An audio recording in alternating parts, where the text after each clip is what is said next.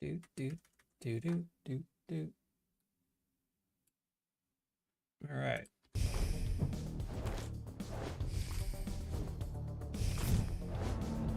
Getting warmer. Of course we are. Hmm.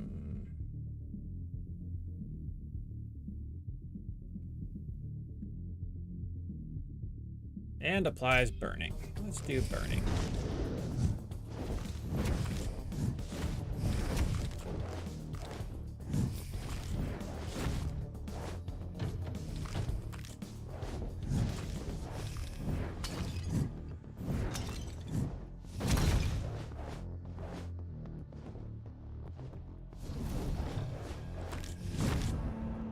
Be mindful of Summer's aid. Oh, life regen is always amazing.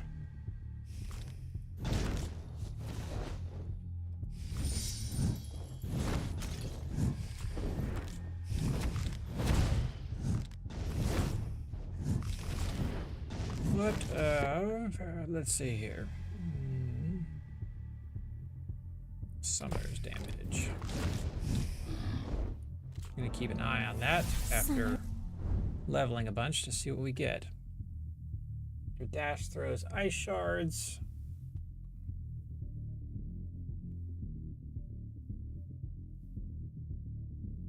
It's a lot of ice shards. You know what? Why not? Generally, I like the lifesteal for a dash.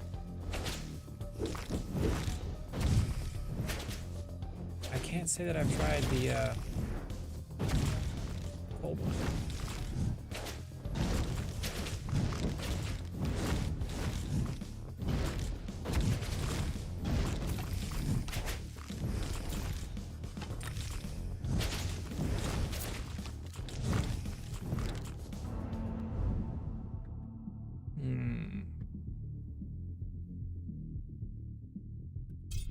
Explodey enemies.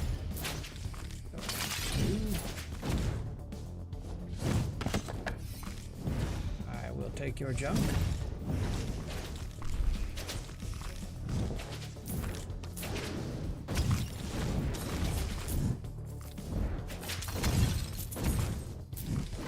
Apparently, they're going to be releasing a whole bunch of content in a couple of weeks. That should be exciting. Skill trees, new gods to assist you on your journey. I still get a kick out of the can and the way it sounds every time.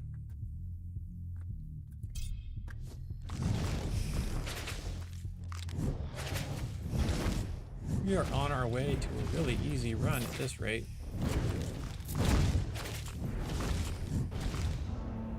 You prefer summers over winters, right? Good question. Don't fucking know.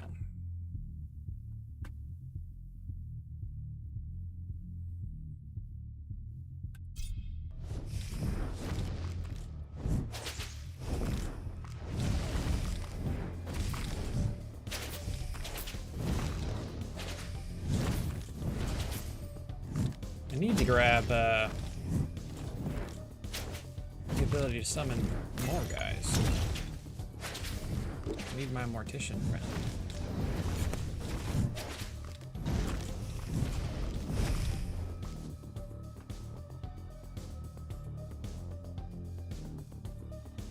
Why would I want -30 evasion?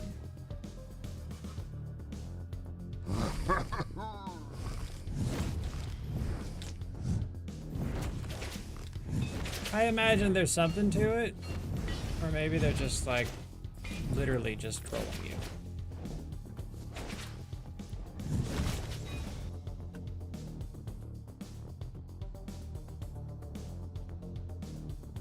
Moving speedy is good.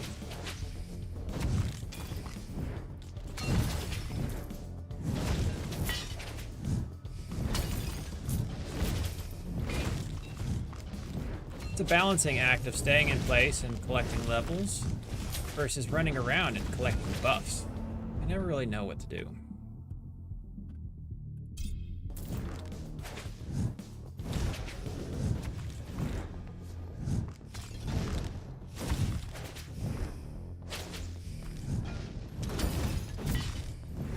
About time for our slime friends to show up.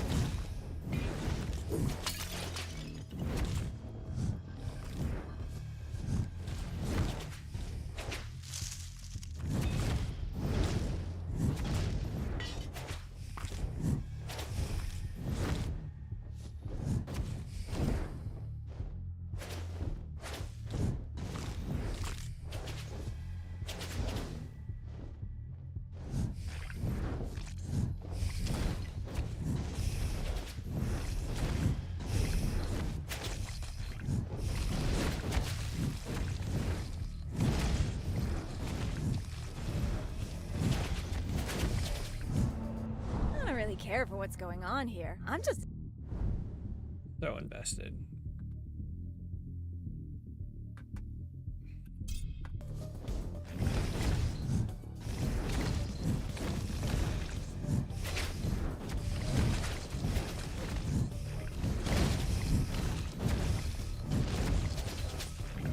Dragon hits like a tank. That's pretty good. A goodbye. Let's see here. All minions of death are judged unworthy.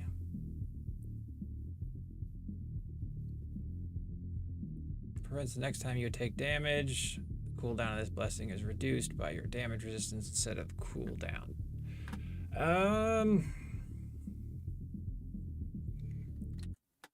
I want to know. I'm tempted to take Day of Judgment.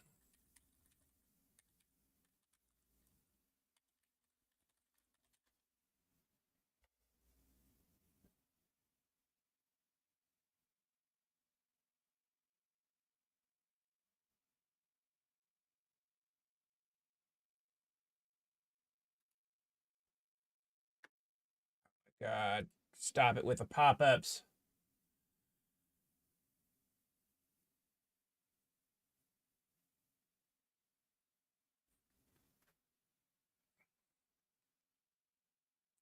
Every 28 seconds, it just murders everything? What?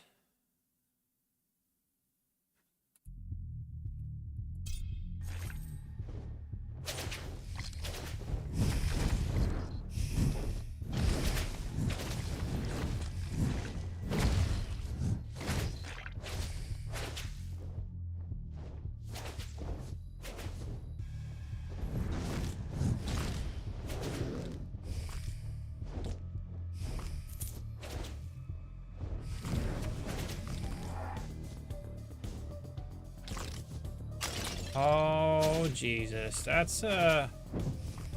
seems wildly overpowered. Not that you're lacking Of course I'm not lacking. there, but you could use some hotness. Whenever enemy starts attacking you, kill a number of burning enemies. Let's just hit harder.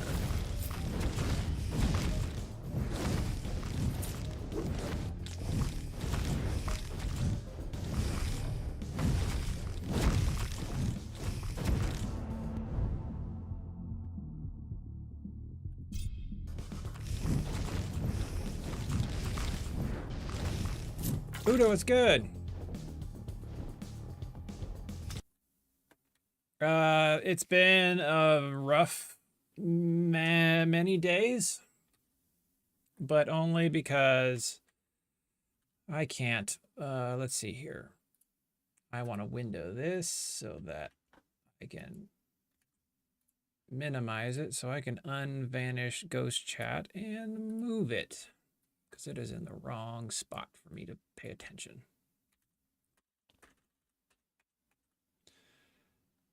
And now we will vanish you again.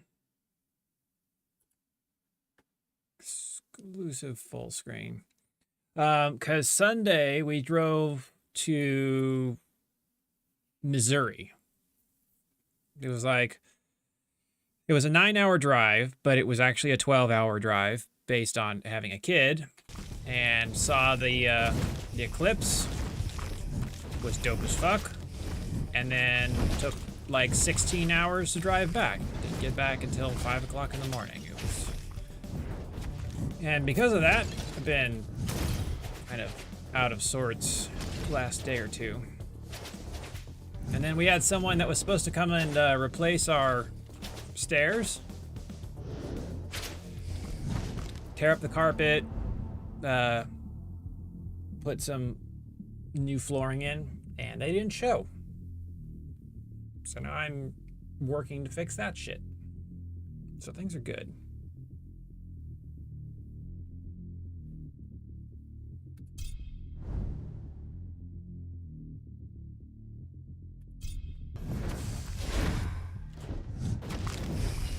This attempting to get the house prepped for sale before moving is got me just all sorts of fucked up.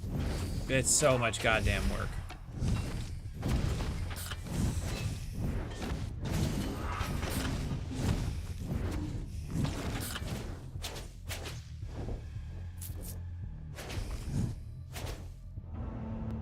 Like next, did not attend his trial.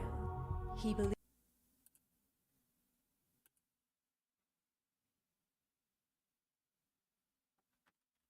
Let me make sure this is working. There, okay. It is a nightmare. Himself to be above the laws that govern us all. I'm definitely not feeling it.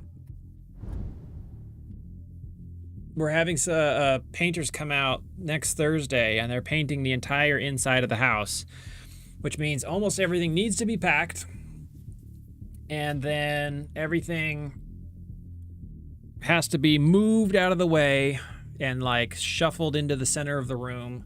So the whole house, because the house, the walls, the doors, and the trim are all getting redone.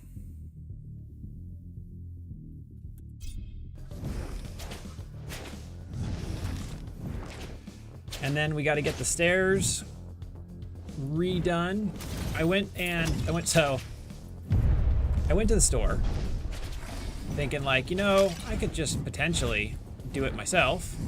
And then I saw both the price of the materials, but also I've gotten these weird fucking... So my staircase goes up and then up this way. But this landing, it's not just a single flat landing. There's like 3 triangles that they set up. I don't know why. I don't know why anyone would do that. Why wouldn't you just make it flat across the board? But they didn't.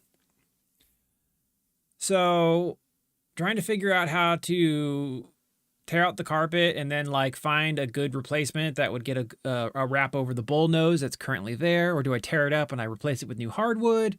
But then it's like, if it was just regular steps, that would be fine, except for the fact that there's these 3 fucking triangles, and I just didn't want to fucking deal with it. I was like, you know what? Nope. I've got someone else showing up tomorrow. I don't have time or the mental capacity for these fucking headaches. So we're going to see between replacing the stairs with vinyl or hardwood versus recarpeting the stairs and the upstairs, which one's going to be cheaper. And whatever one is cheaper is going to be the route we go. And I think because getting your stairs laminated or put with materials can be kind of expensive, that it actually might be cheaper to just recarpet the house. I don't know for sure. Oh, damn it. I don't even know what I picked. Wasn't even trying to pick it. I was just trying to...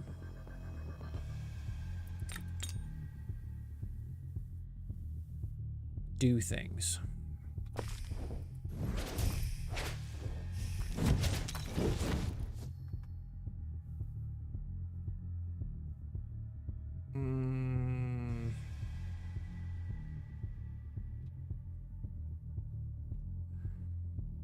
Dashes are good.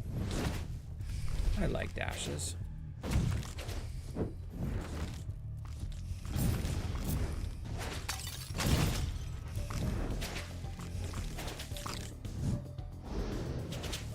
That screen wipe is just so insane.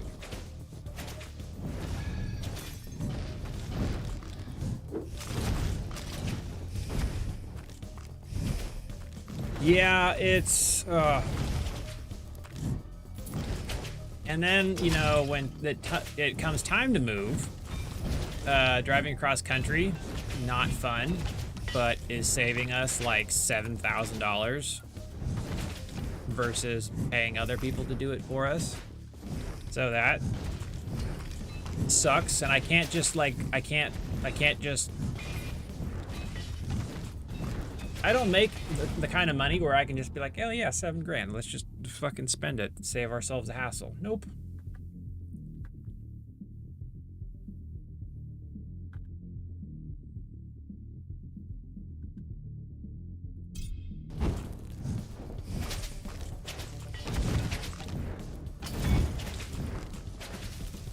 What's really got me fucked up is trying to figure out how to move my shop.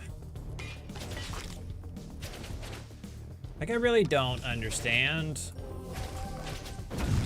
or I am struggling to organize it correctly.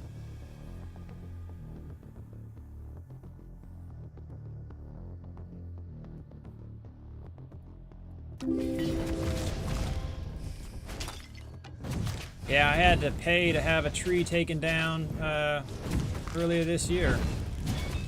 Because it was dying, and I didn't want that kind of liability on my hand.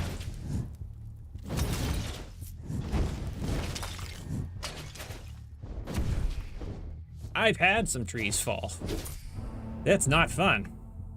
And that one was not in a place where we had to worry about things not working out right. I was going to damage something.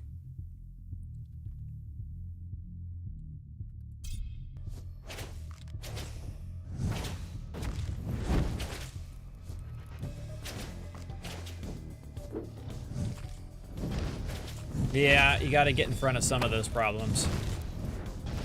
Now the next question, are you going to do anything with it? Save it, use it?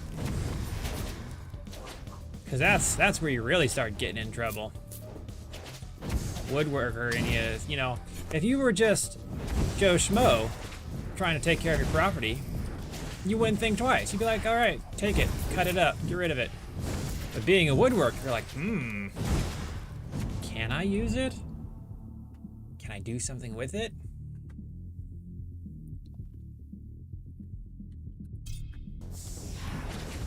You gonna find someone with a portable mill and get it all It's so chilly down here. cut up and Let's get this stickered over with and quickly. start seasoning it?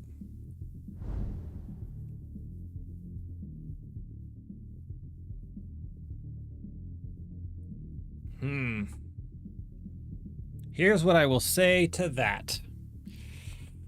I don't know how expensive a new bar is, and how your setup works right now, or specifically how difficult fresh spruce would be hard to cut, and how big of a tree that you have, like how thick it is and everything else. However, I will say, spending a few $100s at most to find someone come out and spend 4 or 5 hours doing all of it at once on a portable mill is money well spent versus trying to do it with a chainsaw mill. I have tried doing some chainsaw mill stuff before. It's not fun in the slightest. It's slow as fuck.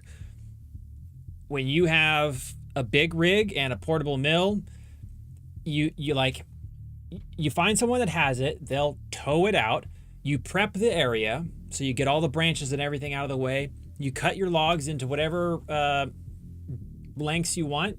I did like 8 feet plus, so like 8 foot 6 inches or something, so that you can, maybe even 9 feet, so you can cut off the ends, lose the ends for the damage, and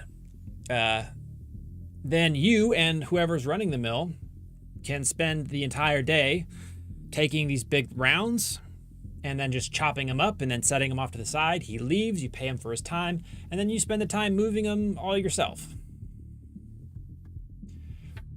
I understand the mentality of like, yeah, I could do it myself. Don't. You could.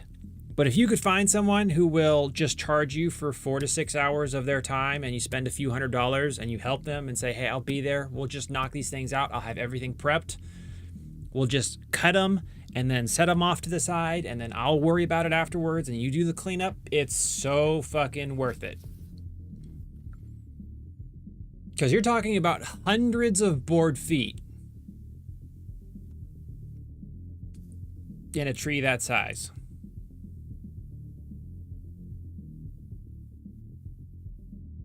Okay, so you're not gonna harvest all of it, just a couple. But that's less concerning then.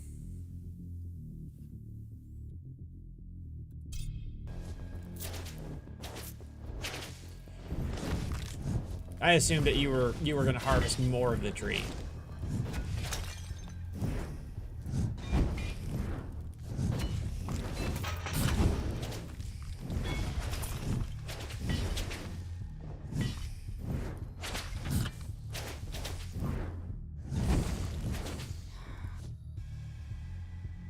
You don't really have to store it. You just have to find a place for it that it can season.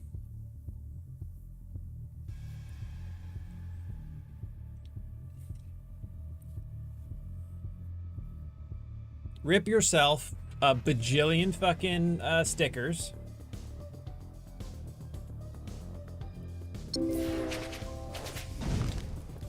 Just seal it up and put it under a tarp.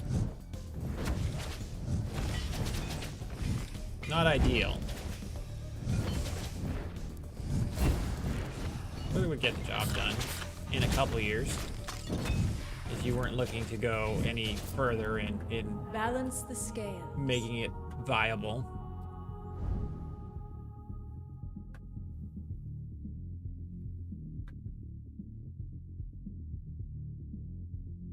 It just has to be covered. That's really the important part. Because if you just leave it out, it'll rot. You cover it, you're doing yourself a favor. And then all you have to do, I'm like, you can use anything for your stickers. I ripped a ton of ply for most of my stickers, just leftover shit. And then I knew all of my stickers were the same length. So I have like 2 tubs, like this tall, this wide, all full of stickers. Just leftover junk that I didn't need. Ripped them into 3/4 by 3/4 sections and then poof, everything's well set. I don't know how much time you have spent doing your own type of green wood to usable wood handling, but the important parts are stickering evenly and most importantly at the ends, as close to the ends as possible, along with having a significant amount of weight on the top so that it's compressed on the ends, and sealing your boards. Those are and keeping it covered. That's the way to do it. And then if you could take the trees and just cut them all into 8/4 pieces, stack them up and wait a few years and you'll have a whole bunch of material.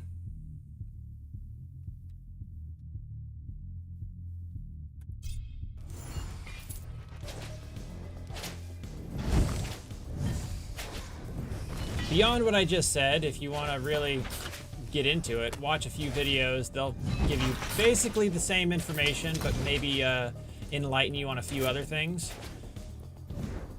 But that's really the gist of it. It'll take a few years sitting outside.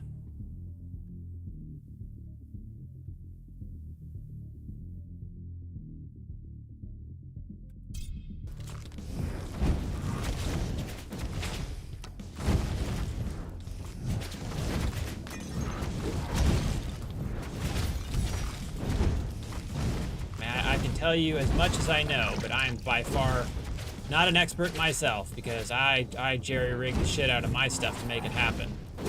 which I paid for in some circumstances. Like, I understand the concepts and the technicalities of it, but I did not necessarily execute properly.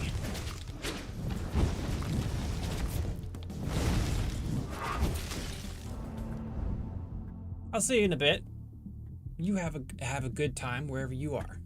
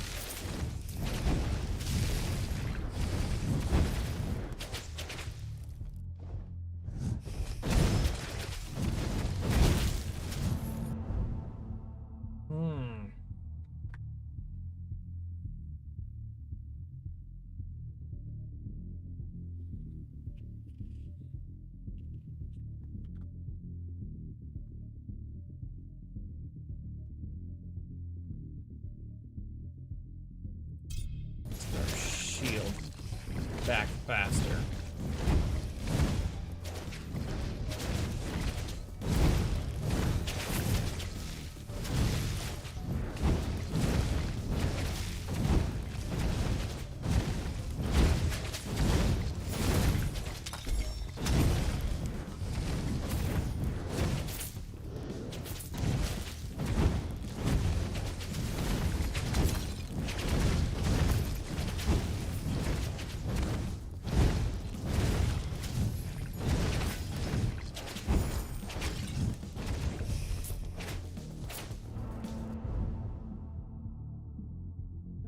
Let's see here. Let's go for a shift.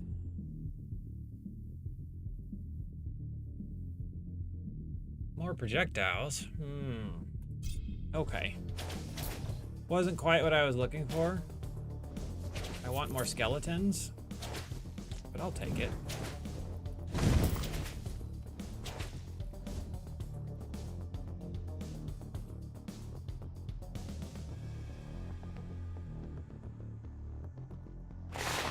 I don't know. Does my attack...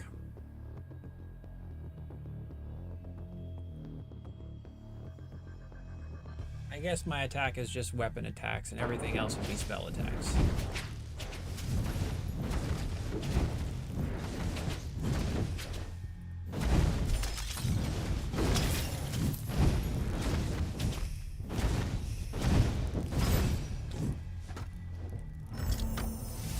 They're not.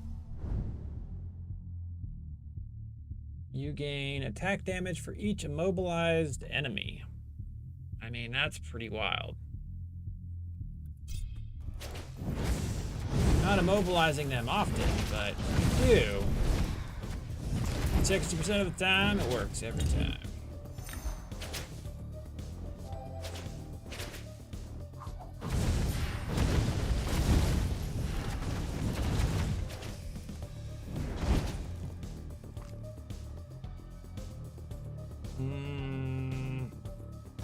Take the heals.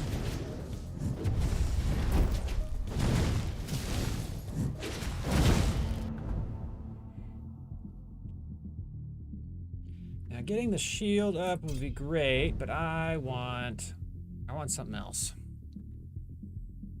Frost ring could be good.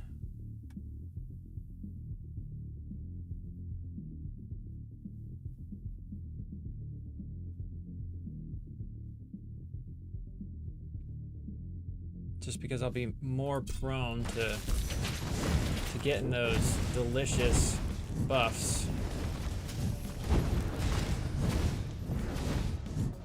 Where'd you go?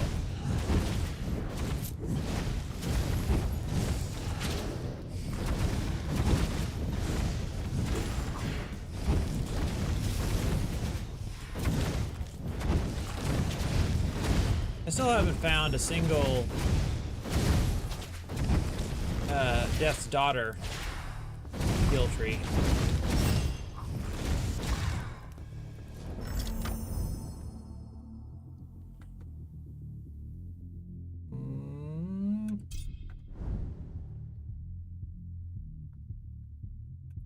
More projectiles. Skeleton key. 16 or 600% pickup drops. Master lock picking required.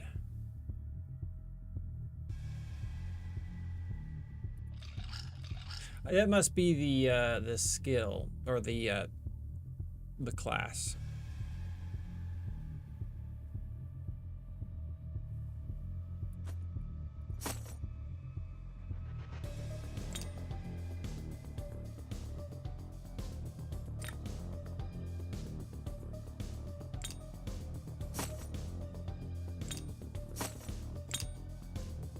I don't know why I had such a hard time doing that.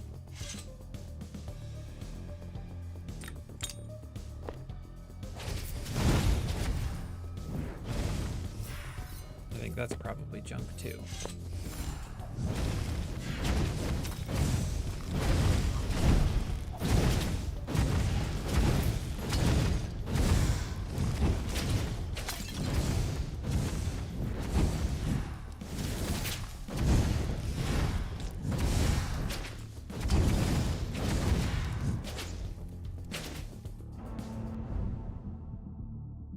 Super big. When you kill a frozen or chill enemy, there is a higher chance that an item drops. Why not?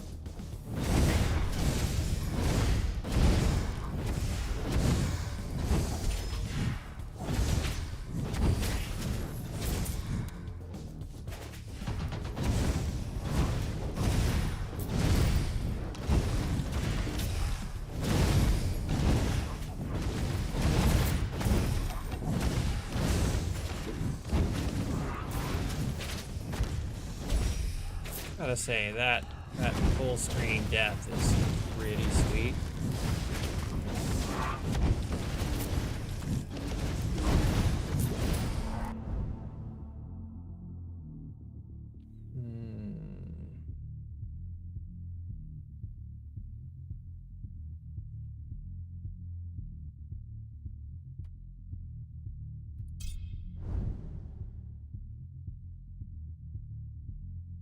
Mobilize enemies take more damage.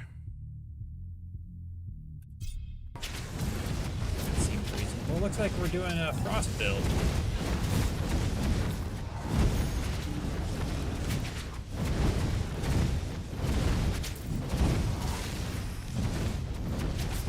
Even though we tried to do a summon build. Even though I have a lot of summons. How's that wall?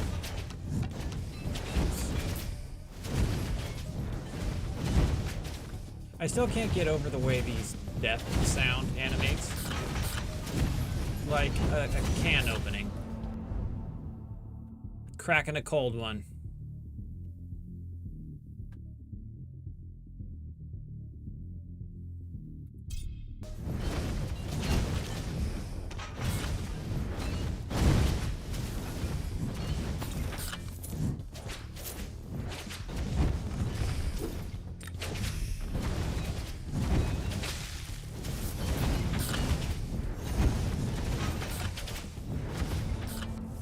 Let my cold touch embrace his wrath. Okay.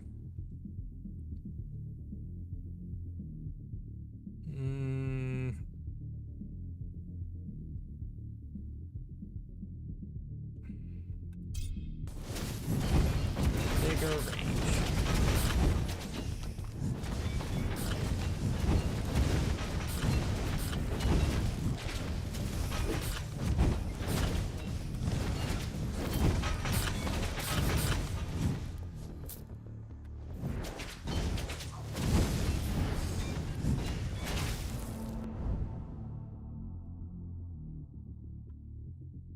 We're gonna banish that one.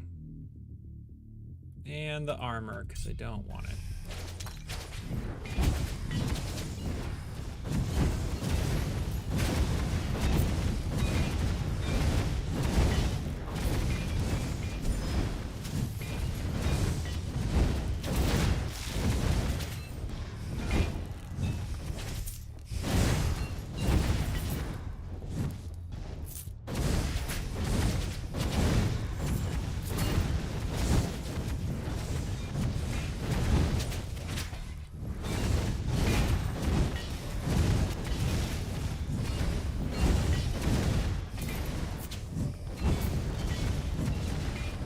gotta say, the upcoming thing with the words looks exciting.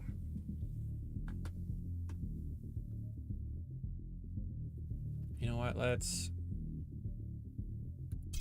leave our little chill everywhere so we can extra words. We're going in on that one.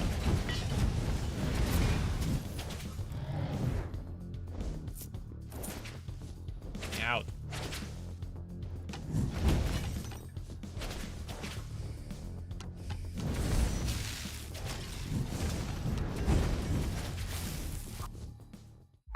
Oh, son of a bitch. I came in, I got clapped. God damn it. Wasn't even paying attention.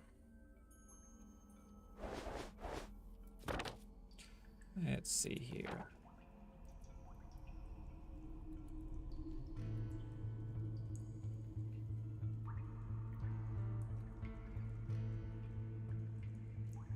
Eight different auto cast blessings. All right, did we grab a book? I don't think we did.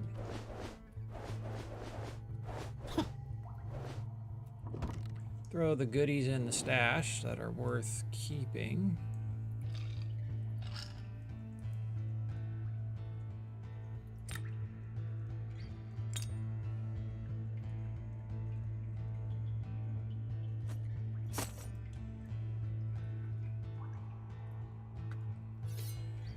New sword. Could be good.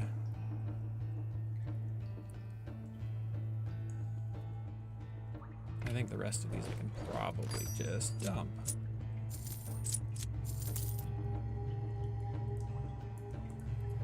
Did I accidentally sell my good gloves? The gloves kind of suck. New gloves. Let's do that. Any summoning gloves?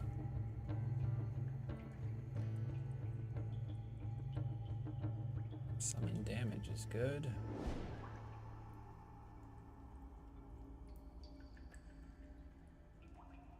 Ooh, ooh, ooh. DPS is lower. Spell, projectiles, and count.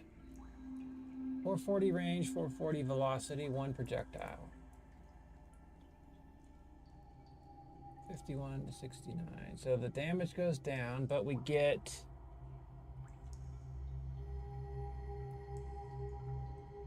more broke. We can't even buy it. But we can reserve it. We're going to do that.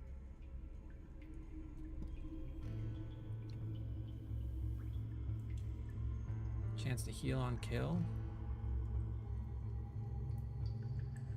It's a low chance.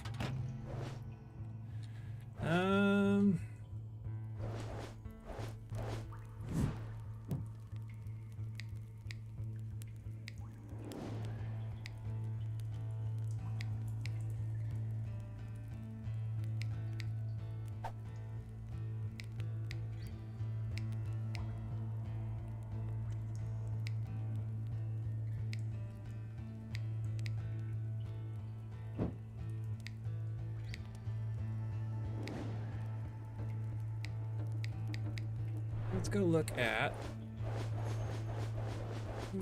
the unlocks. Defeat the Baron with each character. Cat dies 9 times.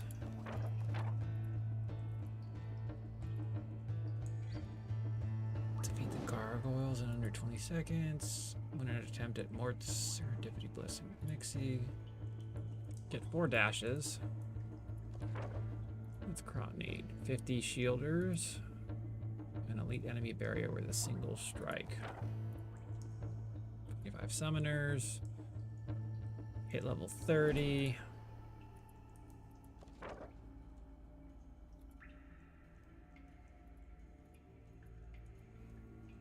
Win an attempt without taking damage. That's wild. A no damage run.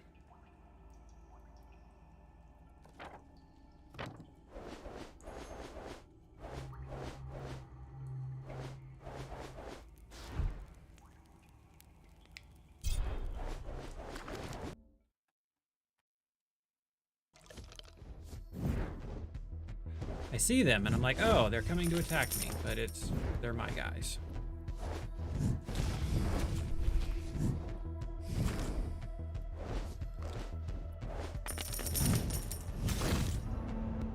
Justice is. Yes, it is.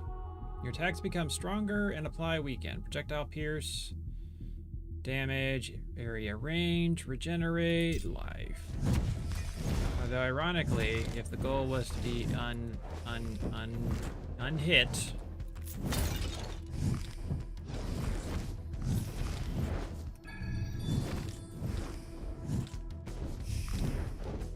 I don't think I'm gonna do it.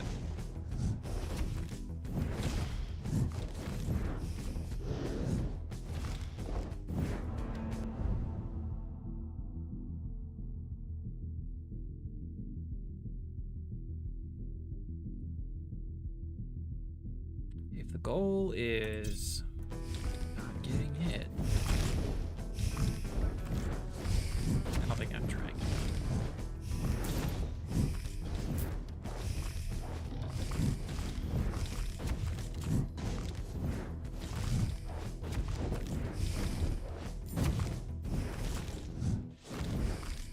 I think they're gonna do away though with the current system. More experience. Projectile bounce. Sounds cool. But I like getting experience. Does it bounce? It does.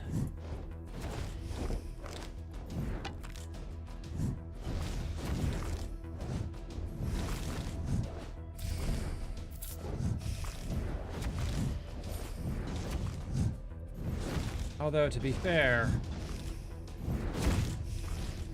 I'm also trying to do a summoner build, which means that there's gonna be a lot of guys dying that won't be me killing them. In That can be theory. a bit depressing.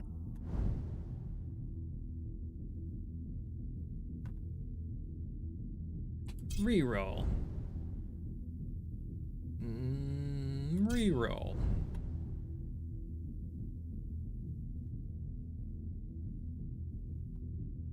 Reroll.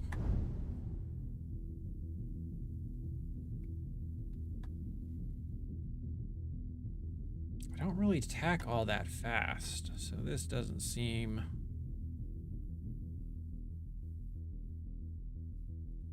Reroll.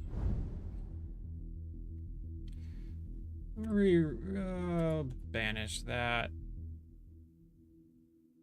That one's okay. You know what? Let's grab the wings.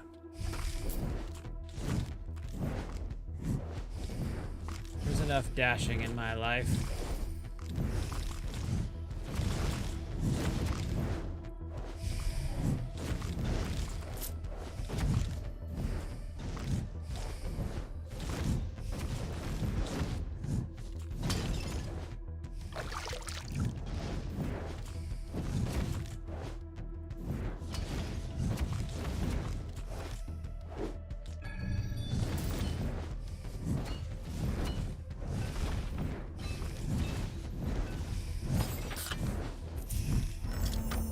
Left or right? Left. Always go left. Gain more dice to alter your god. Longer gods. More drops.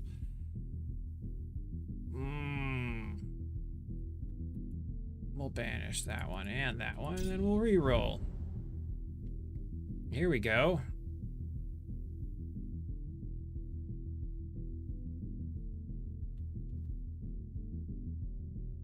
Ravens could be okay. We do need the curse.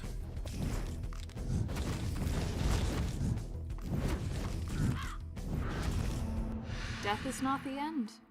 This is what we want.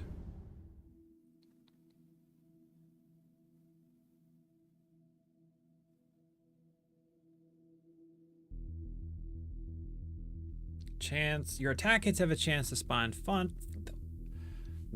spawn phantoms. Any enemies they pass through become cursed. Whenever you kill an enemy, there's a chance to spawn a weak experience shard. So that would just do more experience.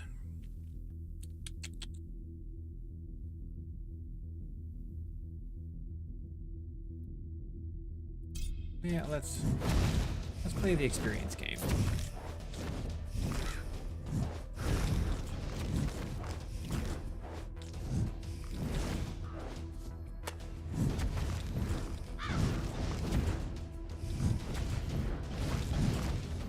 What we really want is to get lots of curses and lots of skeletons.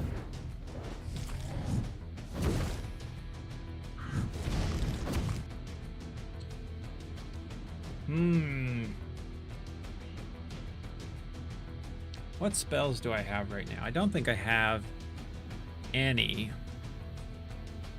Guess we'll grab attack area.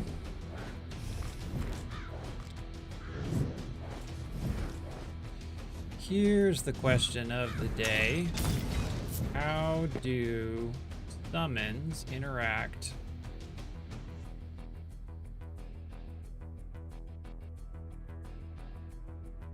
Increases your God Blessings dashes summons. So spell damage does summons as well. Damn.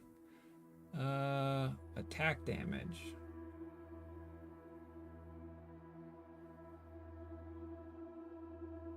So I should have done some spell damage. That would have been the smarter thing.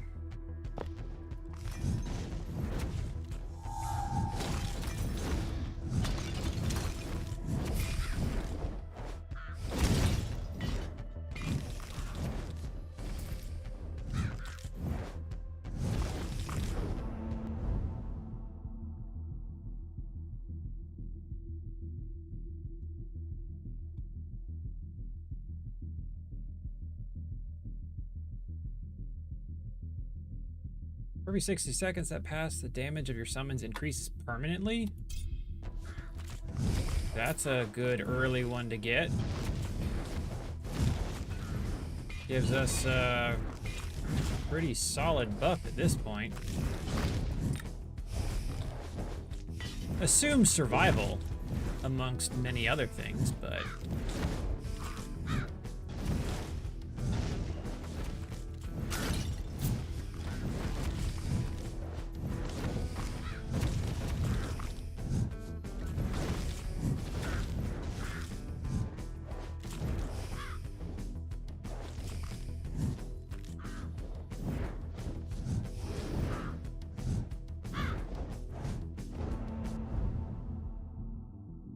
raise skeletons when you kill.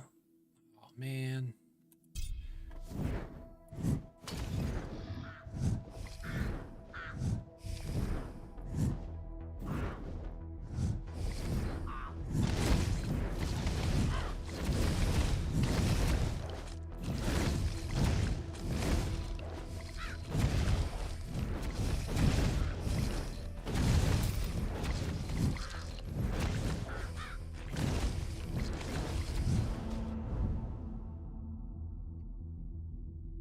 Lifetime goes up. Do more damage. They deal damage equal to a percentage of your attack damage and apply your attack statuses.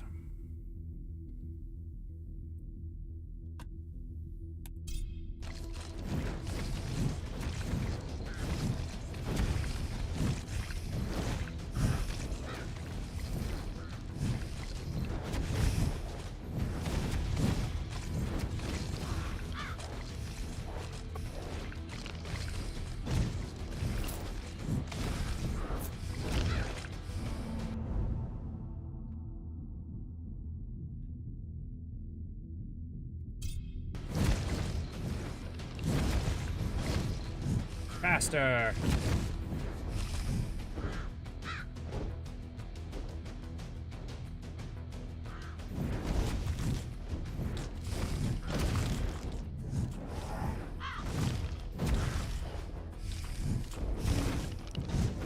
Oh, I got hit.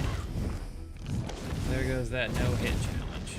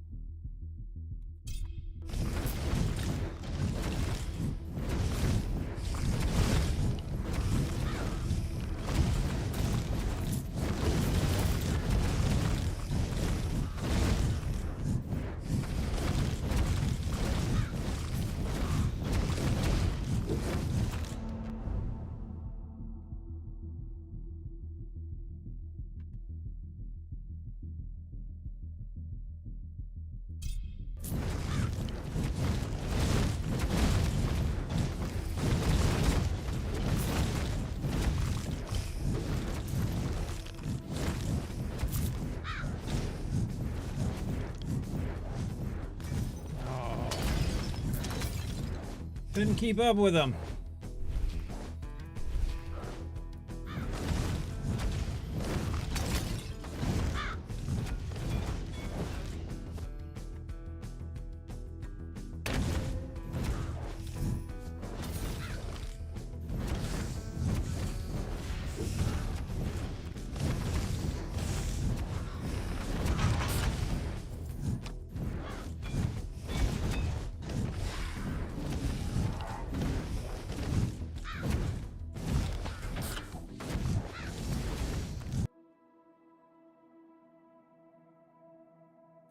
More master offers. We understand that mortal.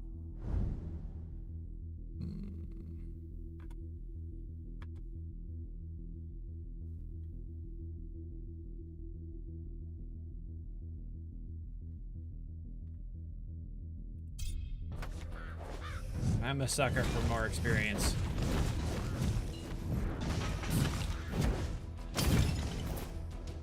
Games that offer it, it's like, yes, give me those multipliers.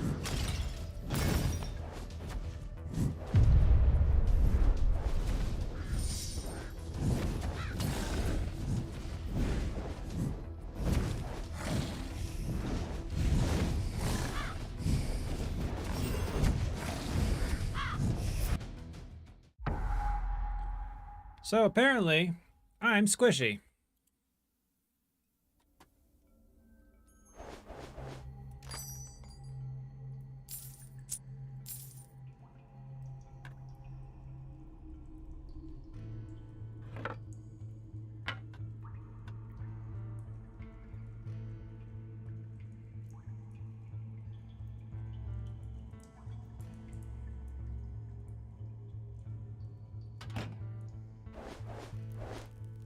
I want to also try.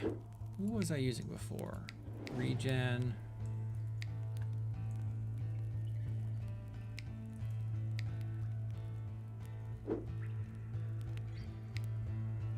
Attack area. Critical chance.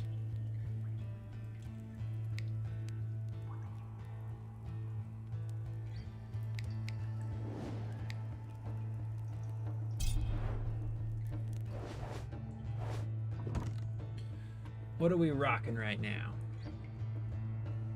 Let's see. Shift compare.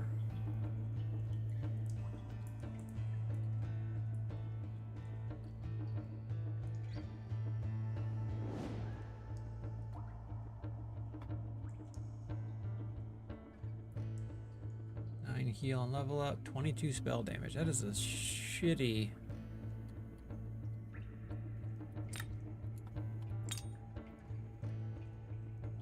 Fear could be fun.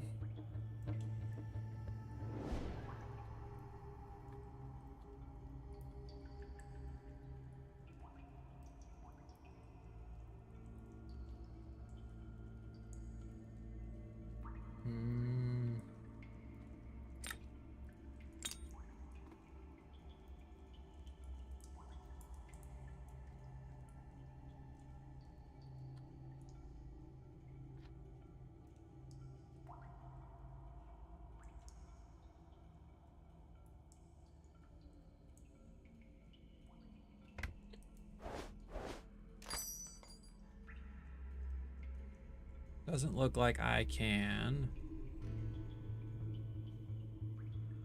Any good belts? Evasion.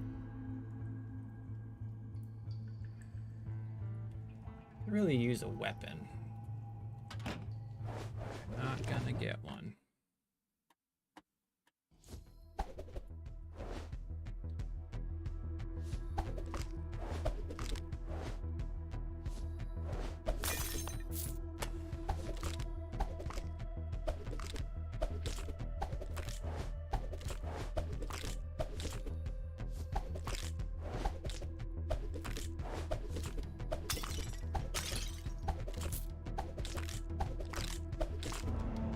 Just follow your heart.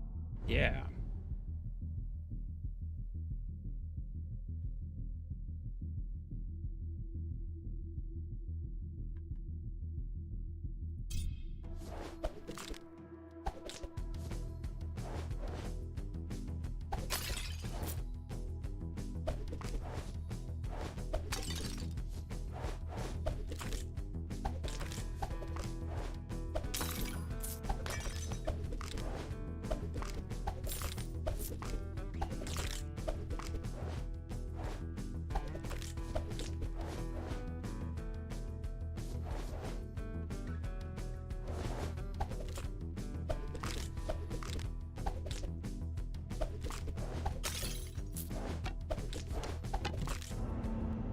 All city. Dash gives you reduced movement. That's always nice. Armor is increased.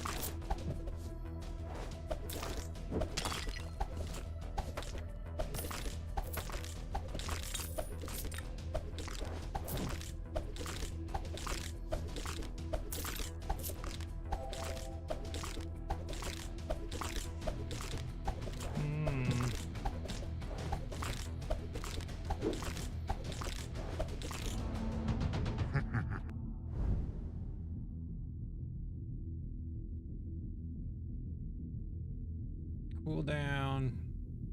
Rotating blades, they rupture. I like the Shriekins.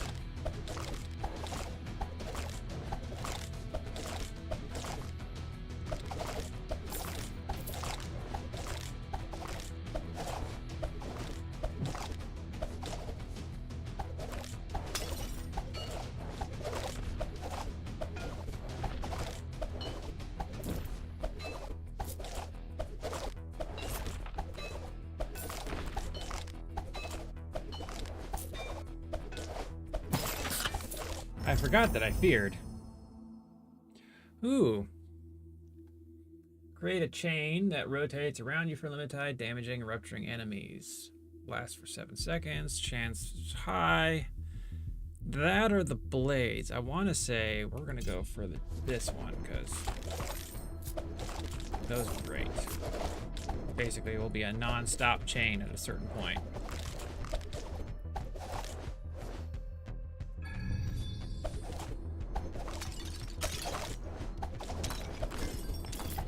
Also helps with getting our rupture way up, which will help with our attack speed.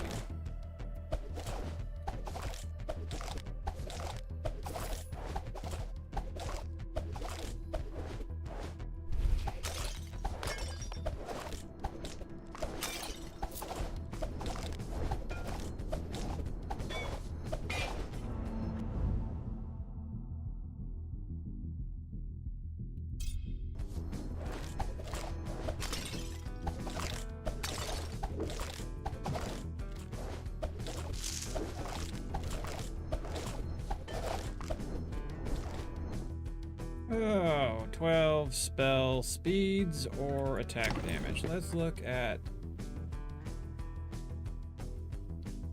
Is it cast speed that it gives you?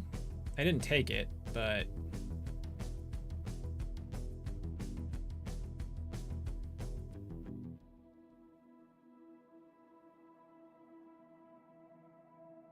Maybe I should have.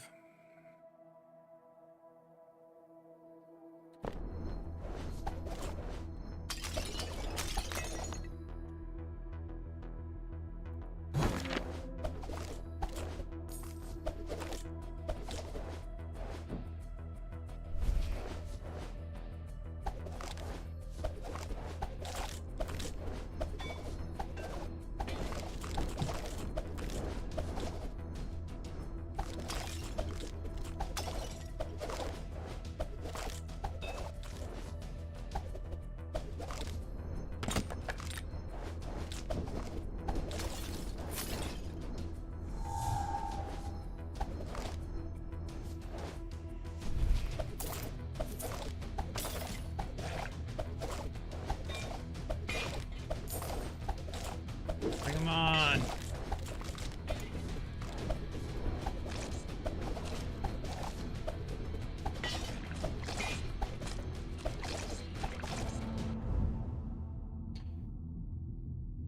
You gain attack speed for each ruptured enemy. That's what we want.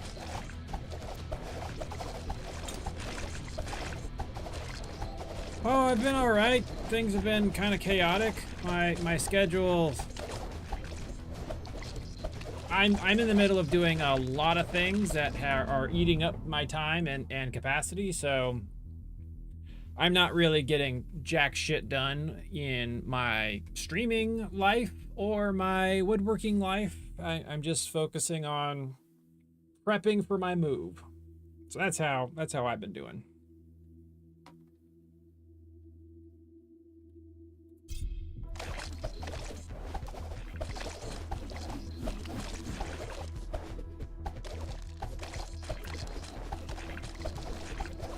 Yeah, it's a pain. Moving from North Carolina to Washington State. And we are renovating-ish our house at the moment to sell prior to moving while still living in it. So that's not as much fun either. Faster. I want to be faster.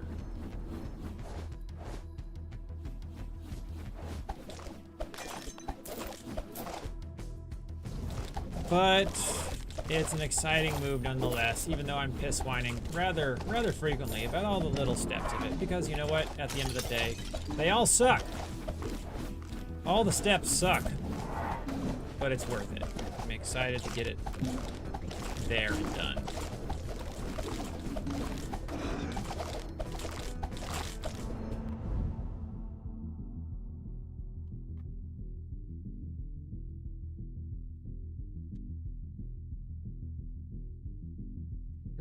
Is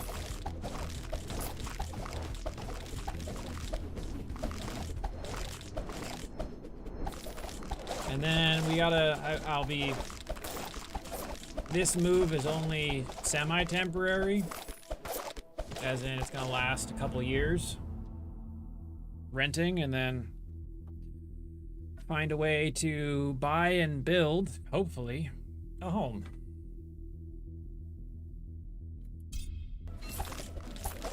That's the goal.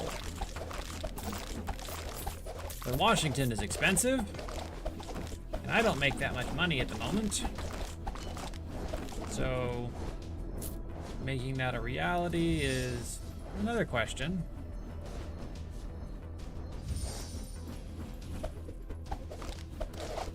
Which is why I'm gonna hunker down over the next couple years and just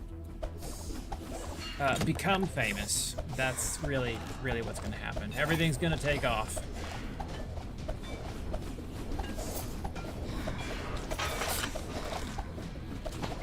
I don't know what that's gonna look like, because I'm now like triple dipping on the types of things that I'm doing. Between my woodworking, now streaming, and the podcast that I've been working on.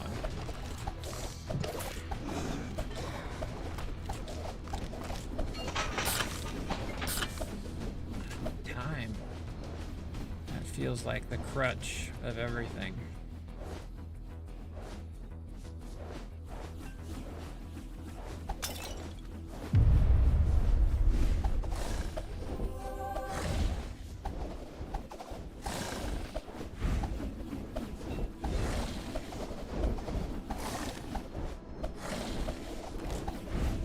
I have the workings of a podcast. I'm starting a play podcast with a bunch of other people I met on TikTok, because I wanted to do a D&D podcast, and I live in the middle of nowhere and I don't know anyone. So I reached out back in May and found some people, and so I have a team, and we have, I think, a total of 8 or 9 episodes recorded. But I don't... Oh, you're getting an ad. Let me know when you're back.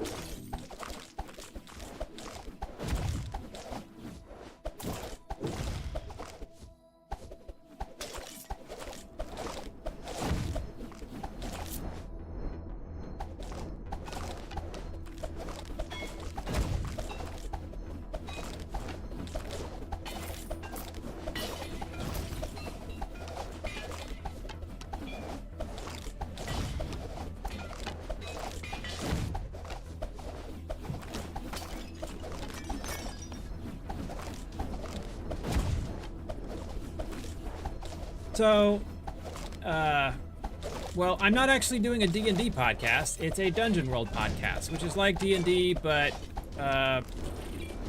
more narrative and simpler in nature. We have like 10 or so episodes put together, but I'm the one that's doing all of the editing for all of the ones that we have, and it's audio and video. So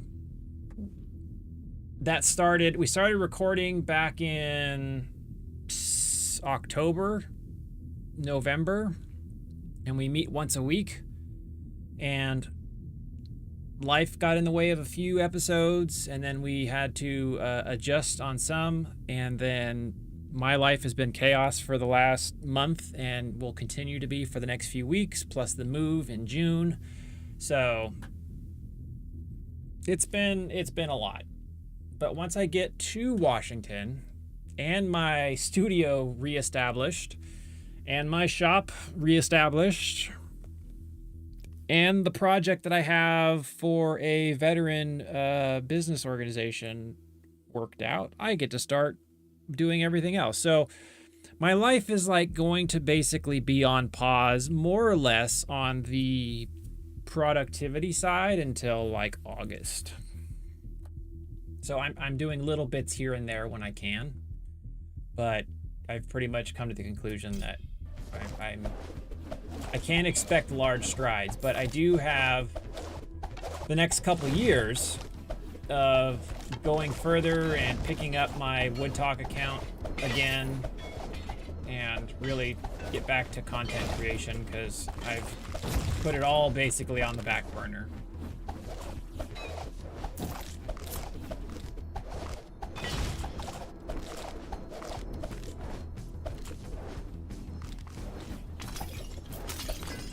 Yeah, editing it takes so much time.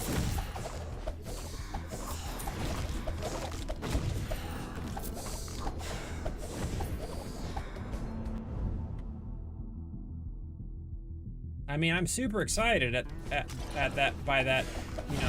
as well, because the story is developing and it's really exciting. I can't wait to share it. And maybe it'll turn into something that has a future.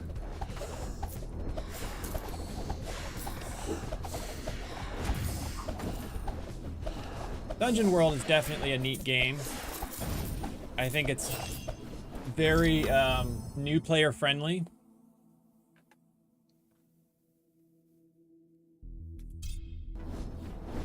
Doesn't like D&D can be intimidating because it's very mechanically heavy. It can also be less interesting to listen to because it's very mechanically heavy.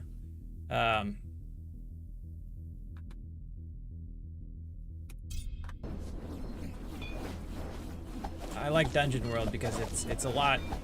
It isn't simple by any means. There's a lot of variety to it, but it's not so much number crunching.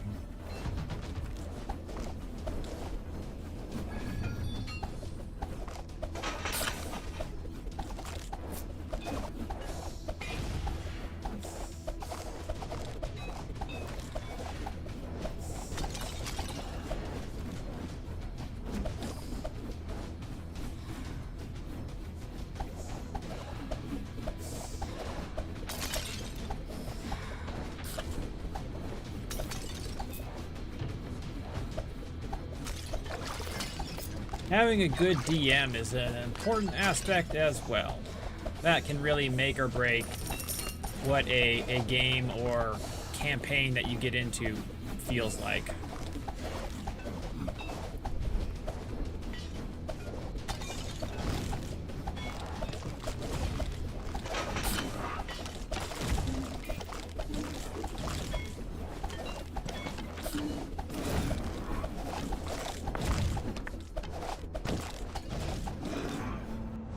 Tire easily, I'll give you that. It does. I'm unfortunately running my own game in that regard. It's so much work. I hope I'm doing a good job for my team, because I don't have any experience doing it.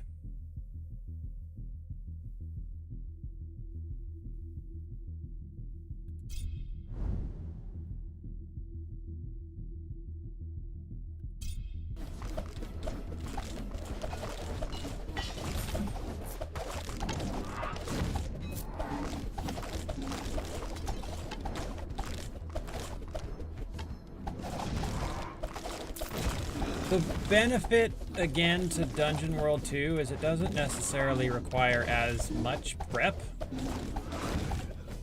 A lot of it is party-driven, where it's like you collectively build things together in some instances. Or at least if you take the time, you can offer a lot more to your party by listening more to them.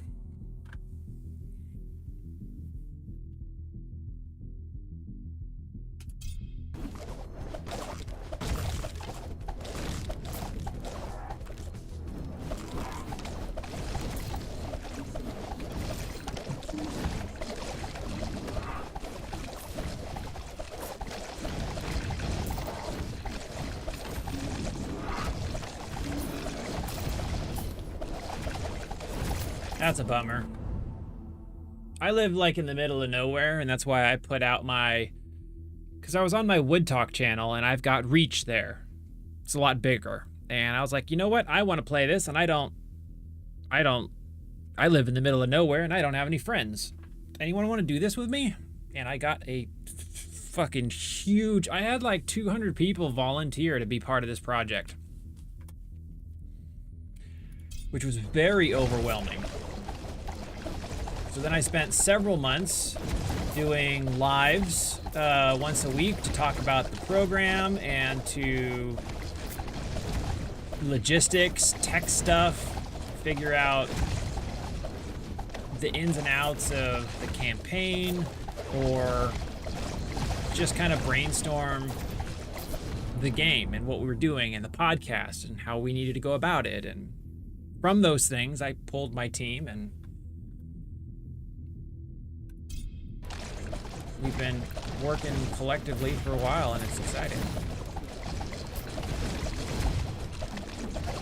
Stories coming together. We've got another 20 or so episodes, 15 to 20 in total to record it, to be finished with what we set out to do, which is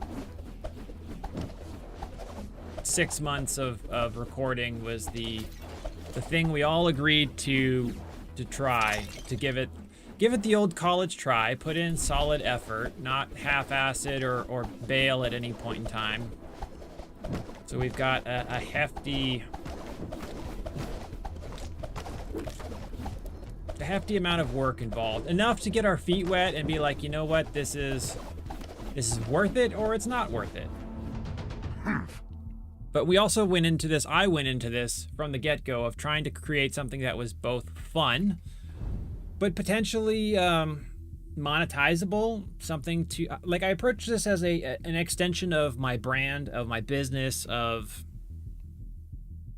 in a professional mindset, like planning out the release of different structures. So like, we're going to start with the audio version, then we're going to have the video version, then we're going to have live episodes played out in real time for people to watch.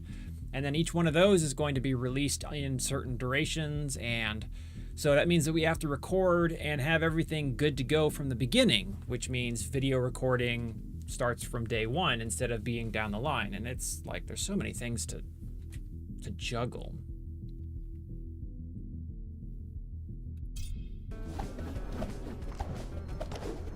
But that was part of the lives and figuring it out and just talking about the process and timelines, and everything's way behind. I was hoping to have it released the beginning of this year, but we didn't get enough recorded and I don't have enough time to edit it all, so we are not there. So our timeline's been delayed. But the benefit to that is we're banking more and more content.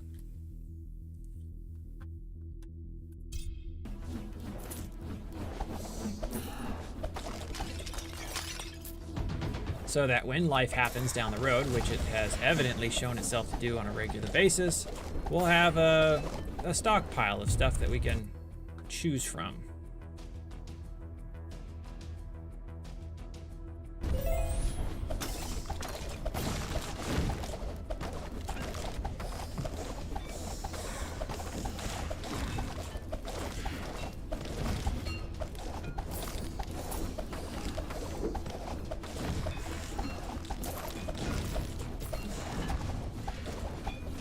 Oh, come on, that's cheating. Going outside the barrier like that.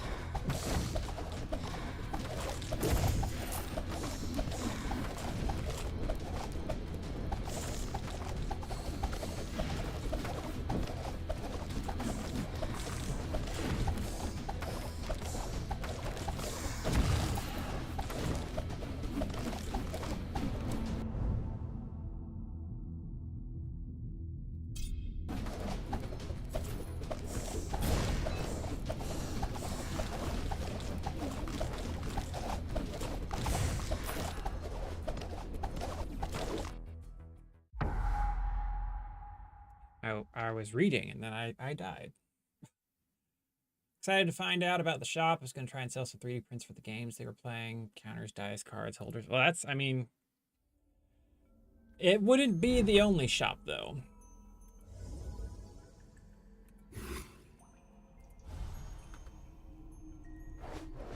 So I would definitely give it a look. Find somewhere else.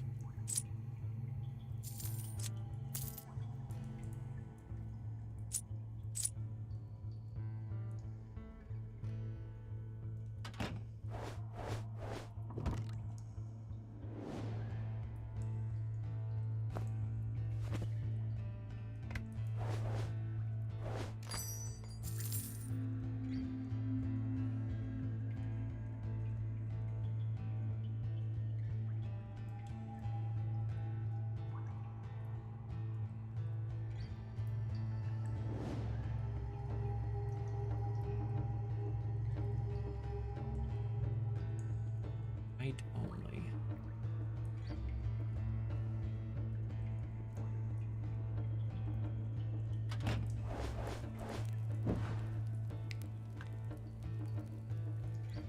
Interesting. How much armor do I have?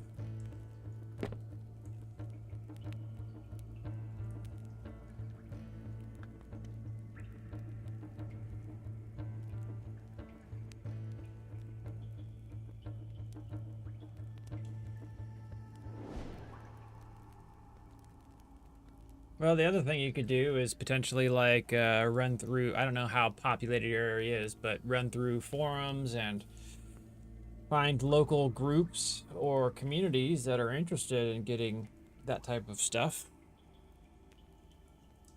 Networking is pretty much the gold standard for everything.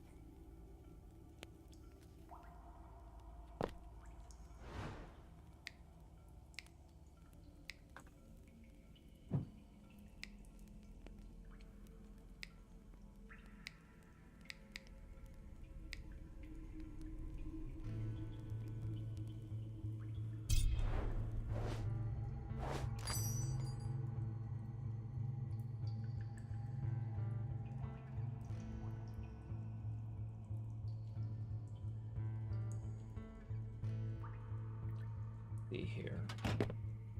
27. I don't have a DPS meter, do I? I don't. 113.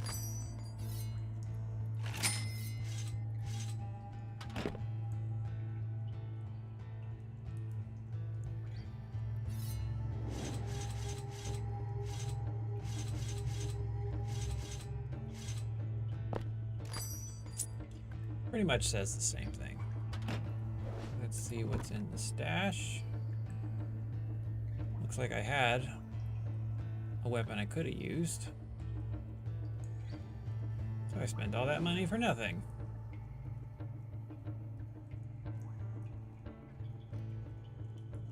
Although it does have life on hit, which is pretty spectacular. What does evasion look like?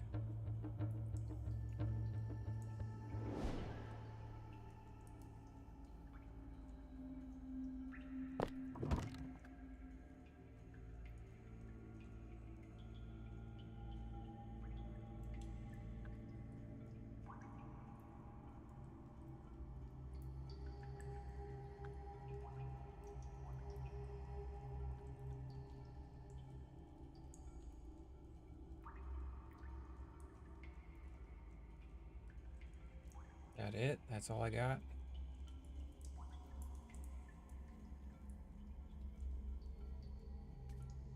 One of the things that I want to do after I get my shop set up is make some dice. Some large dice out of wood. Impractical, but something I would like to give a shot out at. Not also because someone inquired about some, and I was like, you know what, I will give it a hot go, but that's not easy to do with wood. Not practically, like decoratively, sure, but the balancing is an issue, as well as just making those kinds of cuts. Well, I'm gonna go for a 20-sided to start. I go big or go home, you know? That's how I tend to do pretty much with fucking everything. Grab back, I'm gonna grab a snack.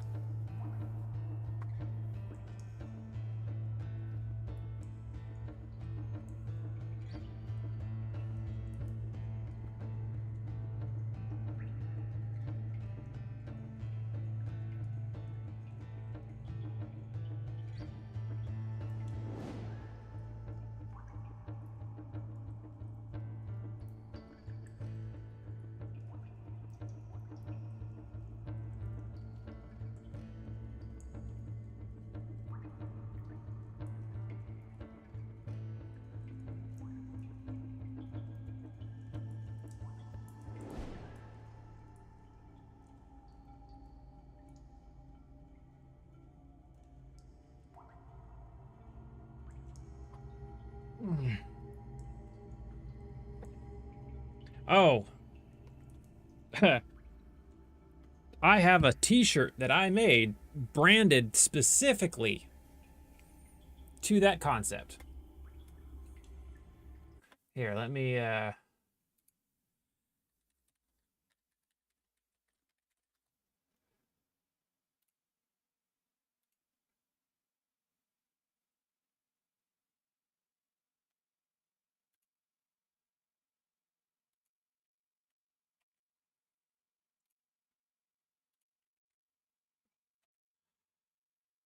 just drop that in there.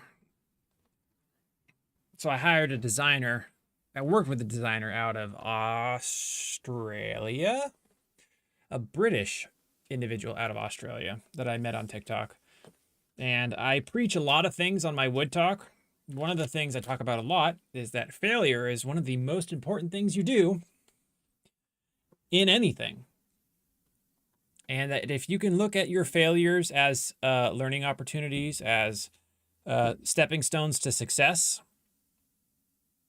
you're gonna do okay. The other thing is I fuck up a lot.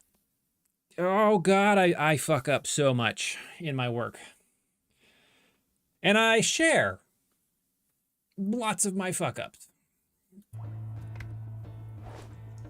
Because, like, it's really easy to look at someone making something cool and being like, oh man, look at this. It must be so easy or so fast because it's a quick time lapse and boom, you know, you get it and you do it right the first time.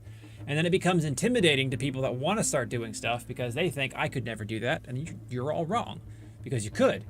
You just have to be willing to try and fail. And almost everything I've built in the last 2 years, almost every one of them was a first for me. Never built it before, never tried it before. I just like, hey, this looks cool, I want to do it. And then I did it. Sometimes it went really well and sometimes it didn't.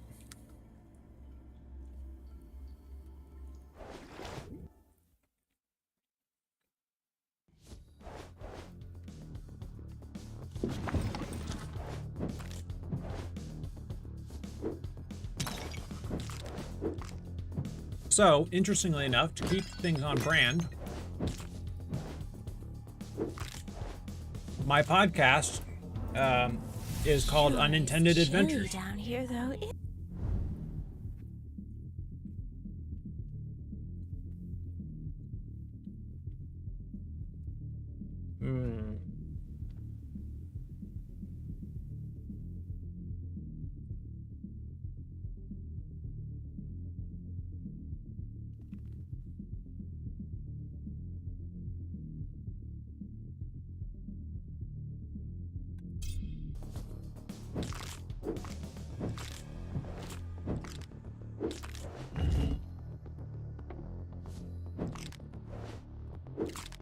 Just because it was an extension of everything else I had.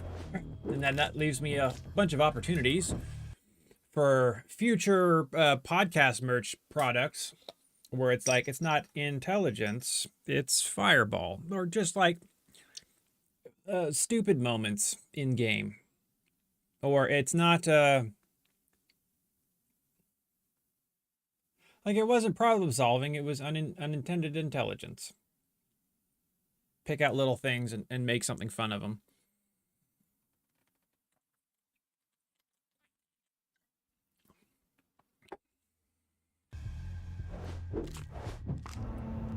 I thought Winter had... But that's long and far. Sure. I would love to see what kind of work you're doing. Now, I don't know if you can actually share it in chat.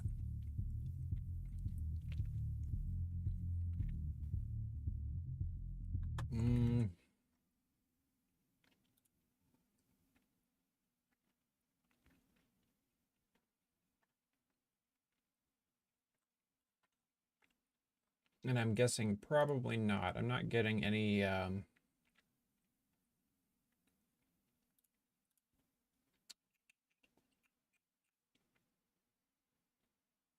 anything to ask me to unfilter it.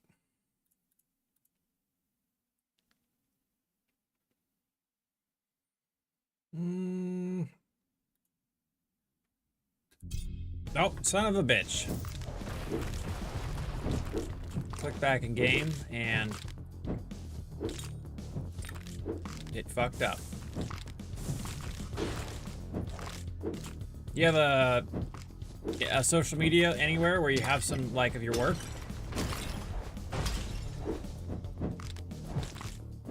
Instagram, Facebook, TikTok.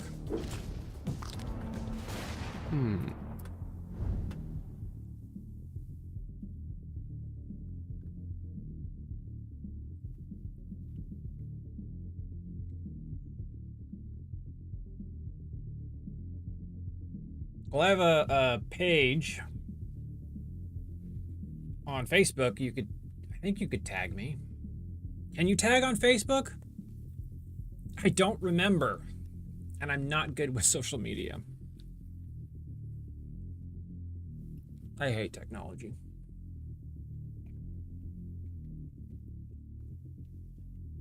Yeah, only mods and myself can post links at the moment. Prevents people from spamming shit, specifically the bots that want to show up, which they do.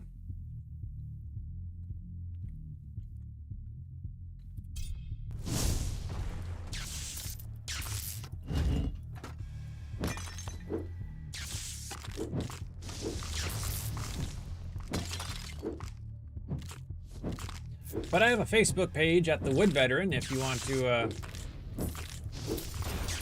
try tagging me in it.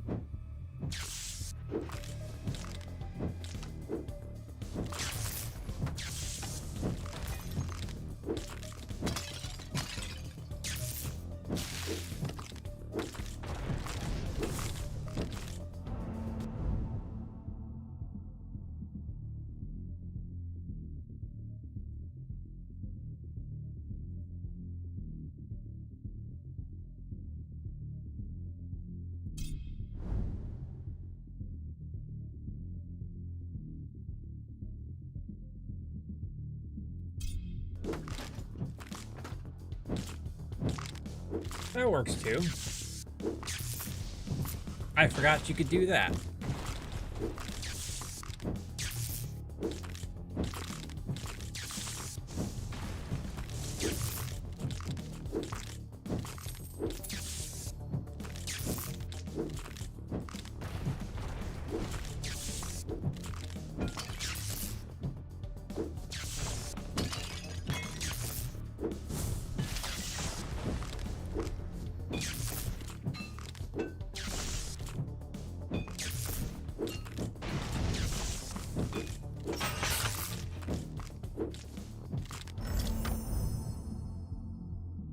Frost ring, frost zones, frozen or chill immune enemy. There is a chance.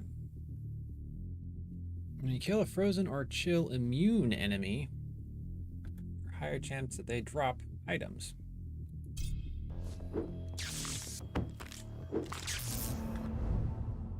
All right, let's see here.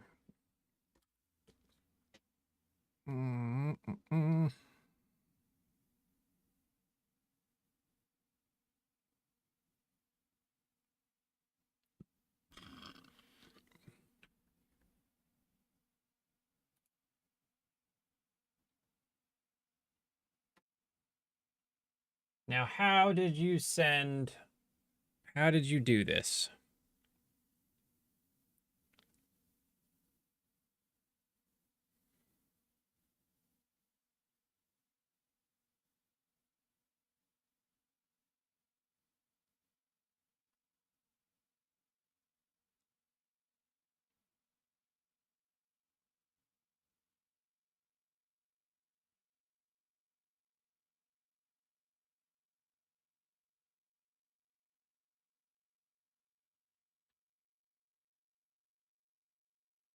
Where is said message?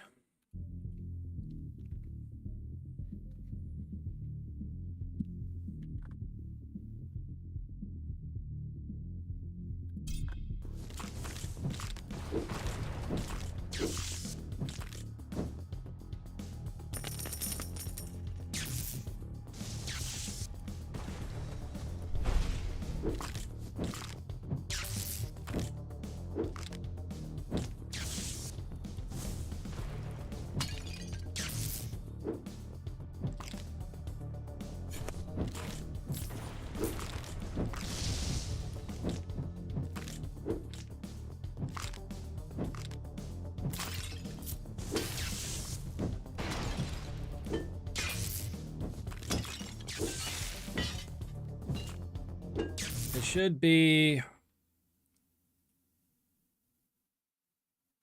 It's the Wood Veteran.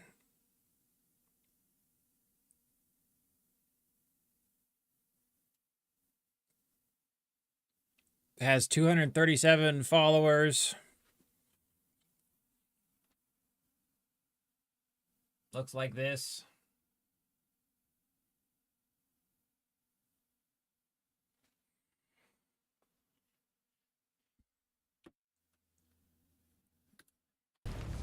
Let me know when you're back.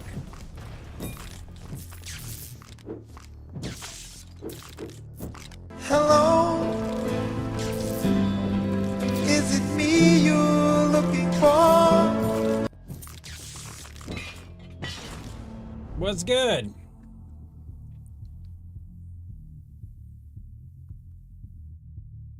Over there fucking killing it on Twitch, huh?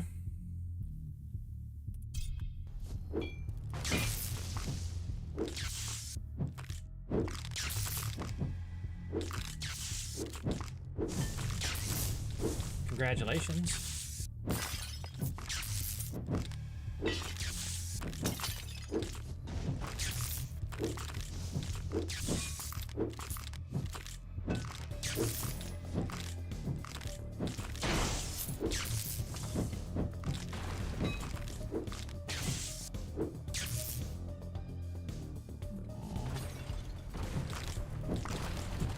I got locked in.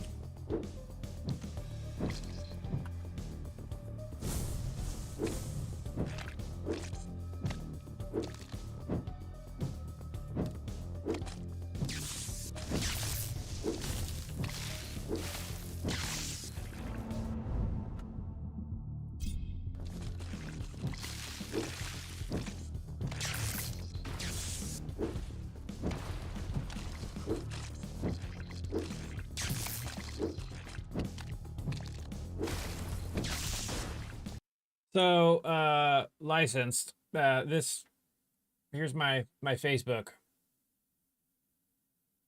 200 something followers. That's what it looks like right off the bat. I haven't posted to it since November. Just the wood veteran.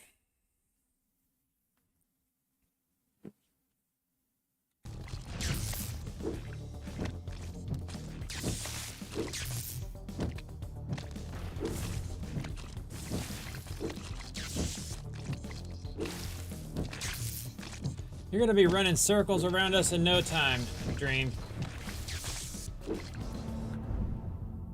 That's the way I see it going.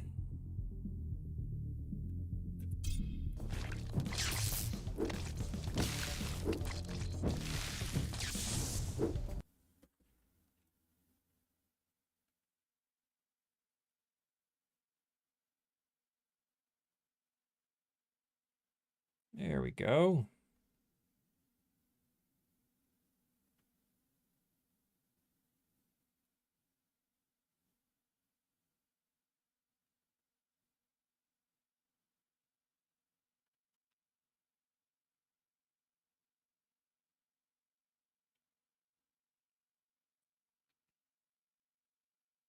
Huh. Yeah, sure, if you say so.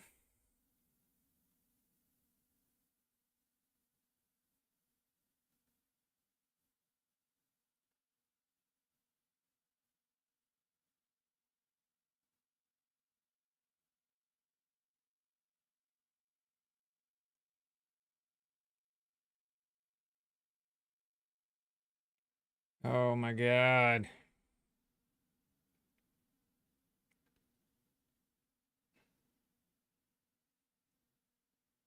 Is it the truck?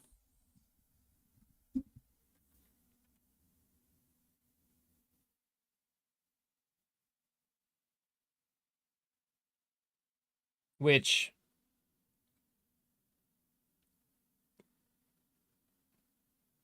is that a Jeep on is that a Jeep grill on the front?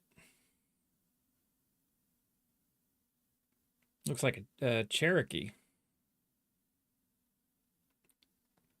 Also, I know jack shit about cars.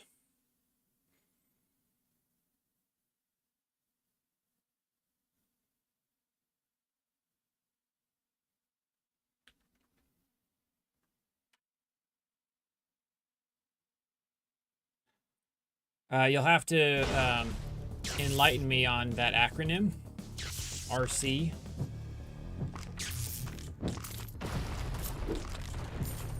Unless you mean like it's remote controlled, which my first guess is probably not. Radio control?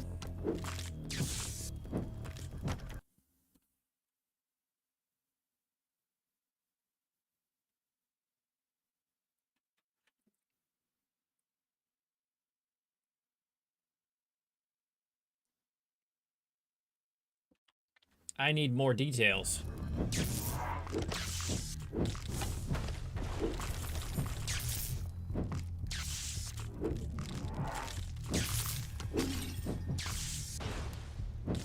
Okay, so let me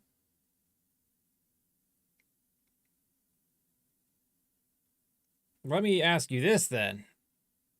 How big is that car?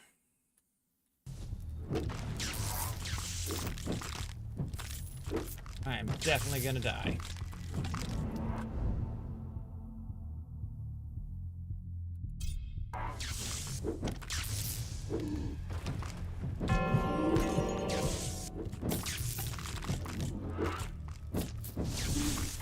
Well, congratulations, you fooled me.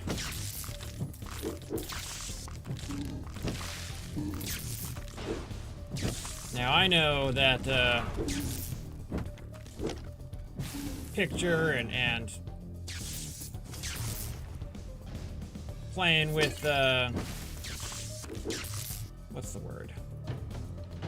Everything else to make it look the way it's supposed to is great, but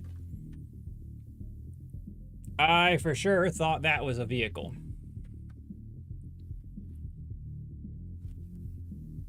So good job.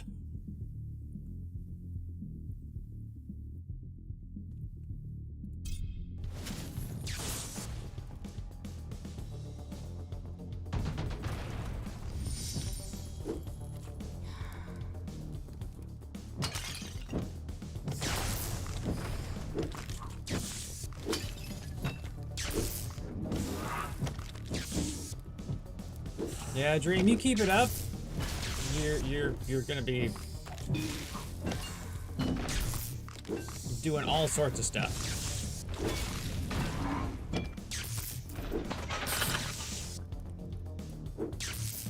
Hitting the big leagues.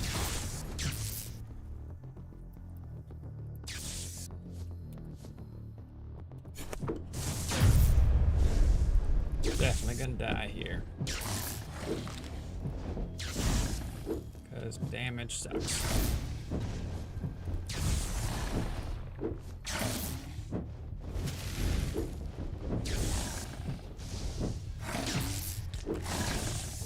I understand that. It's a lot to manage.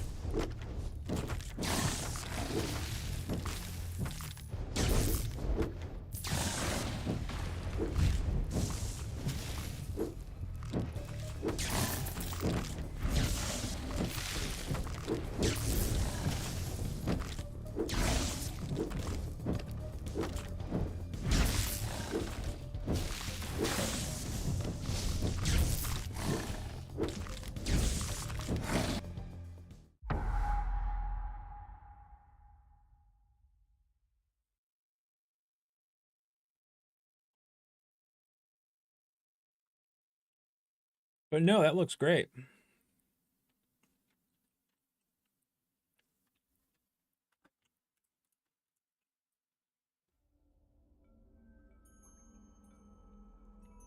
You're nailing it. I don't understand half of that shit.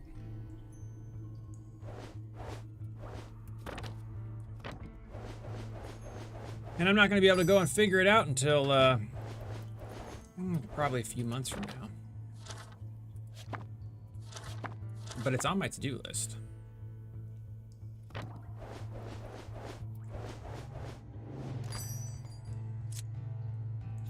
That sounds like another thing to be to feel good about.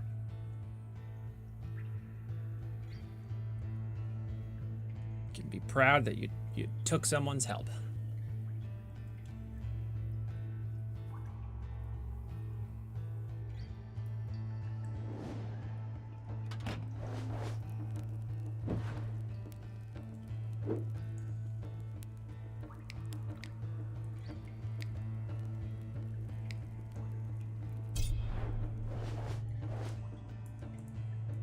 Ah.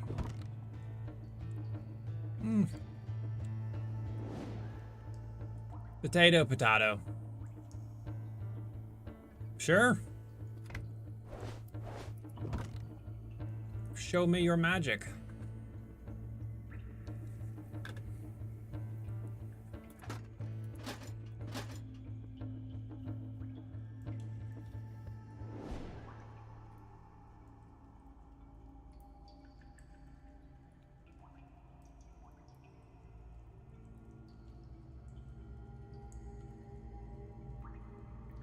James, how you doing?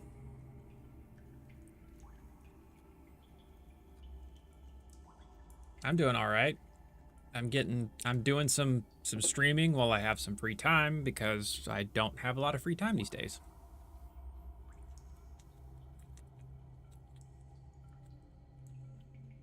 And it's only going to get worse as we move forward.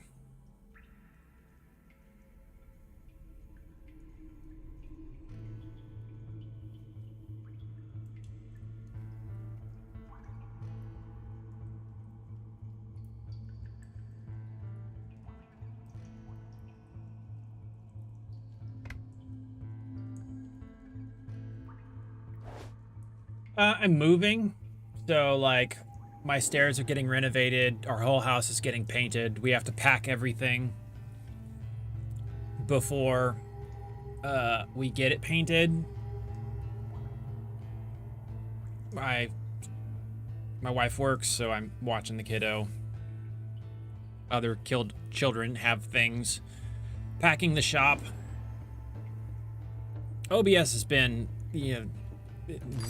OBS has been. That's how I feel about it. But that's kind of how things have been going. And then like I went and saw the eclipse. Drove like 15 hours both each way to make it happen. Recovering from that trip.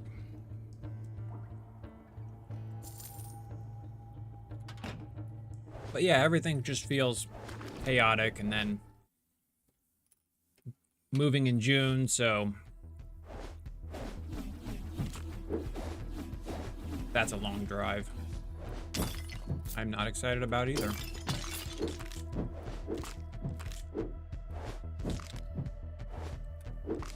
Yeah, we took our 1-year-old with us, Your and she did quest actually surprisingly restore the really well. world's proper But it was still quite a bit.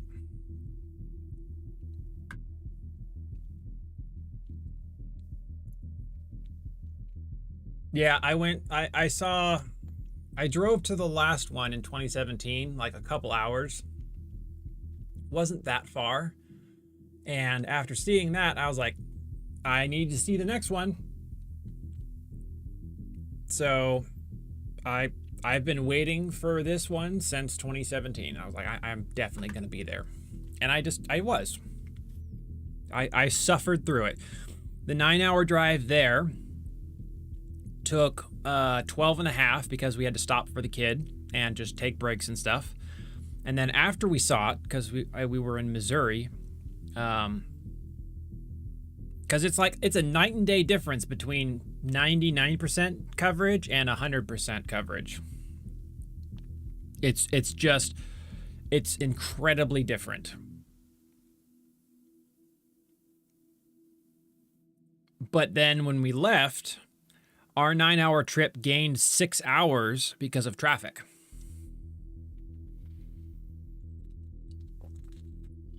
We went into Dexter. We were originally going to be in Indiana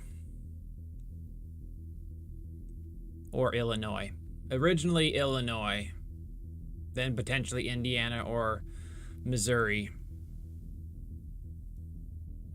based on how the weather was. So when we got there the first night, I spent the next day looking at weather, trying to find where the clearest skies were going to be, and drove into Missouri to find it.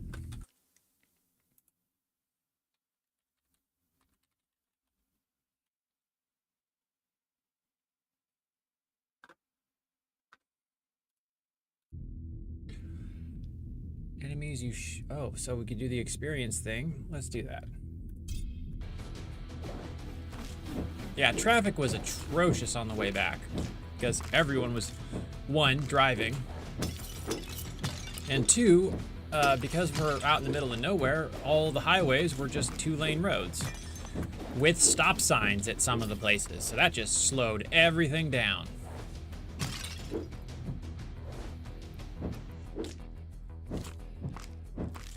Yeah, there were so many places that had really bad cloud coverage because of storms and everything else. I chased the one clear spot on the map, and it was literally like just around that city, and it was clear.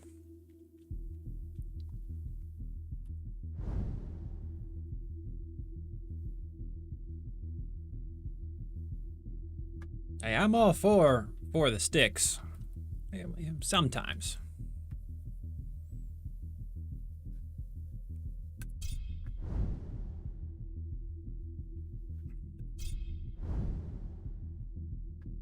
Like, I'm moving back to Washington, and I'm not looking forward to traffic. That's a new thing that's going to happen. I don't want it to happen.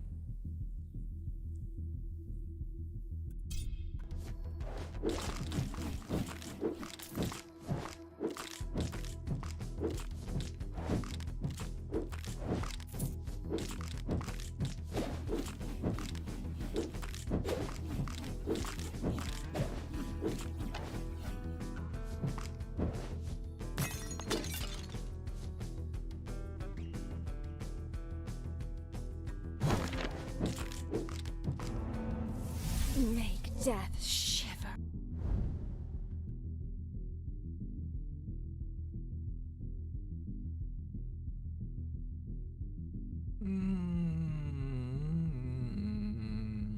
Sure.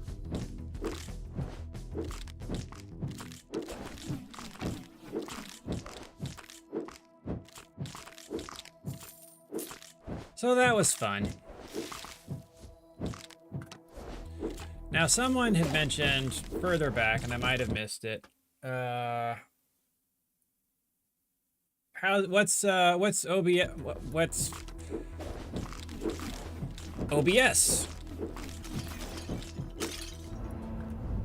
Go.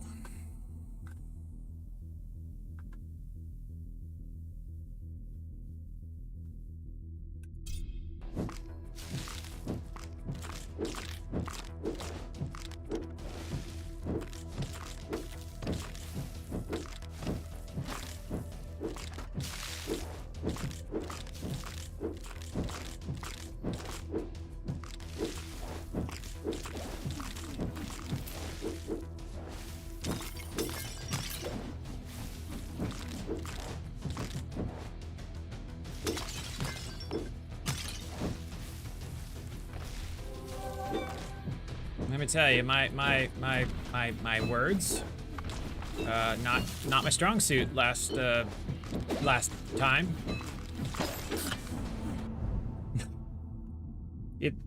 This is where we are.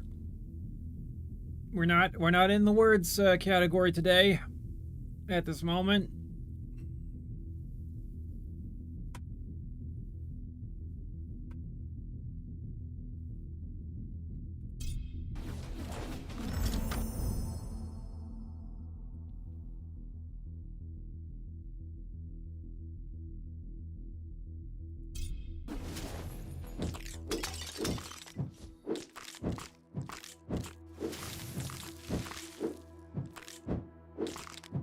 I mean, it's only 10:40 here, and I'm feeling rather sprightly, just not mentally.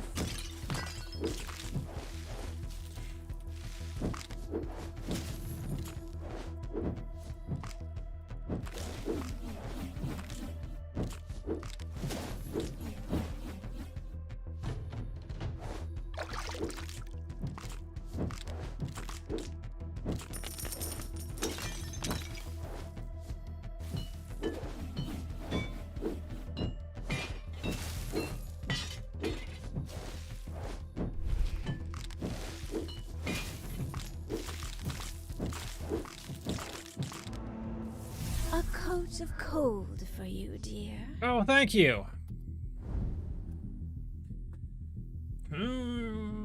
Spell area. Why not?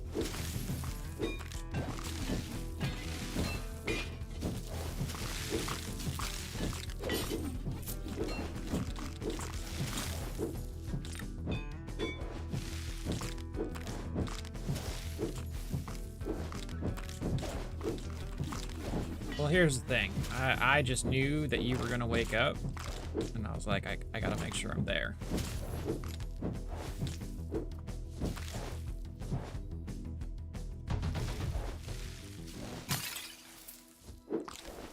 Alright, almost slime time.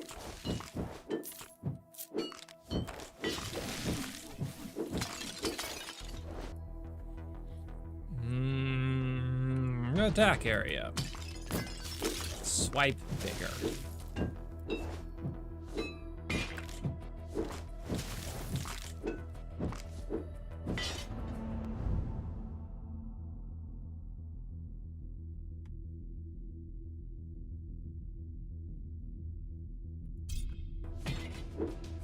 I will squish the frozen enemies harder.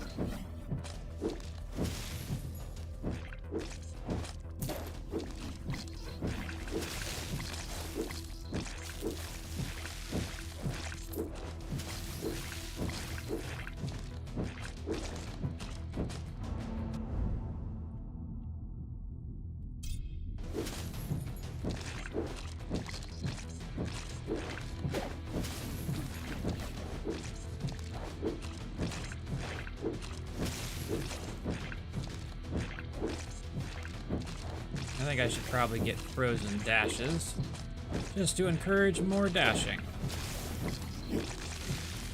So I can get more sickles. Where to?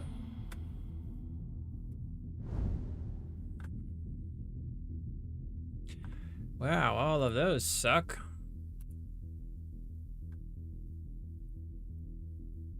Hey, yeah, that's what I was asking about. What's giving you issues?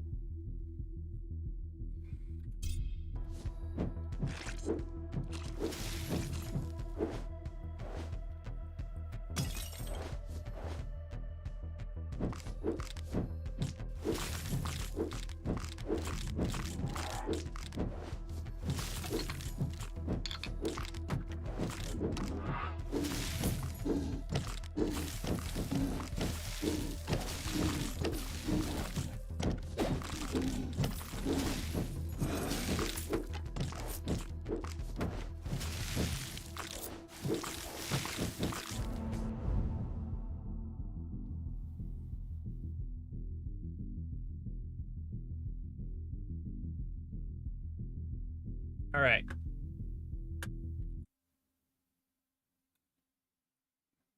Move this here. And then we're going to do...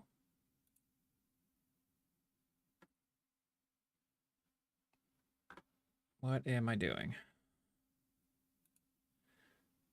Look, I'm blasted into infinity.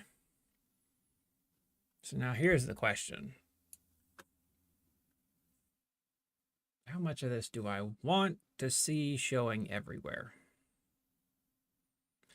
I suppose I could go ahead and do... Oh, wait. Is it easier?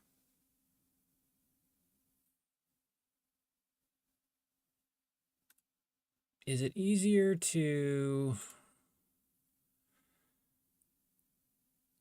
Let's add a new source and do a new application capture.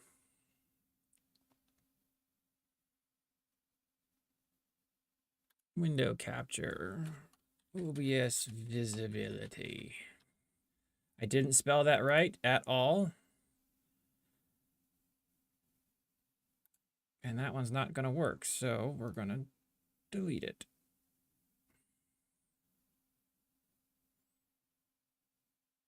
Oh, man.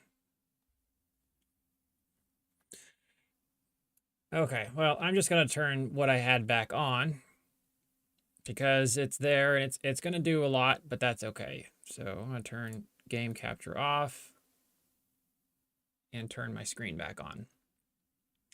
So, or maybe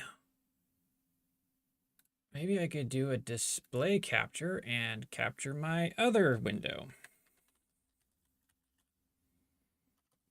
Other display. Okay.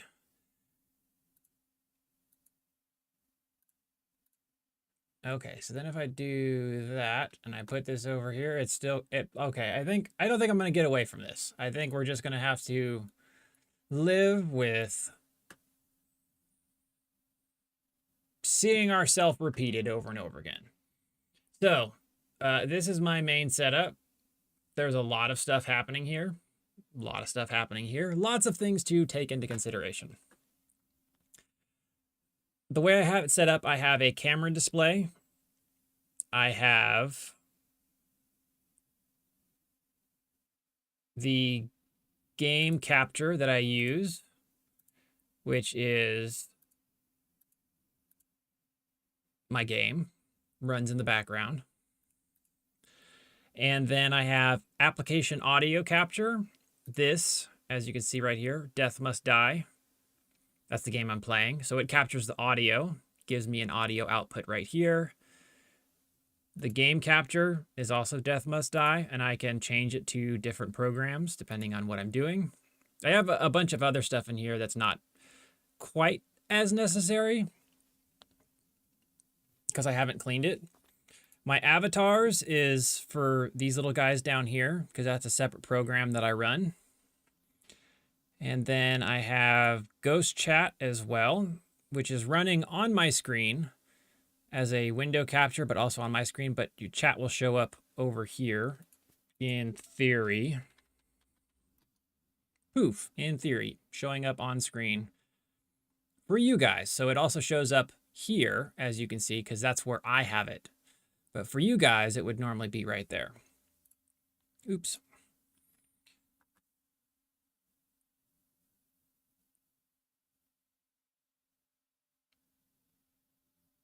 And the reason that the chat box is just the words is because I have Ghost Chat on vanish mode.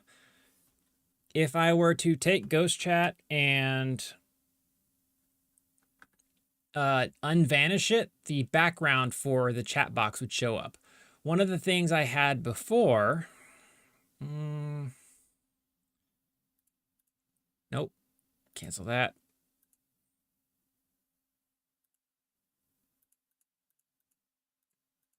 That might not show up. Oh, that's for chat overlay.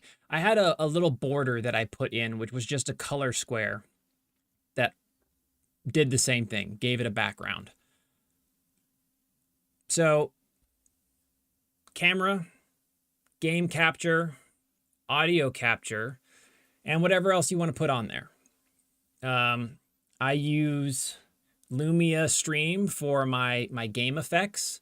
So like when you guys throw flashbangs, that's how that works. And I have the effect source here, which is a website link that it gives you, connects that. Then you have to do an audio source for it. I have my microphone here, my sound alerts here, my effects. So you have to have like a bunch of stuff, and then you can order them in top to bottom, what shows up. So for instance, if I take my camera, what's the one I want to move around? What am I using right now? Display capture. If I put it up here, nope, that didn't do what I wanted it to. Maybe that was why.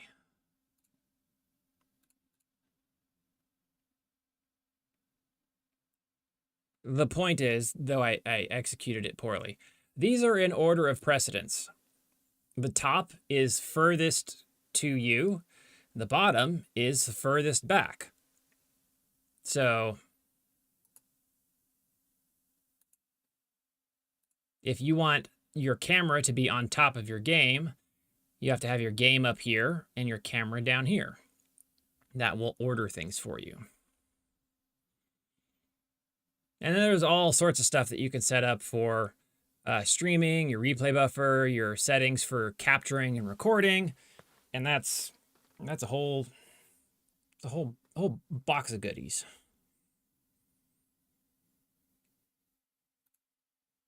Mm-hmm.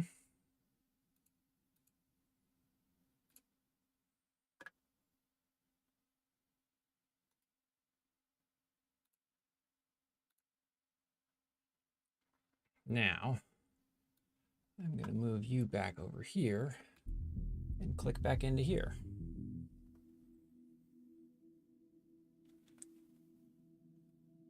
It can be complicated, but I like OBS.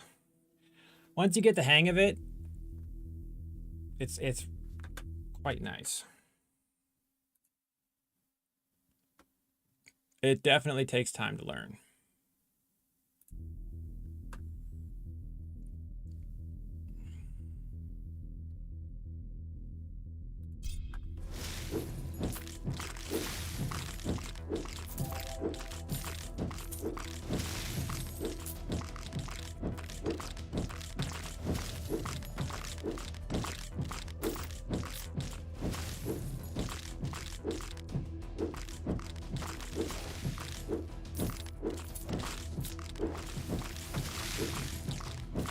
Yeah, it's best to do, like, I like having individual captures for every application. May your quest If you be do window blessed by the capture, it righteous. ends up just capturing your screen, and that means any audio that comes through will play. It means anything that's on screen will show up.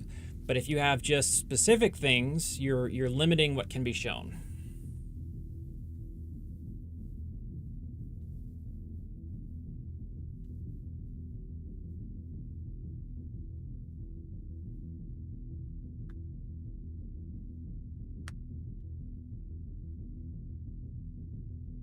It's been a handful of times where I've thought about, like, because I have my PlayStation's in my house, and I've thought about just like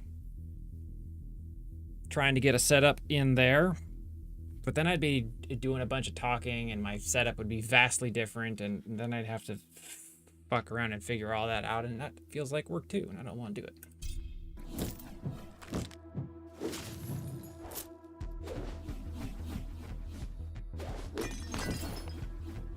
Well, I don't know about that. Like, to a certain extent, a significant portion of, depending on what you're doing, the stream is what's on screen, gameplay. When you start adding all those little extras.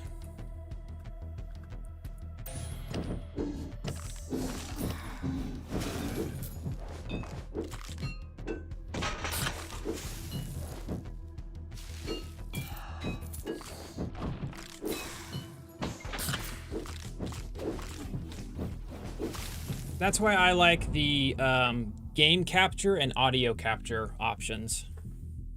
Max life loss, enemy's age. Well, that's fucking cool. And they're just gonna die on their own.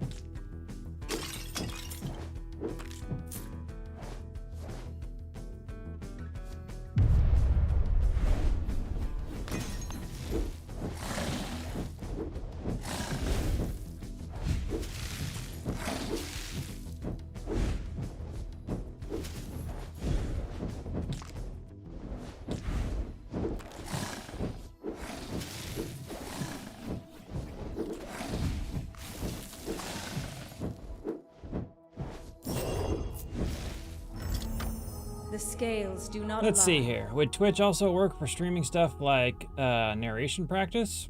I mean, streaming directly from Twitch is what you mean versus OBS?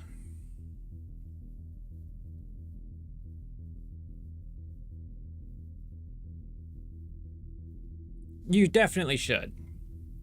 Now, it depends on, like, the whole camera thing is a big so the one thing I like about OBS versus using any other platform is I think it's a lot more customizable, but also you can multi-stream from it easier than doing it through Twitch. Twitch has its own overlay options for chat kind of built in, which I think is one of the benefits. Might offer some more analytical stuff. I'm not sure. I don't really spend I've never used Twitch. I've tried it once and I was like, I don't like this. I'm going right back to OBS because I do like recording and clip capturing and replay buffering and all the settings that I have to make sure that I'm doing everything I want well managed in OBS.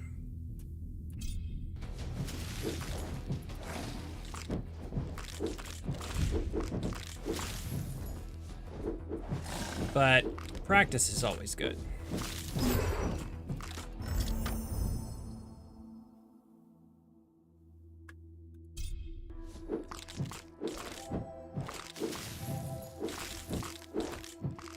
Now, the whole camera thing, it can be good, it can be bad. There's part of it too that's like, it depends on the goal of your channel. There are some channels out there that are game-based where the focal point is the gameplay.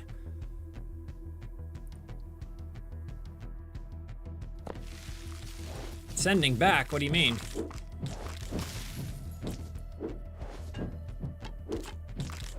And then there are other elements of it where it's like personality and character are part of the engagement. And so having that on-screen personality and presence is a key factor. And so just kind of knowing the direction you want to take is an important element of that. Although if you are there for the gameplay, you typically need to be good at the game.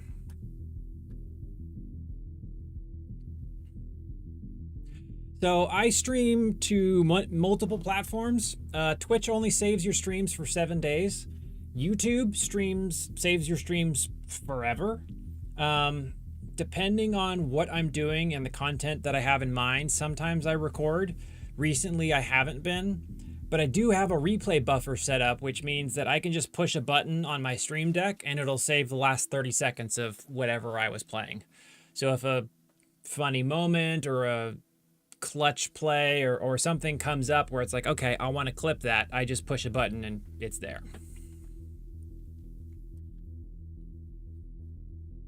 Wow, that sounds shitty. But there's all sorts of things you can do.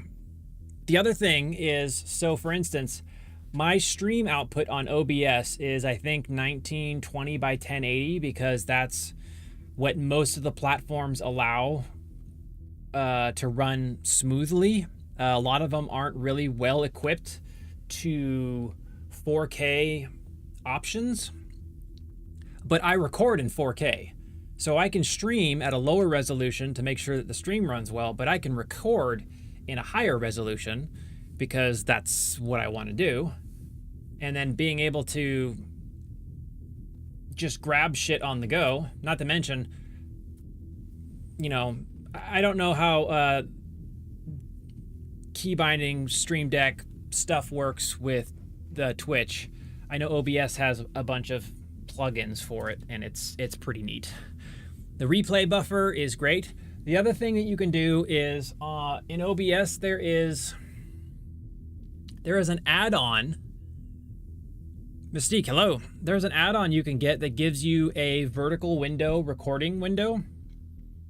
So instead of exporting your clip to some program and then changing it to vertical orientation and readjusting everything, you can actually get a secondary window in OBS with a replay buffer as well, where you can either record or do your clip, and you can set it up separately in this vertical layout so that when you clip it, everything's adjusted for TikTok or Instagram or wherever it is you're posting.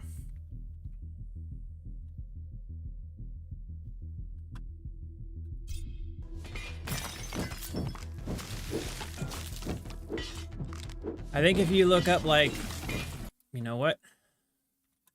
I'm just going to look it up. Vertical layout OBS.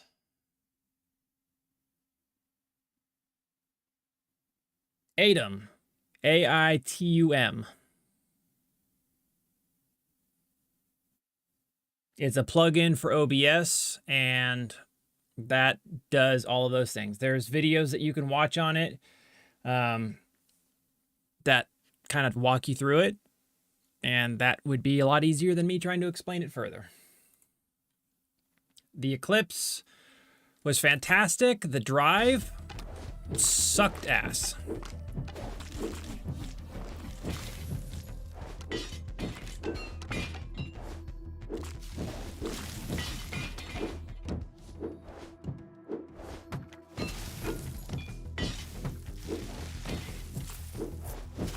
I need to get back into posting stuff on TikTok. I haven't done jack shit.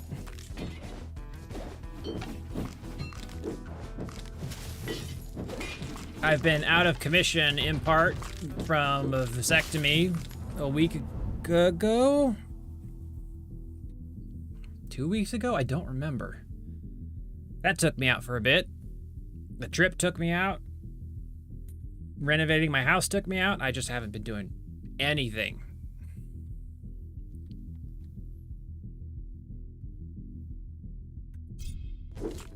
And I need to. I'm falling behind. There's just so much to fucking micromanage. I hate it.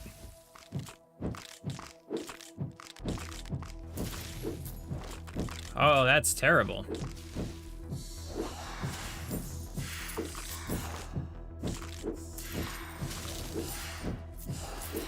They're not terrible. It was just like... it'll slow you down for a bit. It's my second one, so I'm not... I don't have any complaints.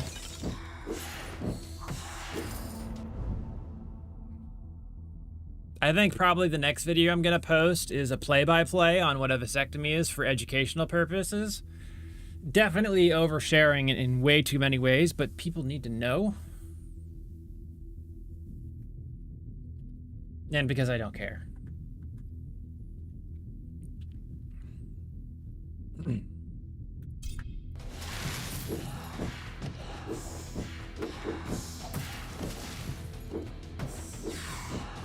There's a lot of misinformation, a lot of stigma around it, and when you can just be like, hey, it's not that bad, by the way, it's little, here's how it's really gonna go, it makes people a lot easier.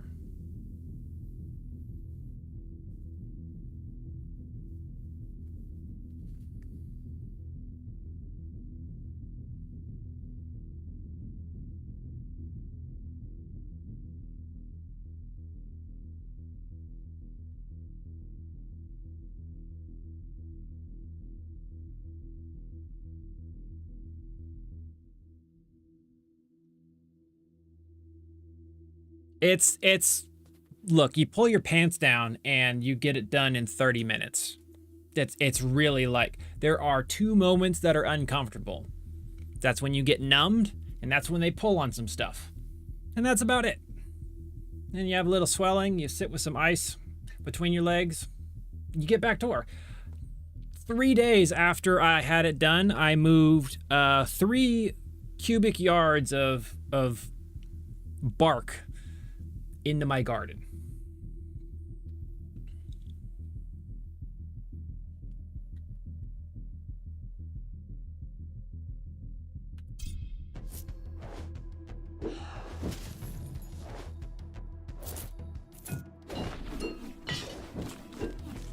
And the other benefit to that, besides it being super easy, is that most of the things that women have available to them fuck with their hormones and dysregulate them more. Whereas for us, that doesn't really change anything.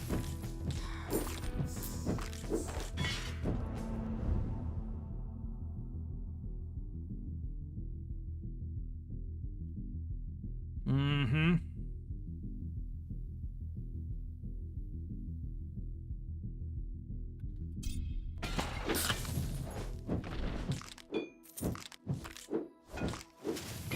That would be not fun. Propane tank explosions are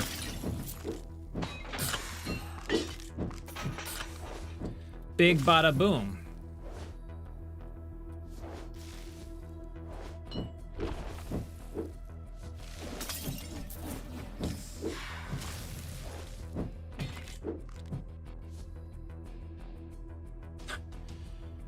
The ghost does not matter.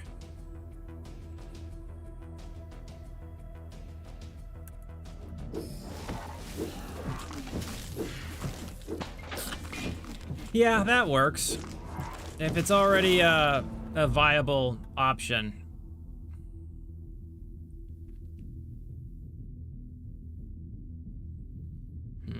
More healing.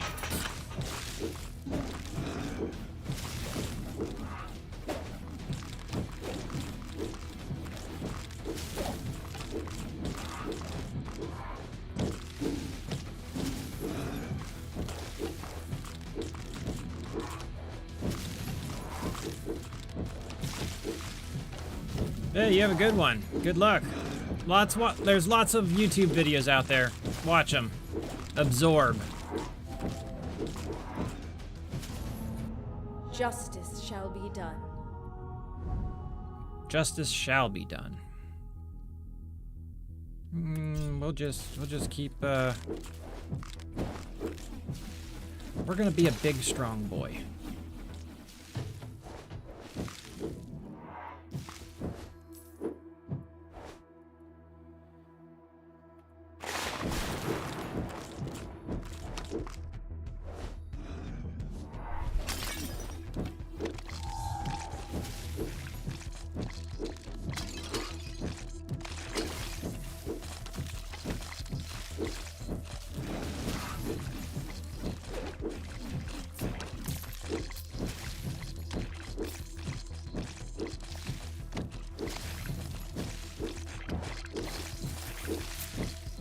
More freezing. Create a time field at your position that slows all enemies and missiles. Yeah, yes, please.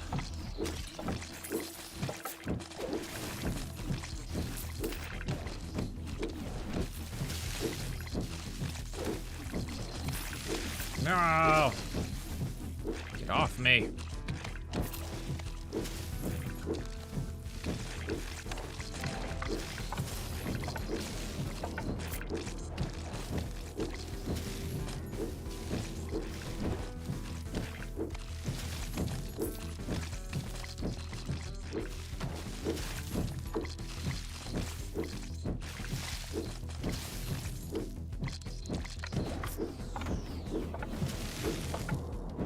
I think it is very easily overlooked how encumbersome and complicated streaming is, or content creation, or social media influencing, or YouTubing, or any one of them. You pick a fucking genre.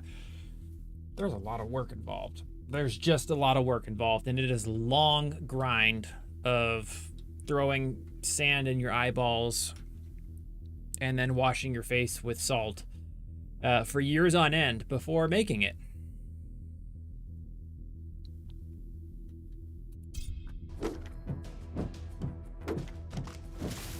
And you gotta be ready, you gotta be willing to put up a slow grind.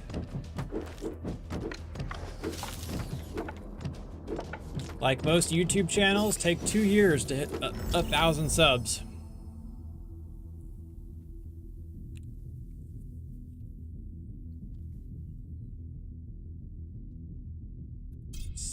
Bubble. Give me the bubble. Well, there's an element of that too, that you've built a community in some respects ahead of doing the streaming element of it. I think there's, I imagine that's part of the initial boost that you got. Now, don't fucking take that as like discrediting what you've done or are doing, because you're fucking killing it for where you're at. And I don't by any means think that's the only reason for it. I attack faster.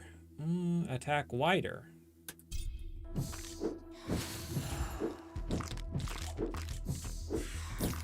Where'd you go?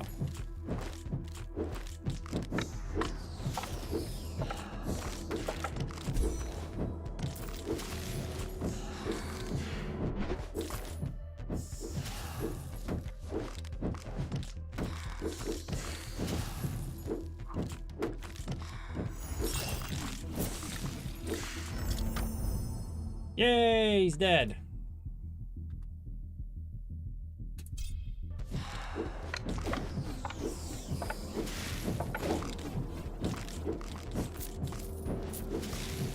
What do you have to feel guilty about?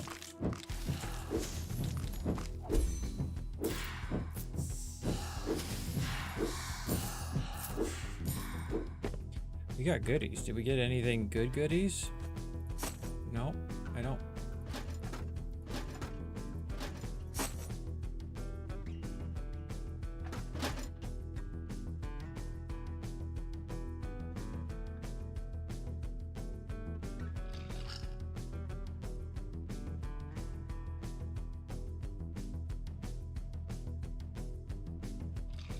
Heal on hit, that's pretty neat.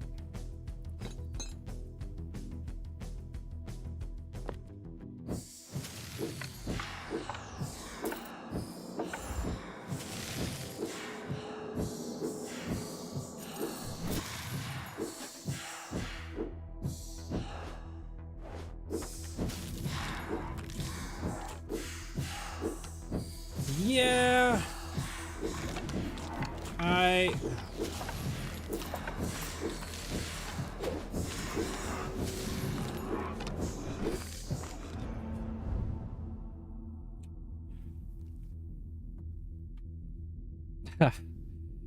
Welcome to Imposter Syndrome, a never-ending struggle with feeling like you are never worthy of anything that you get.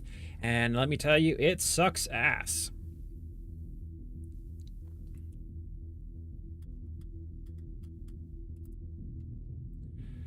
I get it. I definitely get it. There's a flip side to that, and that's watching other people that are gaining severe success who may not produce as well as what you do, and a frustration that may show up as a result of that as well.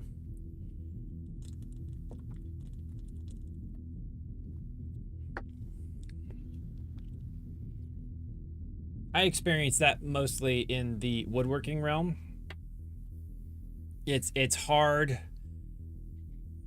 to see certain creators grow really big with the work they produce, knowing that I can't get anywhere with mine. And that's nothing against them or their work by any means.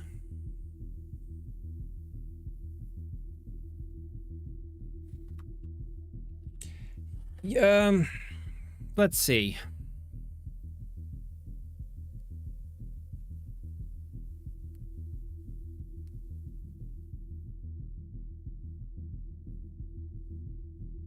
I'm chewing on this one hard.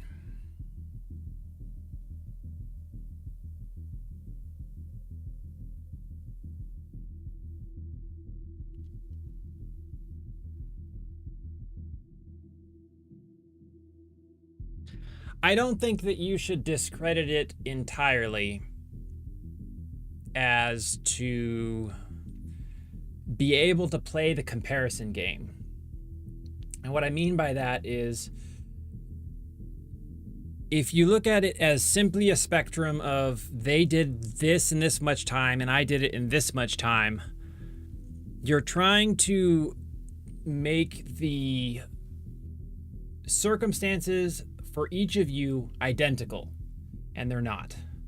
And part of that could be a variety of things. The one thing that I can speak to immediately that has been apparent is the fact that you have networking and community under your belt.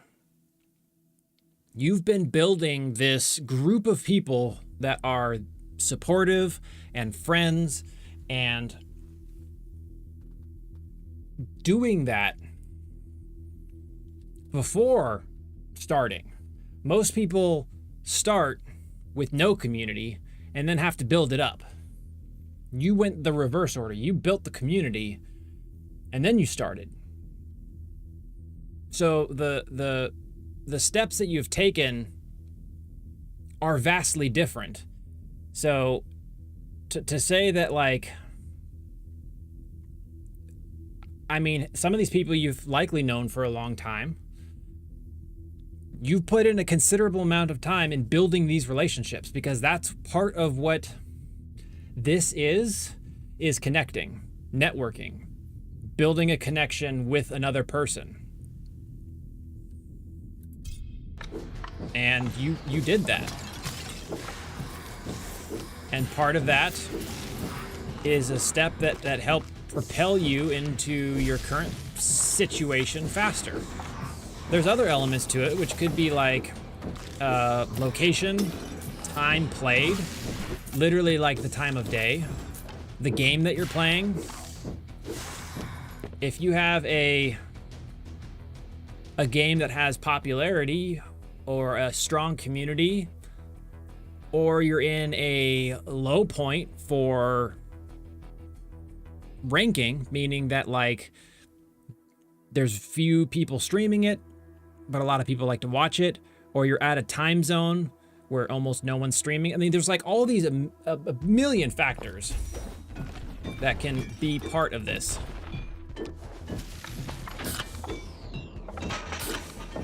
But even the fact that you put in all that time with your relationship building, that's a significant portion of what makes this doable. Look, where you're going, you're gonna blow past me in no time.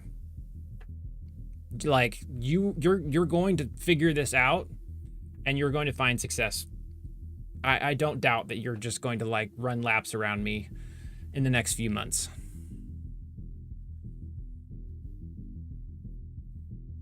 Which is awesome. And I'm excited for you.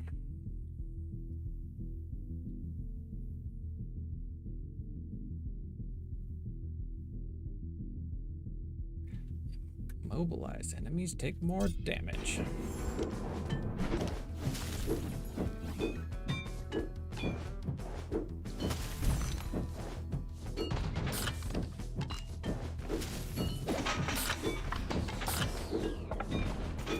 Okay, well, you and I are expecting different things. You've got some good momentum, and you're not, while I know it's overwhelming to do this much, you're also easing into it, I think, at a reasonable rate by only scheduling yourself for 2 days. Like, that's solid. That helps prevent burnout.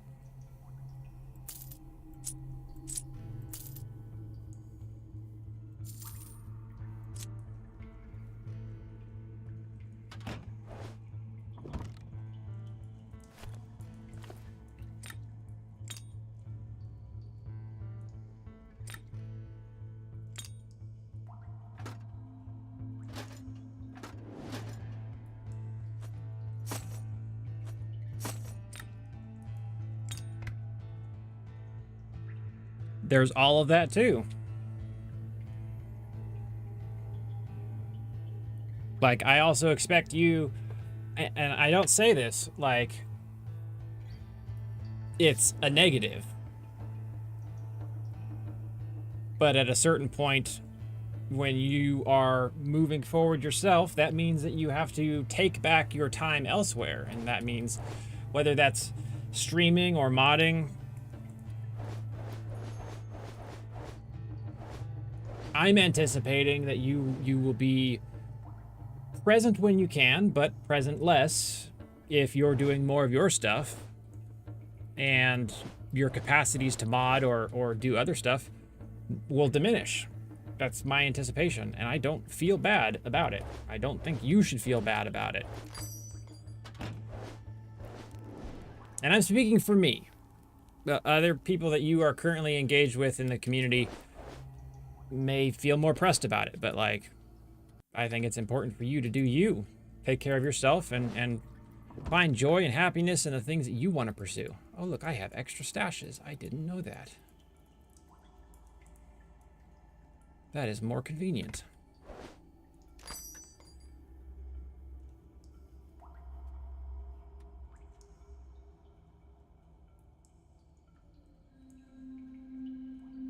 %94 damage striking undamaged enemies. That's kind of neat.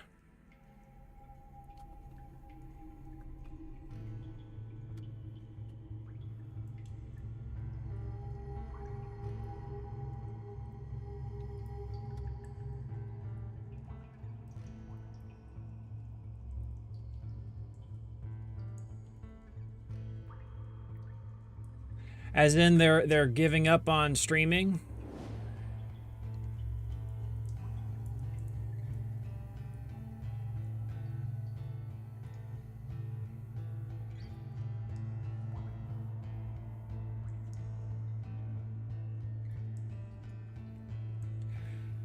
Here's like, and I've said this to anyone that's looked at it or been doing it, especially the ones that have been doing it for a long time and not moving the needle.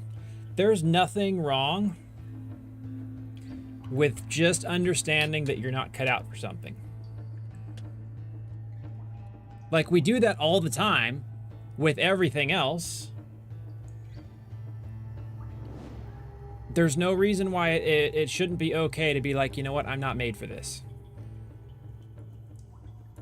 Especially if you've tried it and you've not done it well or succeeded in it.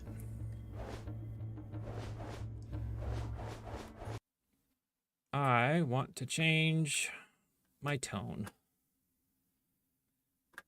And play. What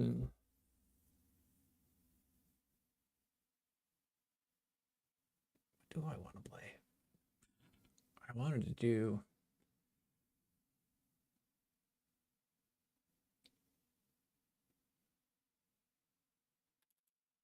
Let's run a Halls of Torment. Oh no. Where did you come from?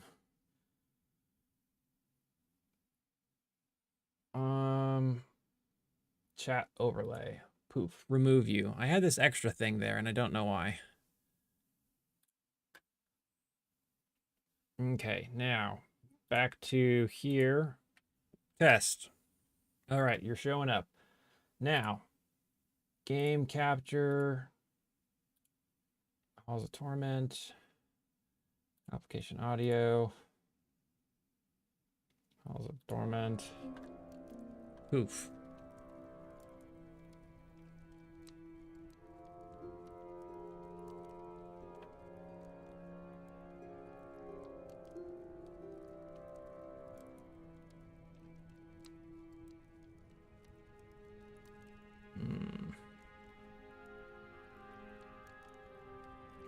Let's try the summons.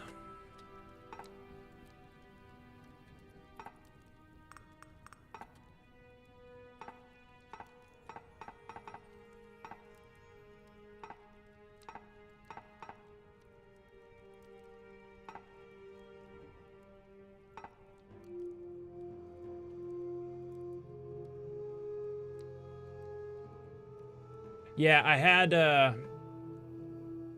had this chat window up here, and I didn't realize it until I looked at my OBS to change everything back over.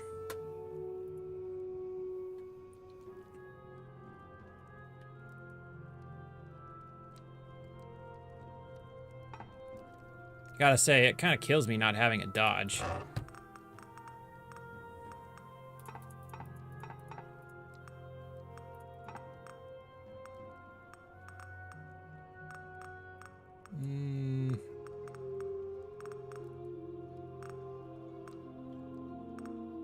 Good. I got monies. I don't have a lot of monies.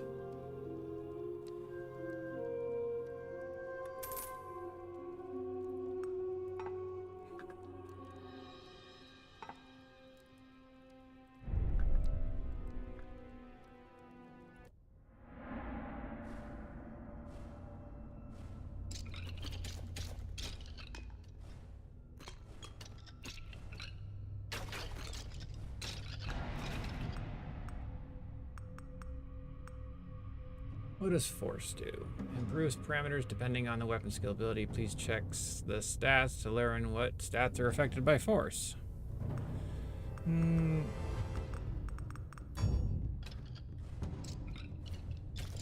Inventory, escape, traits and abilities.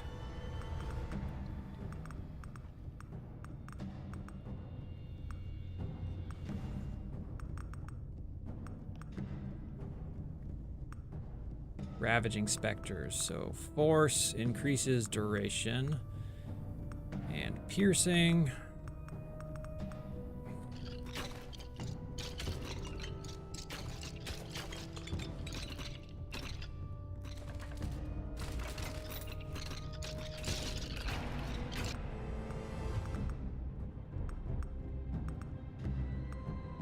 Rerolls the complete sections of traits.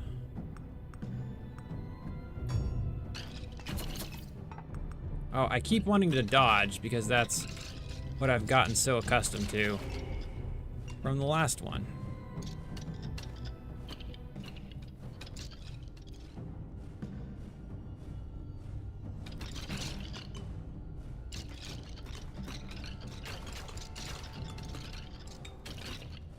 And I also want to turn my Twitch screen back on so I can see. Oh, I also need to change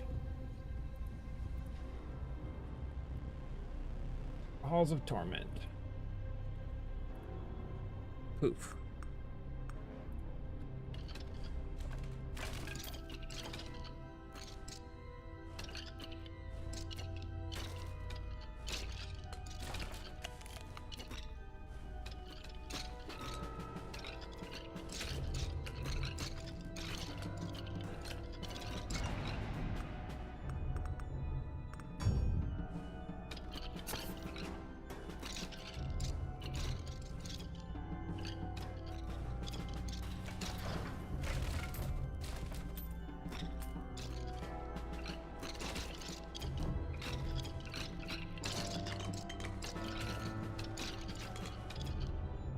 I am not doing a lot of damage. I haven't gotten anything to improve it.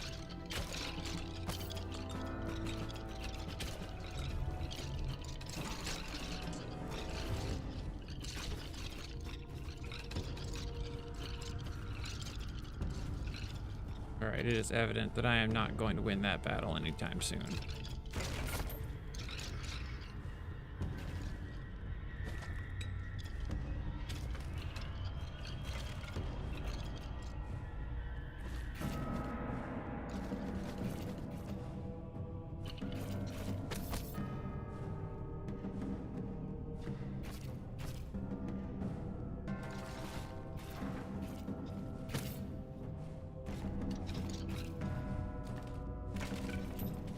All right. Yeah, you have a good one. I should probably go to sleep. But I'm not going to.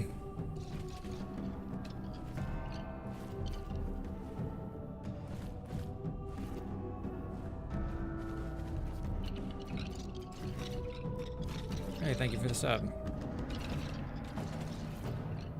You're a champion. I think you're definitely gonna sleep better now.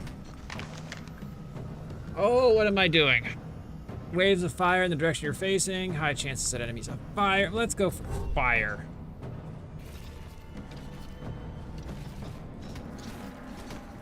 No, that's not as neat as I was hoping it would be.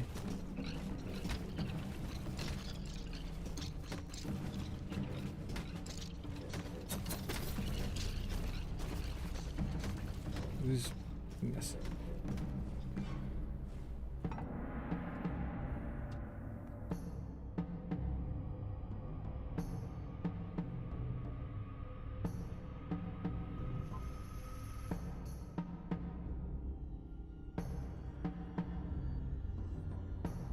All right, be right back. Gotta check on the kiddos.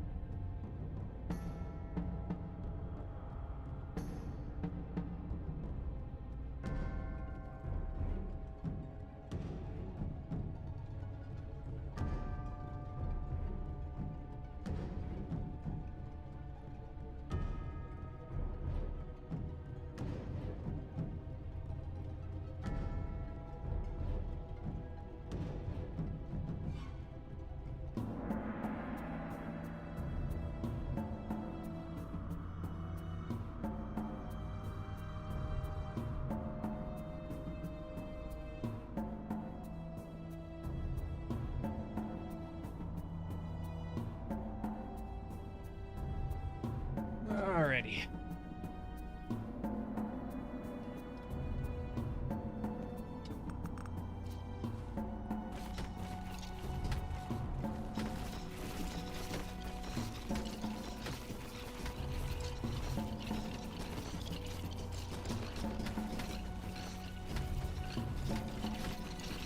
I think I'm in trouble.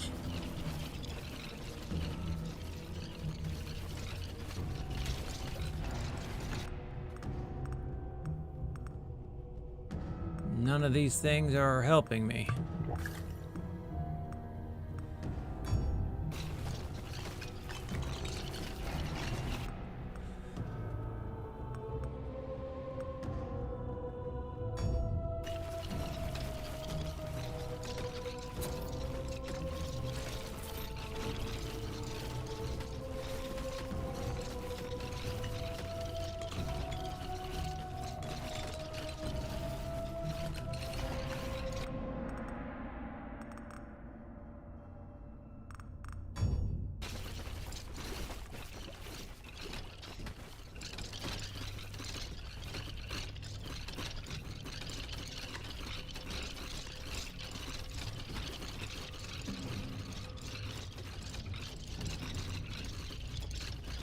It could be like, I'm in. Dang.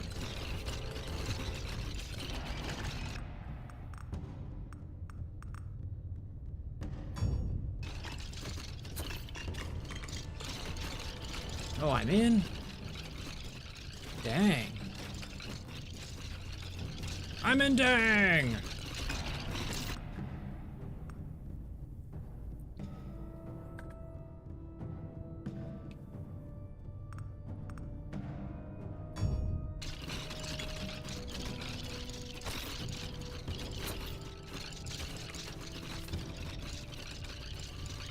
Yeah, brains are overrated. What did they ever do for us?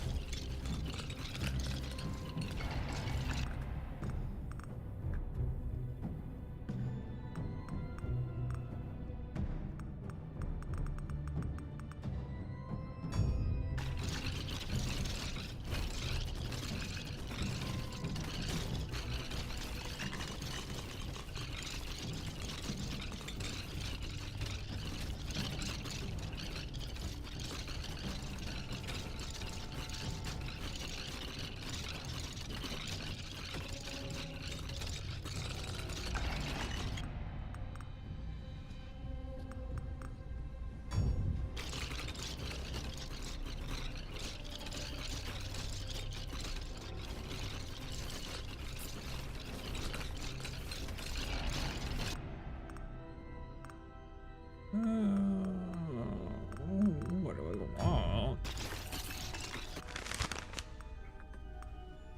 Poor projectiles in diagonal directions, mediocre direct damage, but a chance to apply frost.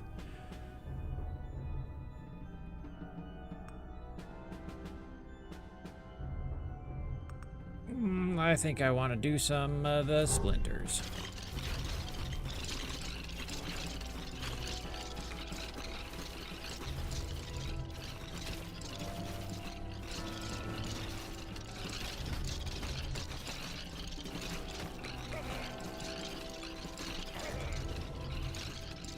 Alright.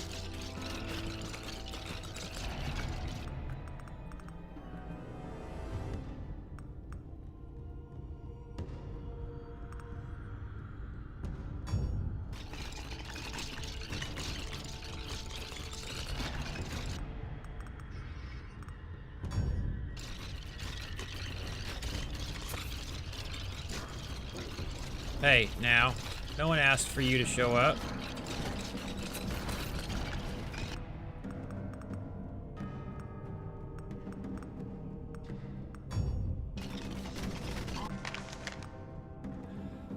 A light that distributes its damage equally amongst all enemies in range, automatically casts at intervals. Fires needles at random nearby enemies in quick successions. Oh, I tried dodging again, and I can't.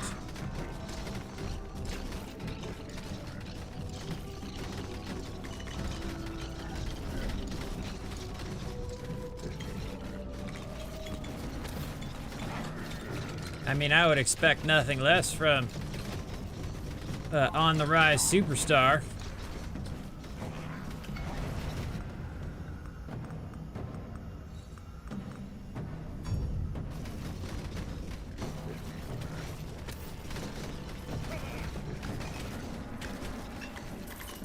Money.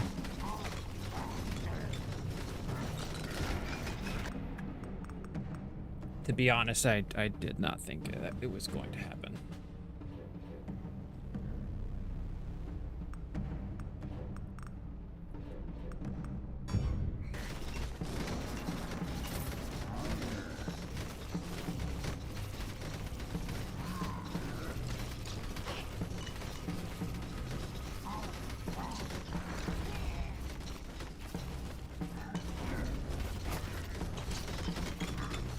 I would, however, like this guy to die.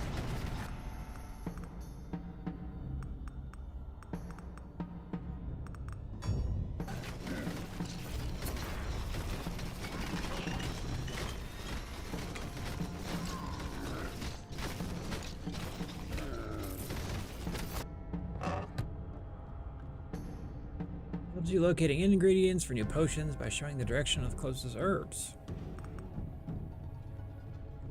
When you do not use your main attack for 2 seconds, your abilities become stronger over time. Well, mine always is working, so we're gonna take that. And try not to die.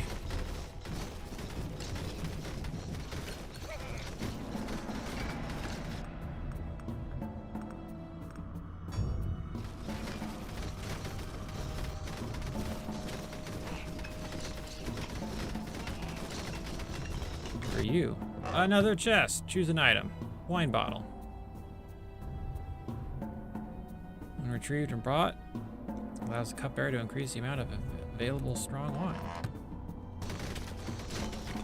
Doesn't make any sense, but we're gonna find out.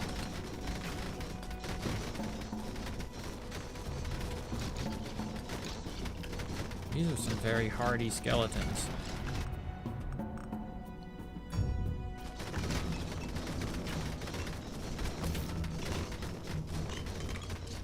Alright, there's apparently some gear up here that I wanted. I want that.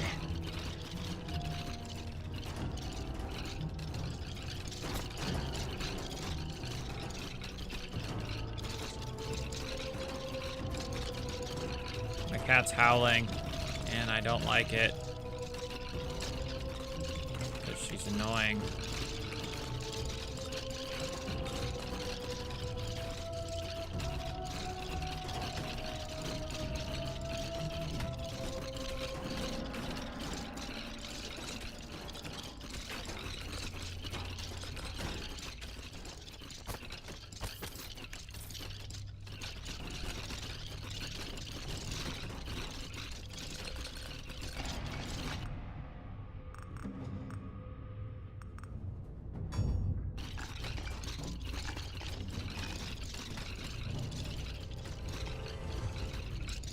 One of our cat is not a biter, more like I'm gonna rub my face and my teeth on you, and then I might bite you.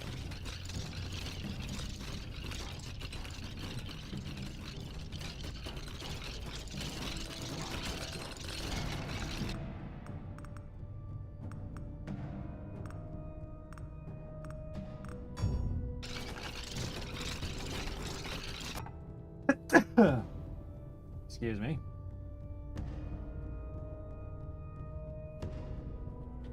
About to hit her with a squirt bottle if she don't shut up.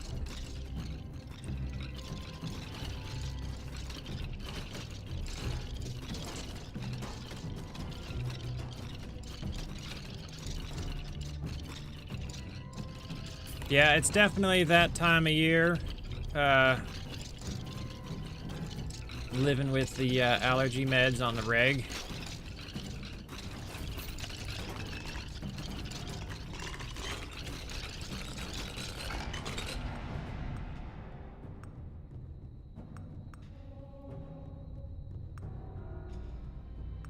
I could probably use some regeneration because I am dying.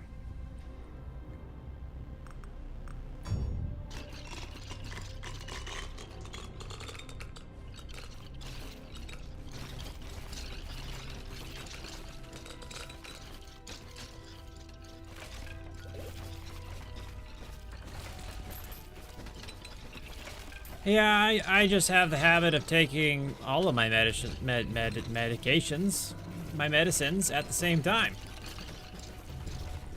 That has saved me quite a bit. So I don't have to think about it if I do them all at once.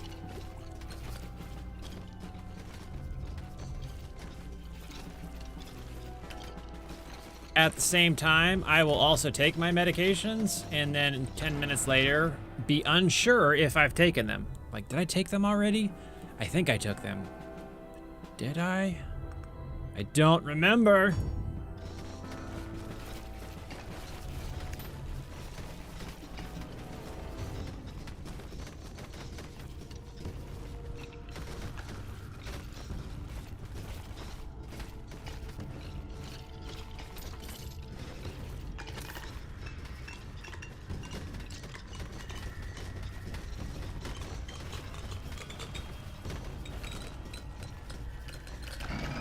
Most people seem to have a better grasp of their medication.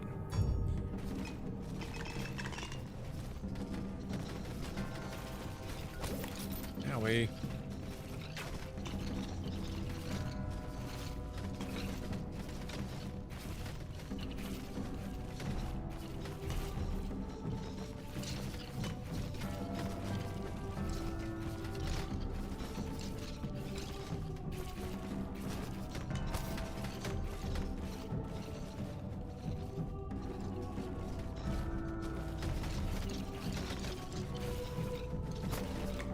Where's my almost dead imprint?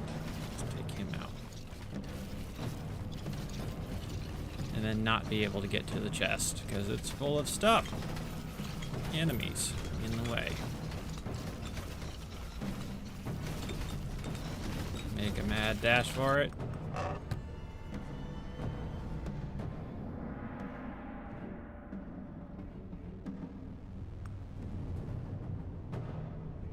Not retrievable?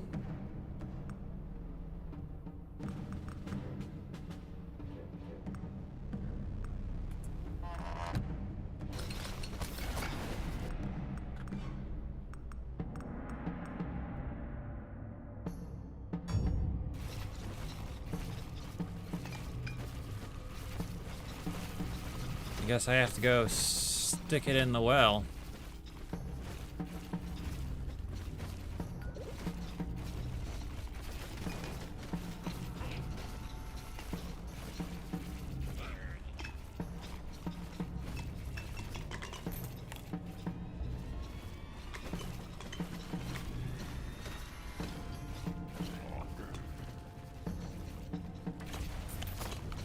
But it's supposed to go in the well.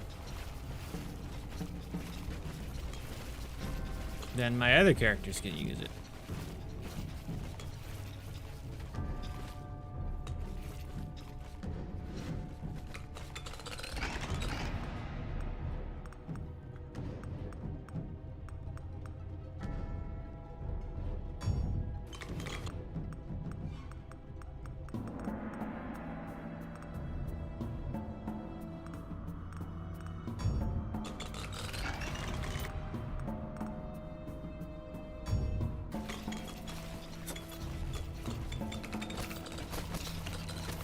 Oh, not looking good.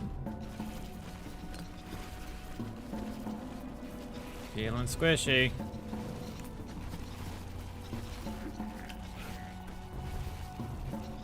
Lots of fire.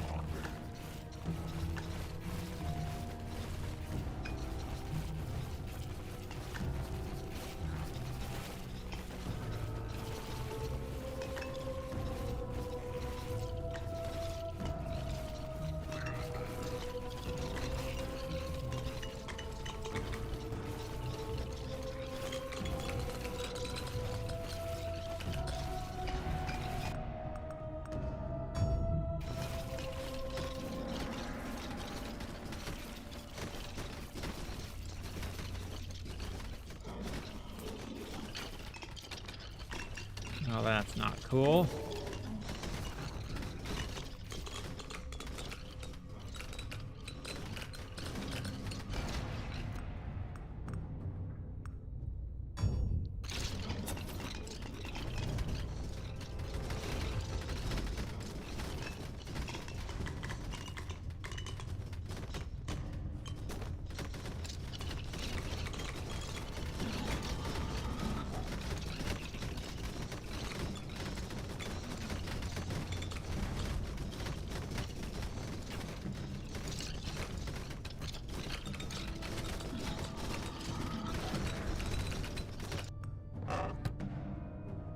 Not retrievable.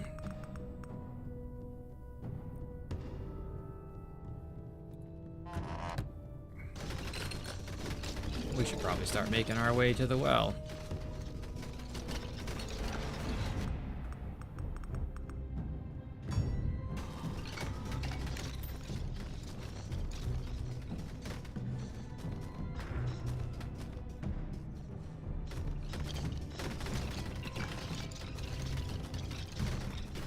Come here.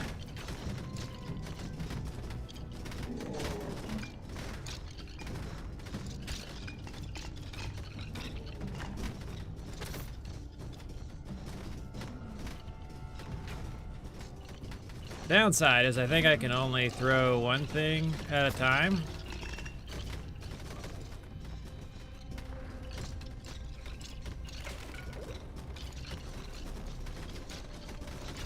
And I definitely have more than one thing to throw.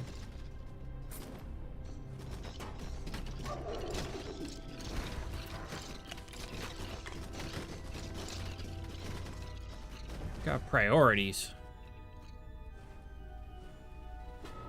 Do I right click? Leave one item here to retrieve it. This item can't be retrieved.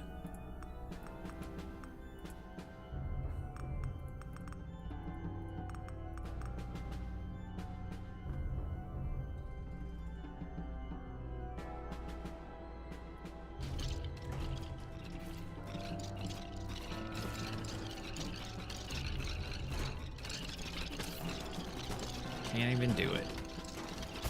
Ow.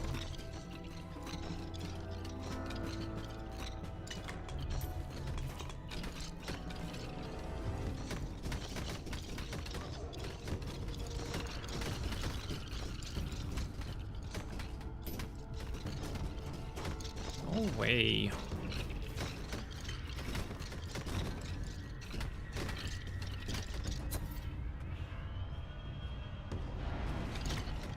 I guess I died. Followed by soon to die again.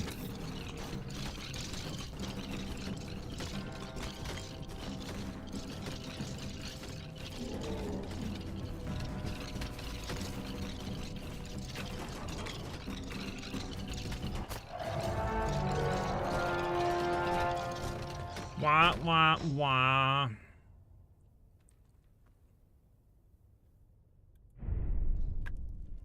What did I get out of that?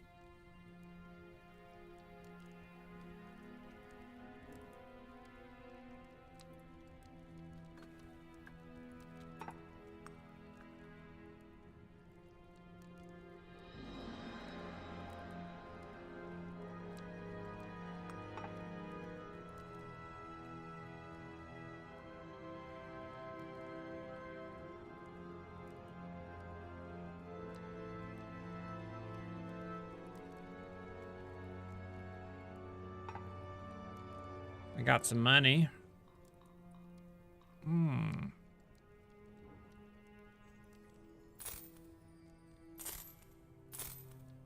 More burn damage. More crit. What do I got?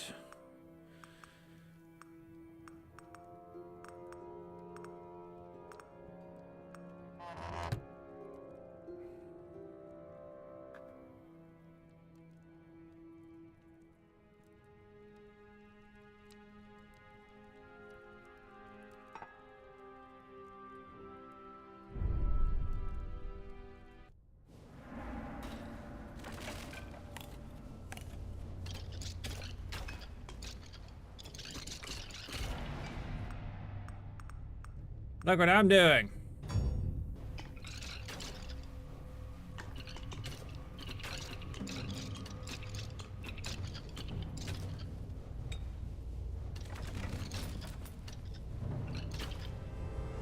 I'm throwing yellow slime.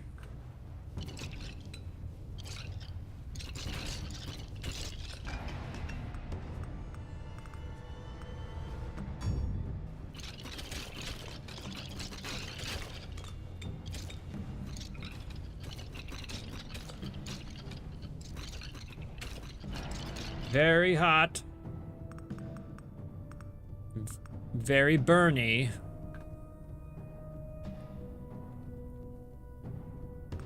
fiery slime.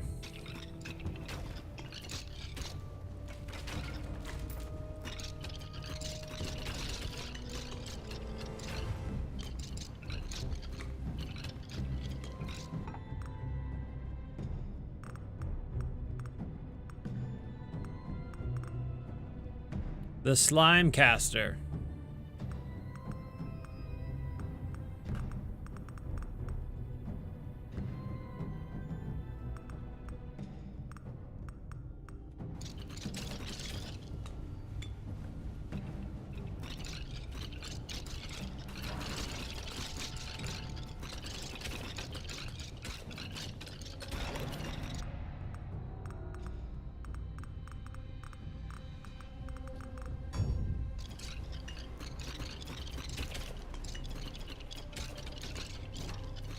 I mean, that's what happens. I burnied myself.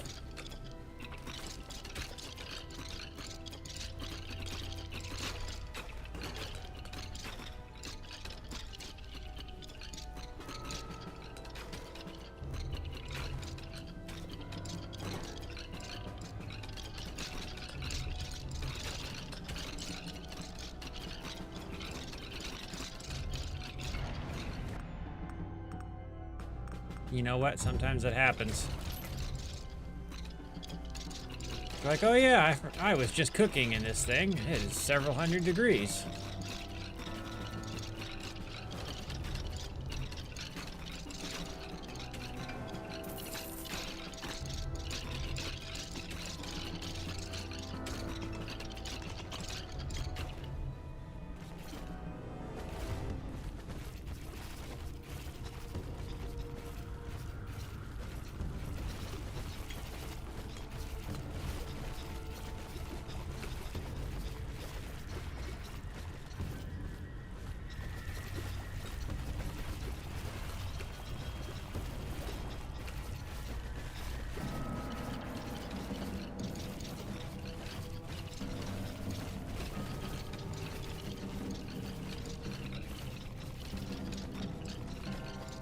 I want to murder my cat.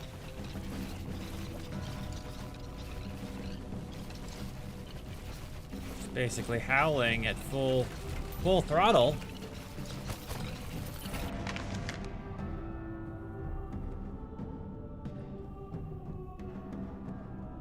More fire.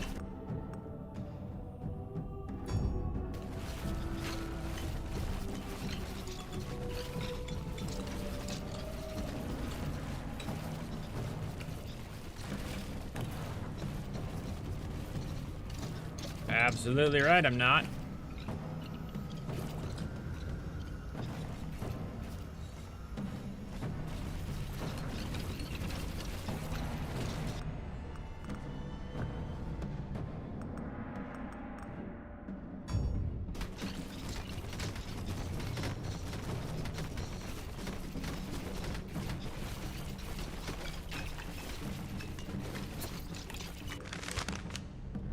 More fire. I mean slime.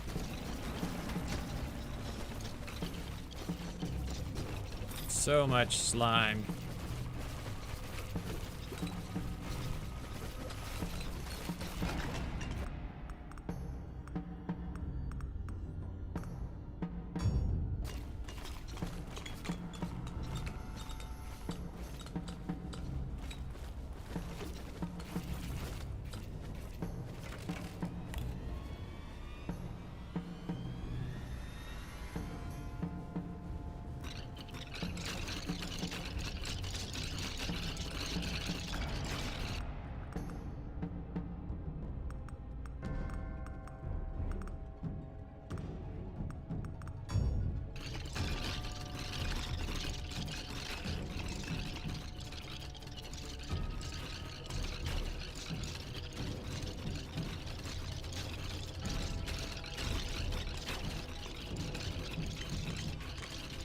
Slime for you. Slime for you. You get slime. And you get slime.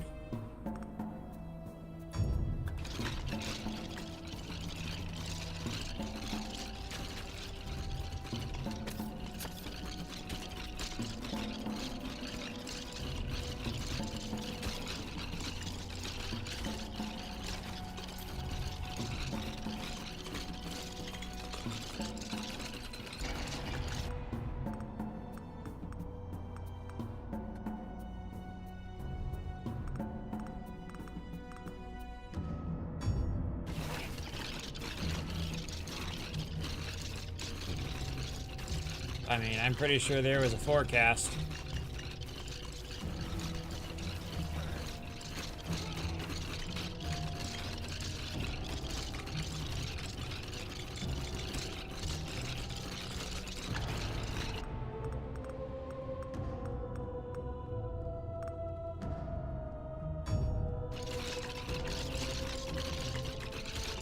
There's also disclaimers in every stream. No one bothers to read them. A lot of fine print.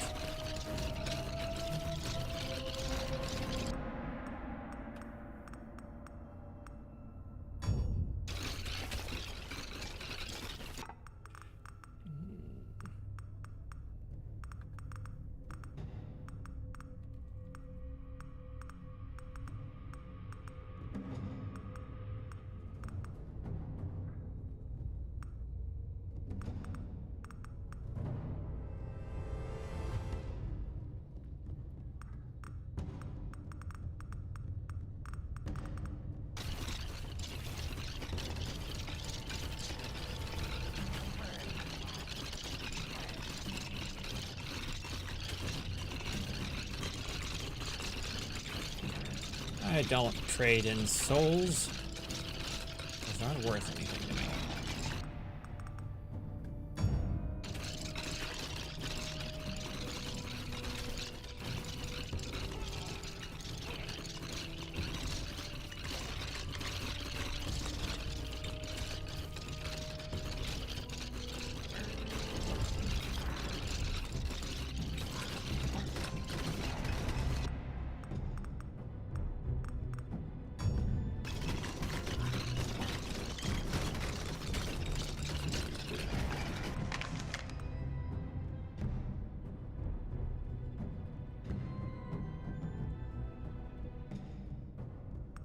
A golem? That sounds cool.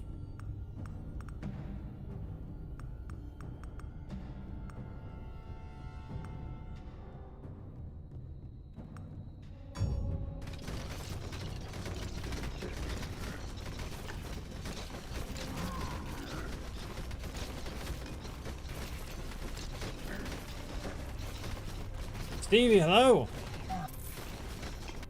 How's it going? Not retrieved. On kill, 10% chance to heal. Full health, gain damage. That's kind of cool. Already had that before. And I'm always using my main attack. So we're gonna grab the blood-soaked shirt.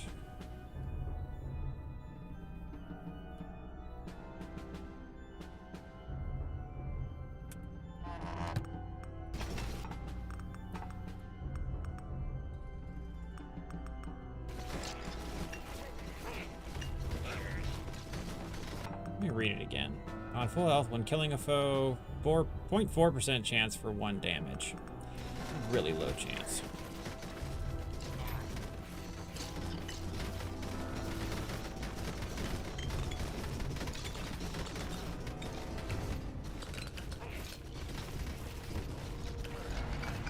Well, here's a fun fact, Stevie. I don't remember most people. But contextually, something may pop up that will stir the old noggin, but turns out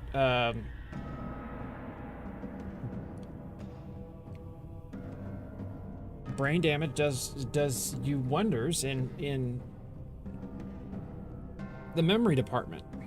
I have conversations with people multiple times.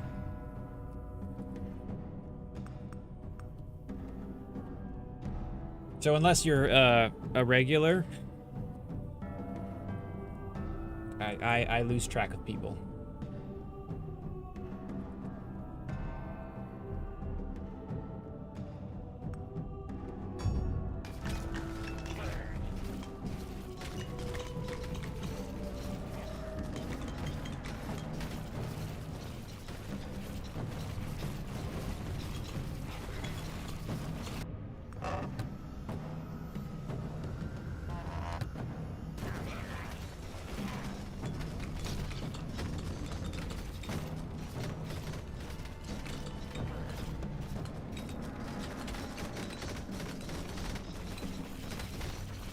Is it going better now?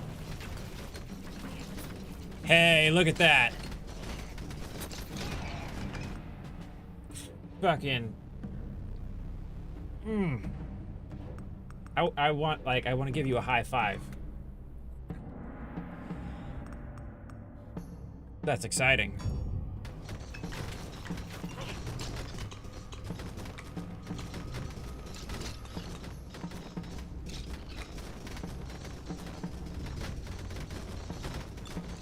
It is always miserable when you are in the dumps and things are not going well. And it always feels like you're never gonna get out of it. And the whole time heals all wounds thing is bullshit because it's true, but waiting fucking sucks.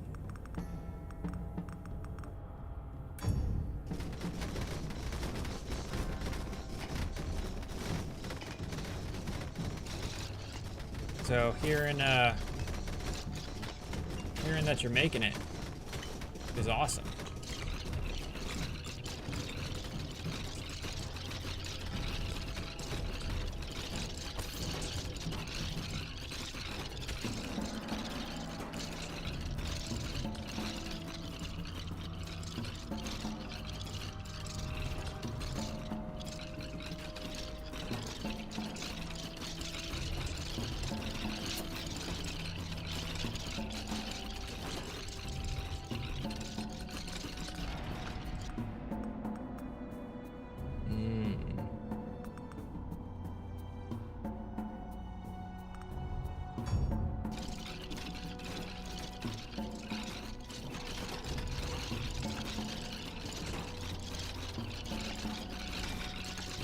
There's nothing more isolating than bullshit. Stuff going wrong.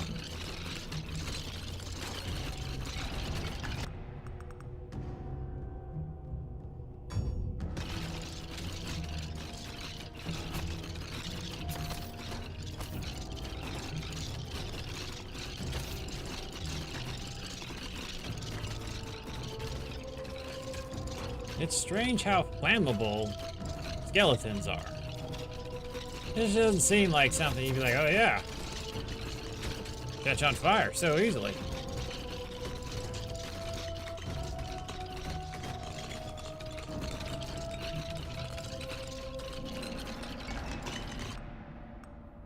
I'm glad I could offer something of positivity for you in your life. That's what I'm here for.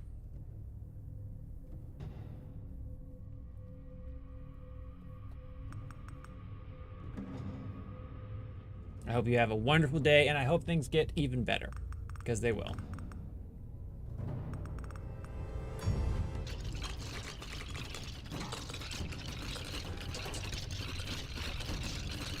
I appreciate you stopping by and letting me know. Because I sure as shit get lost in the sauce, losing myself, as Eminem might say. And it's nice having those little reminders of the bigger picture.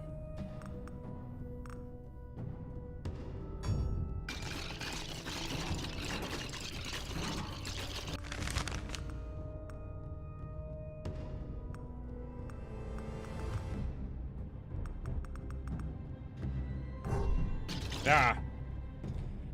My phone beeped and it scared me, and I think it's about the cat.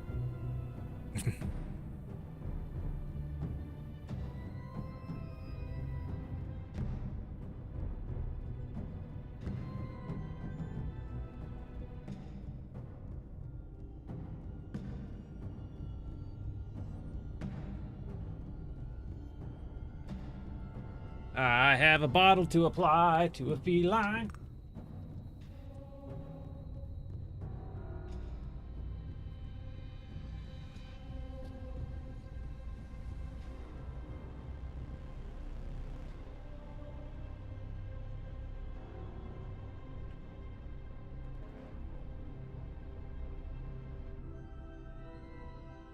I don't even have to like spray her with it. I just have to spray it in her direction.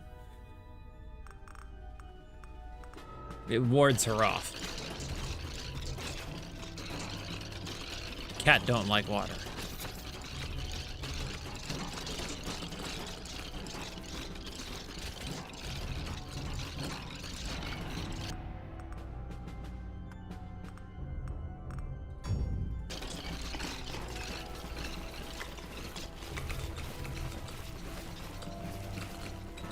Yes, it's the holiest of holy waters, tap water.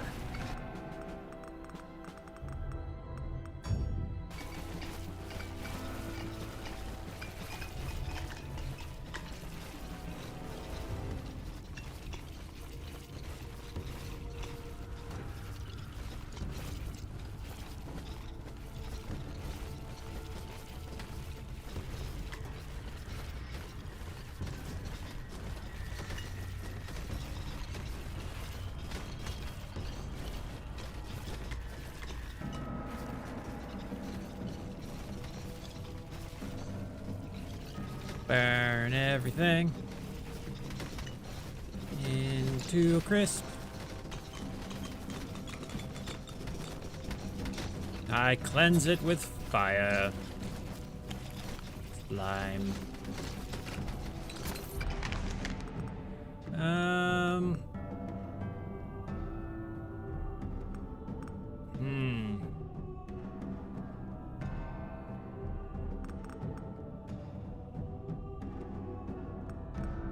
More, let's get the orbital stuff.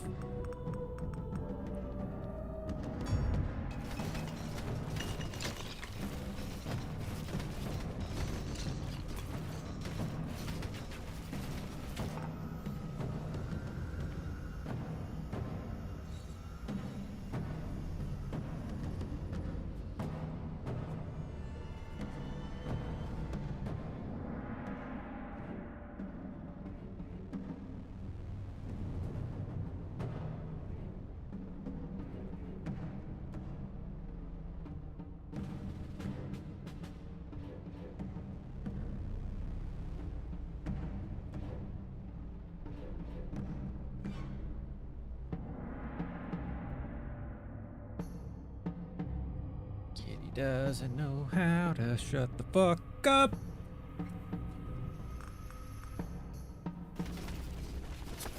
Ow.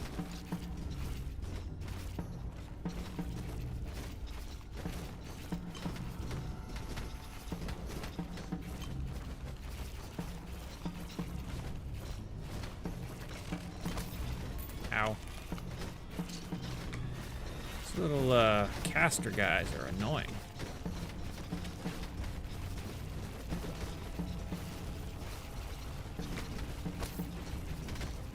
They keep hitting me because I can't distinguish them from all the other things flying around.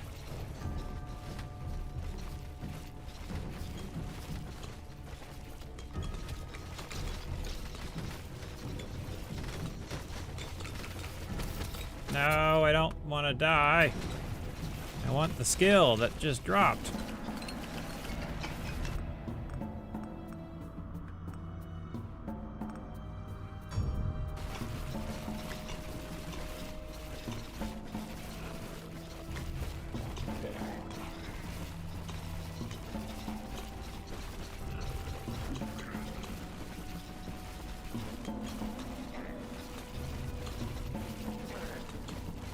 I have to get back to it in order to grab it. There's everything in the way.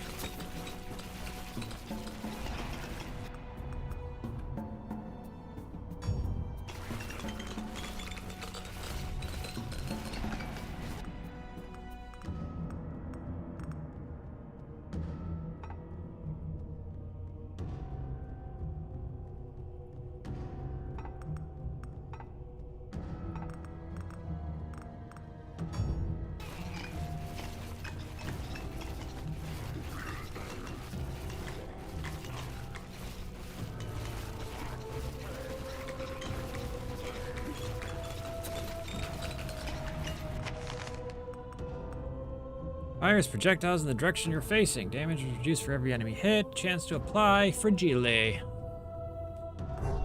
Why not? More Fragile, more affliction.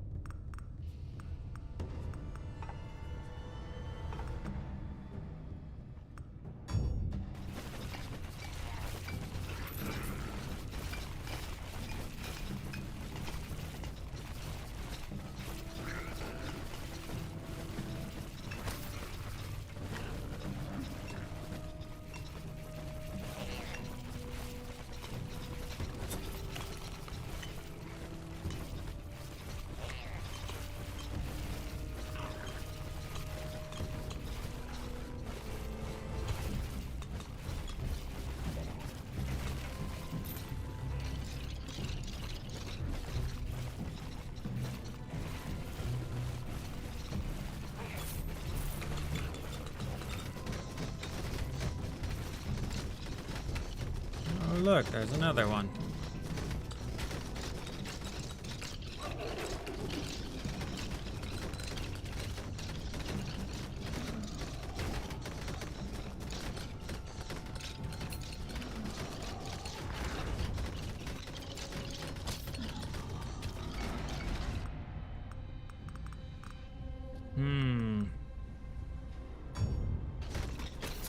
Owie.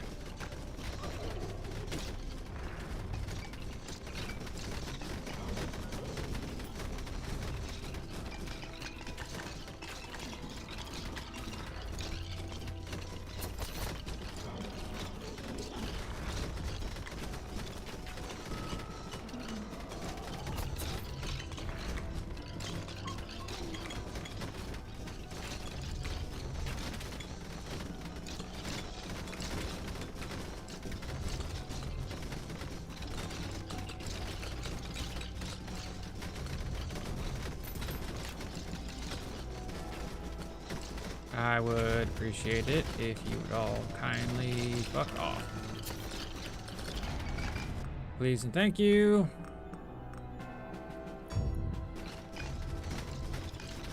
And there would be swell.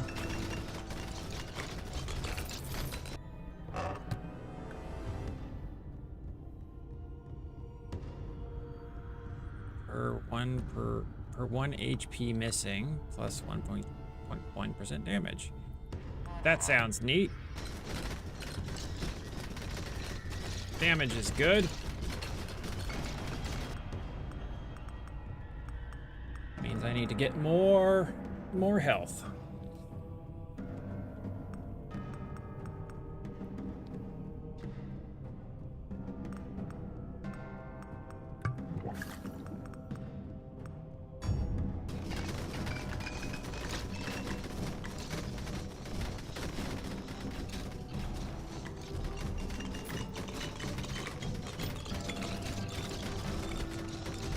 I need to go pick up my retrieval magnet glove.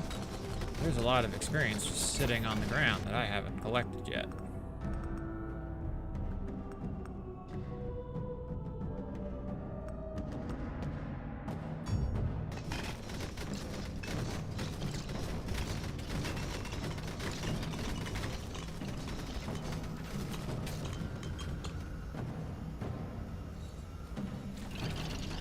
Gotta stay moving.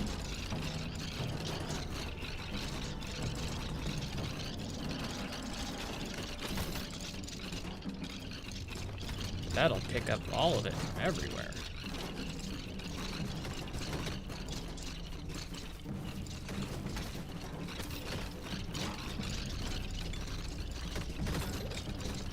If I live long enough to get to it.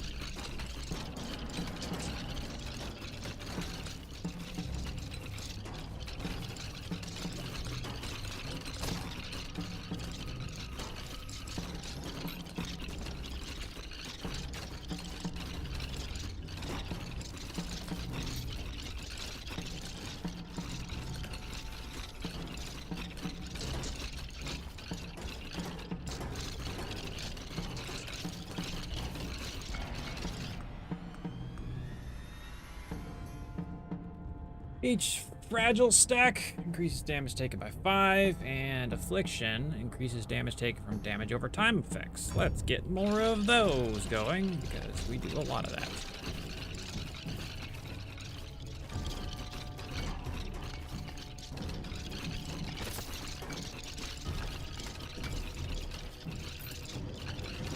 Oh, there we go.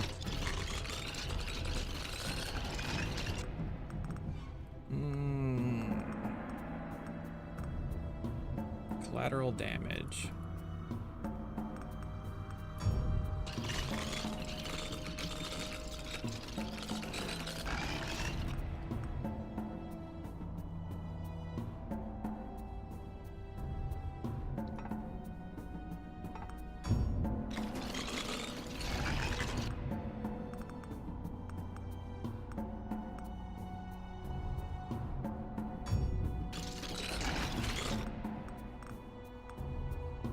Crit chance, crit bonus.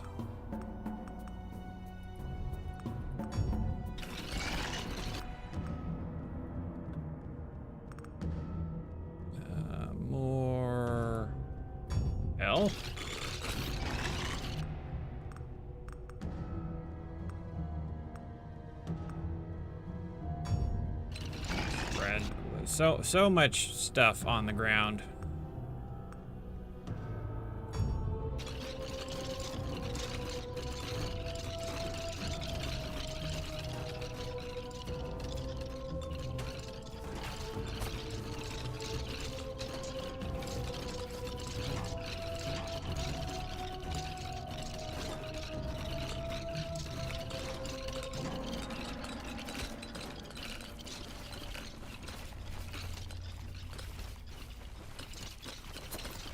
Let's see what the skill is. Oh, we get to do an upgrade.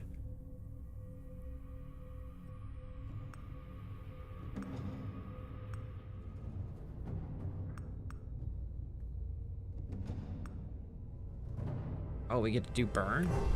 Yes.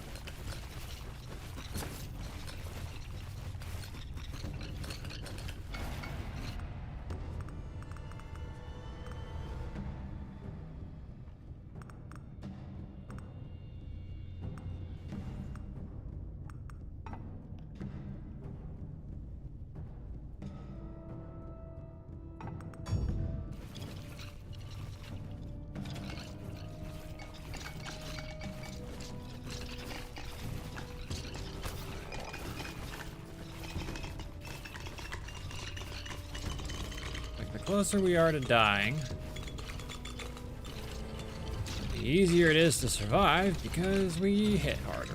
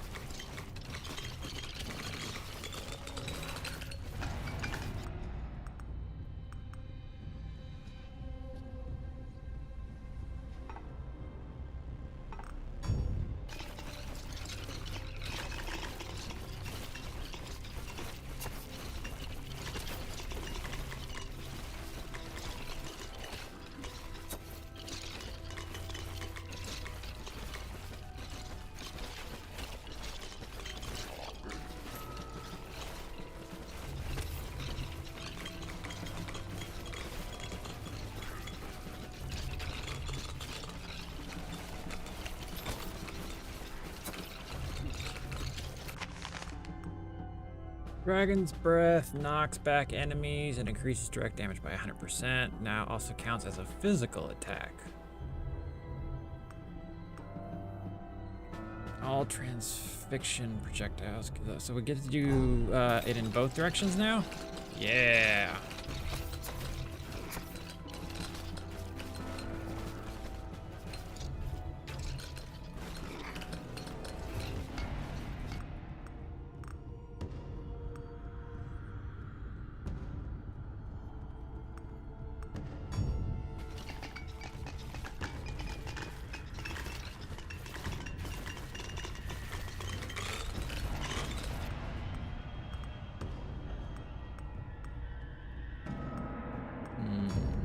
Regen. Damage. Regen.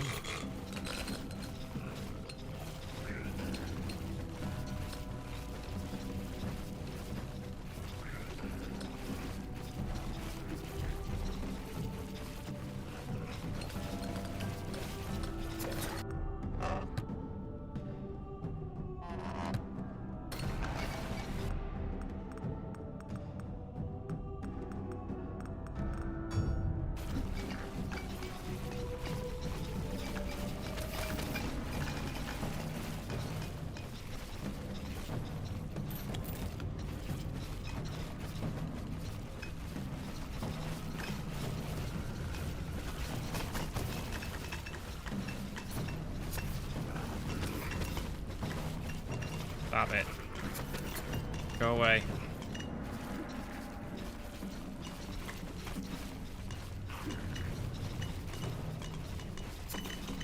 Not looking good. It didn't make it.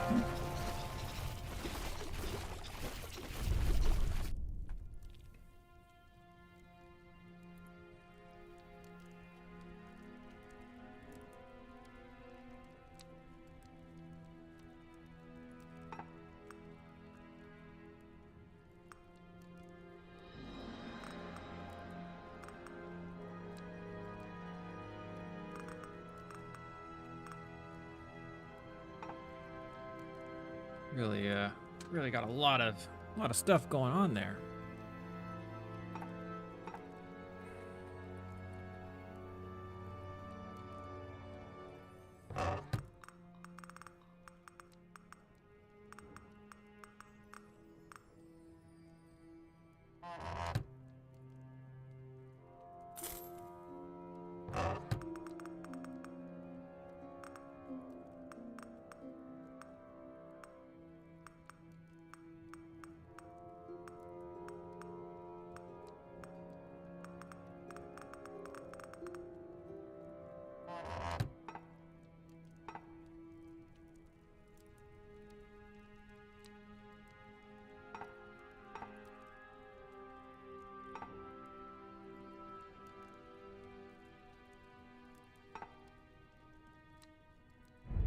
Let's try the viaduct.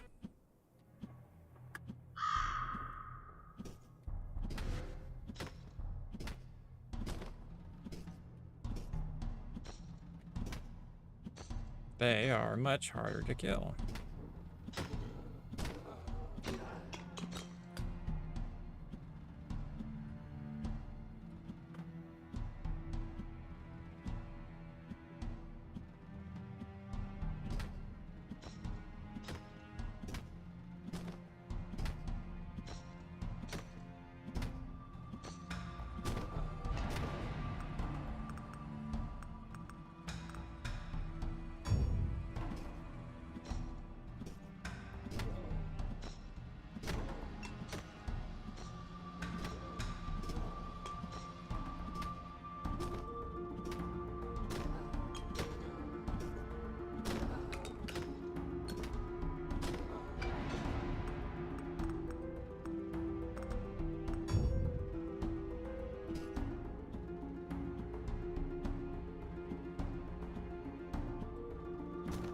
What are you?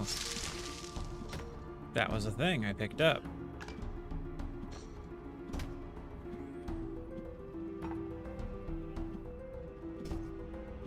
Look, there's something else.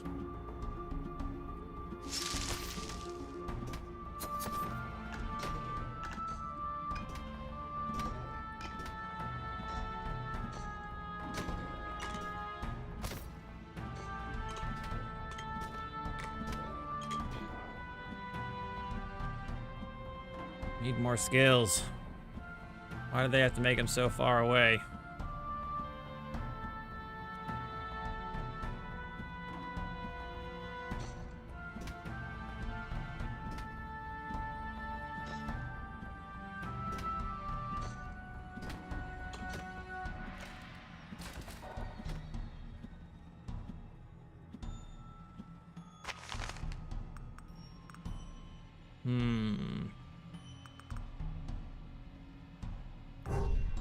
Let's try it.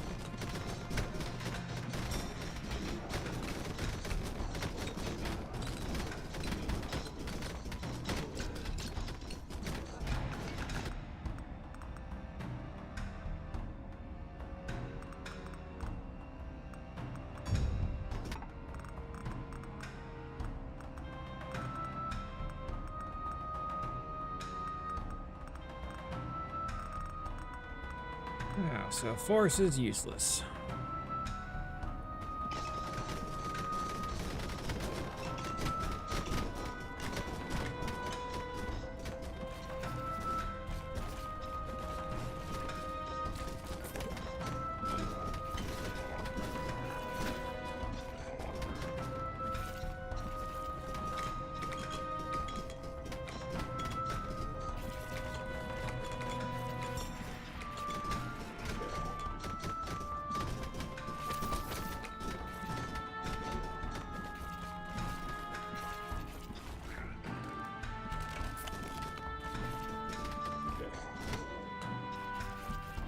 And circular patterns of these mobs are annoying.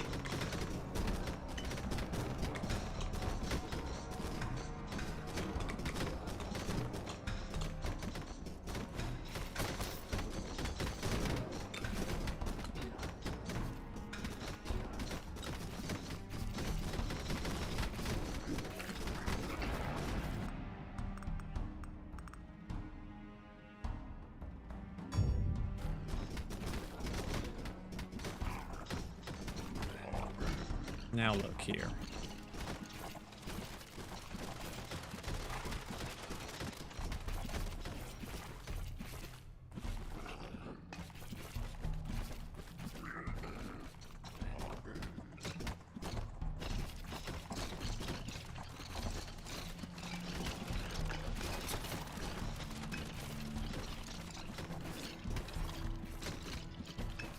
I don't think this is the character for this.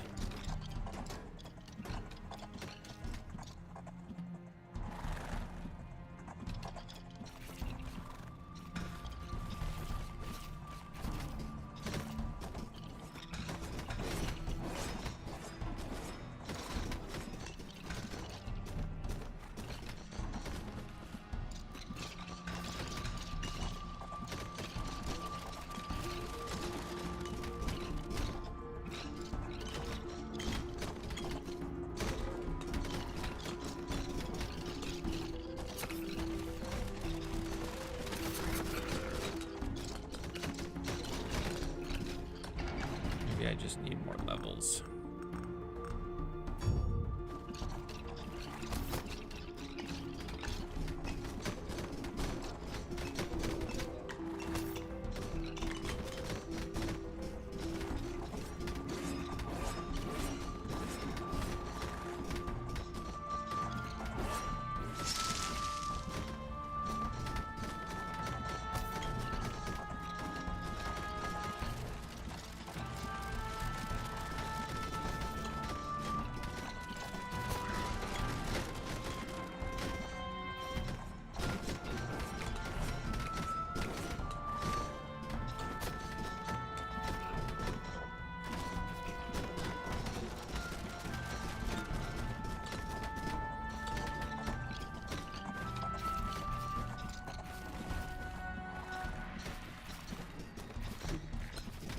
At least he's easily telegraphed.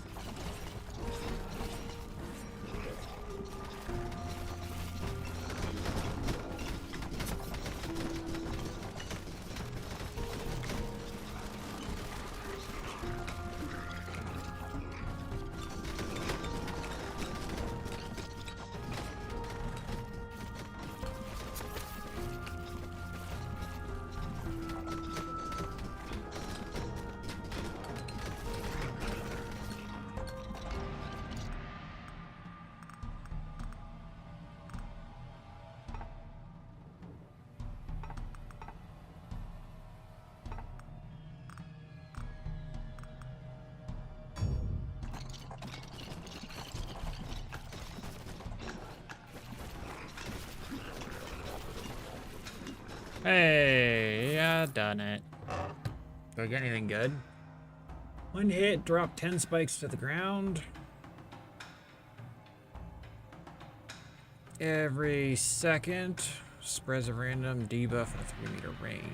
That's kind of neat.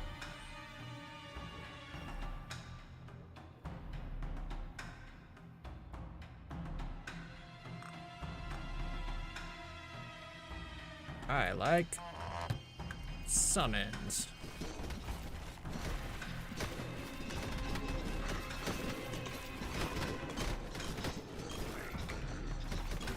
Mostly because my damage is no bueno.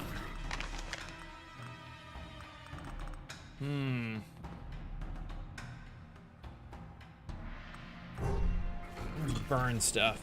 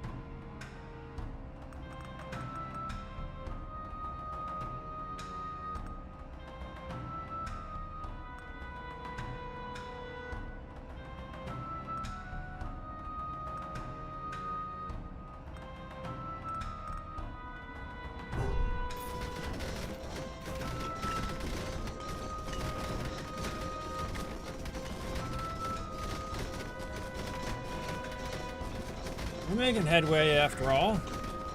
Took some time and 20 or so levels, but doing okay.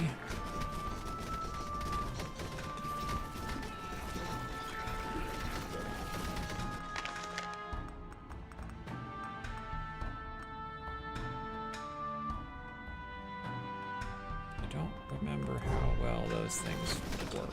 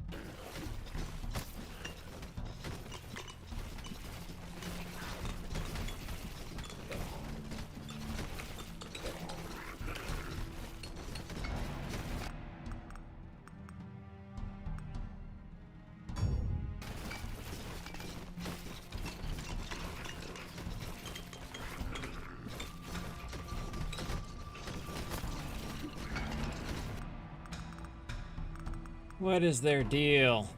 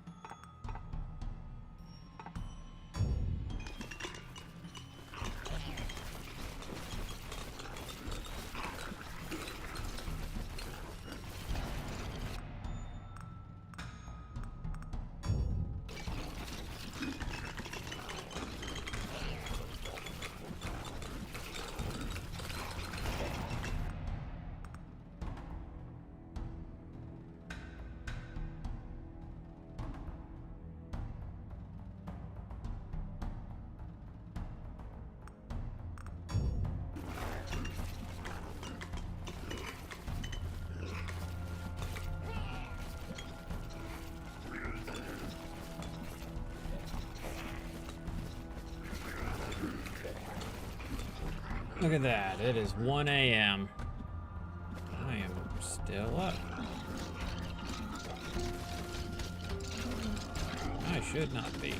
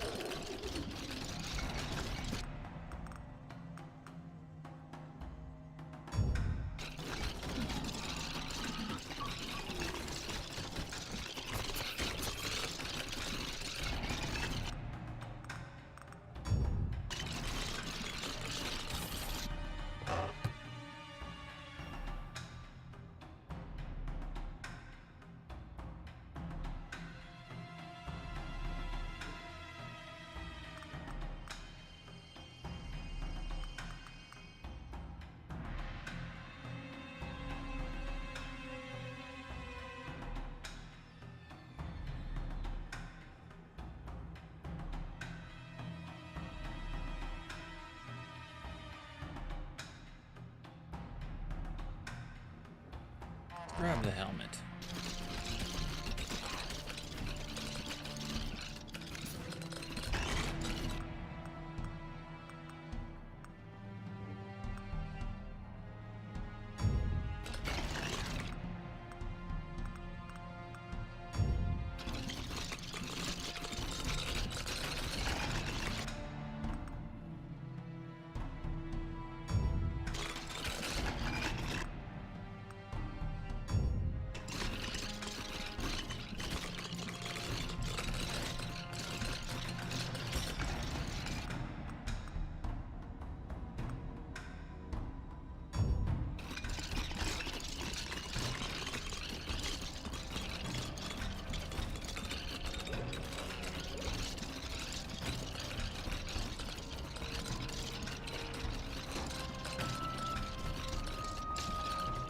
Gotta run all the way back.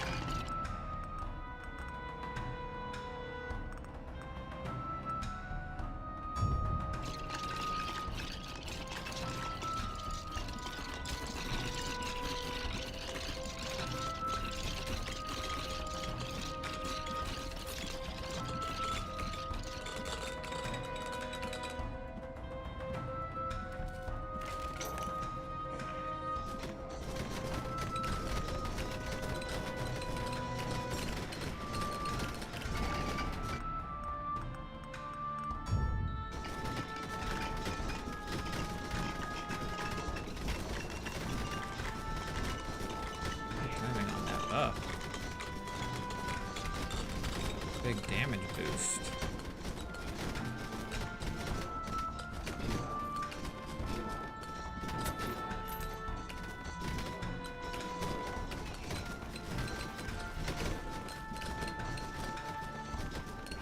I really need to get up to the well so I can get rid of this helmet and retrieve it for burn characters. 'Cause I want it.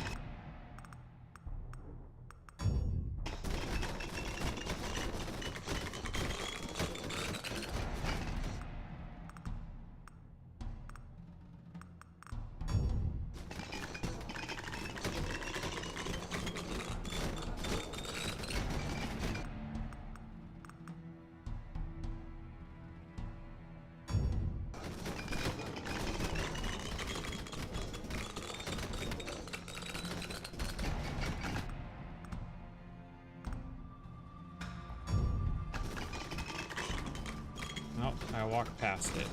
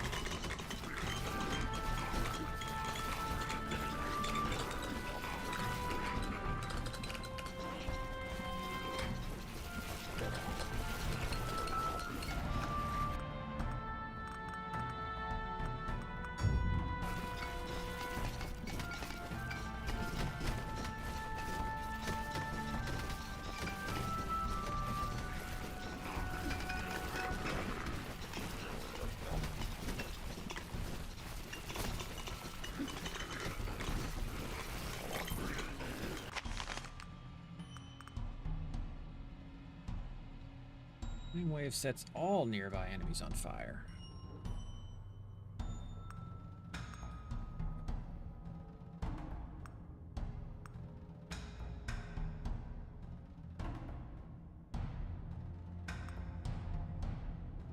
Does no direct damage.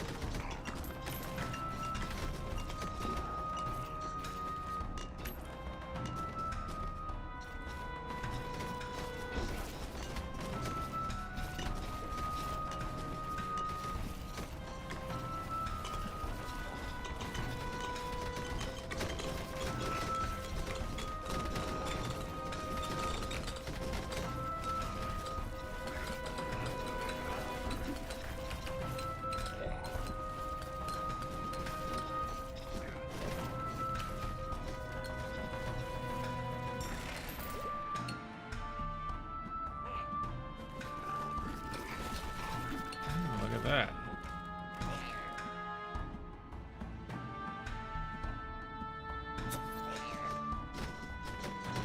Okay, it's a Hydra.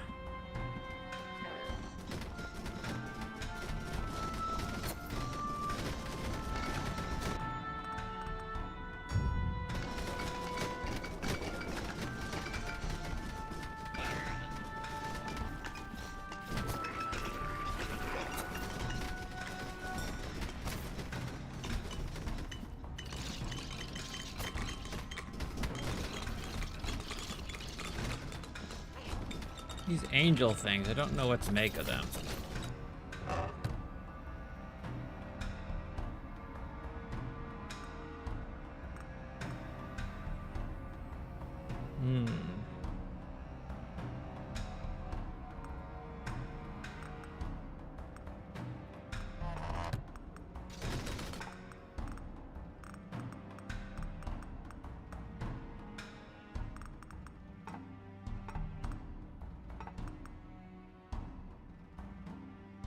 Where is it?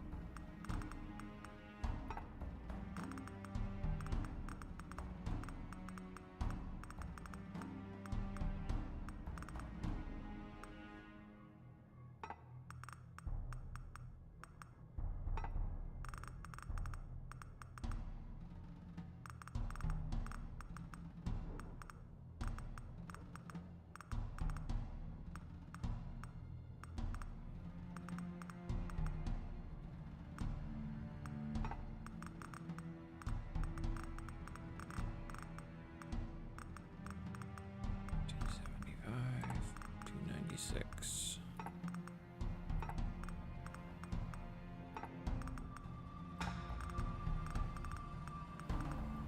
45. 30. Bet you the crit chance is far better.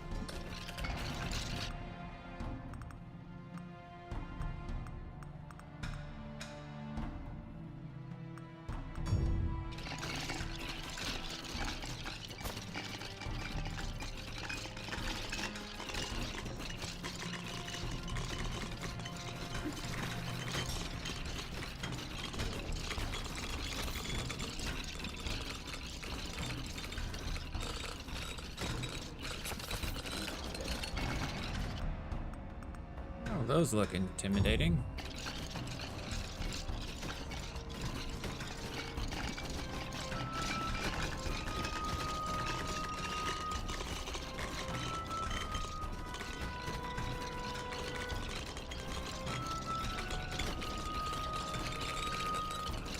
I guess they're only on one side though, so that's not terrible.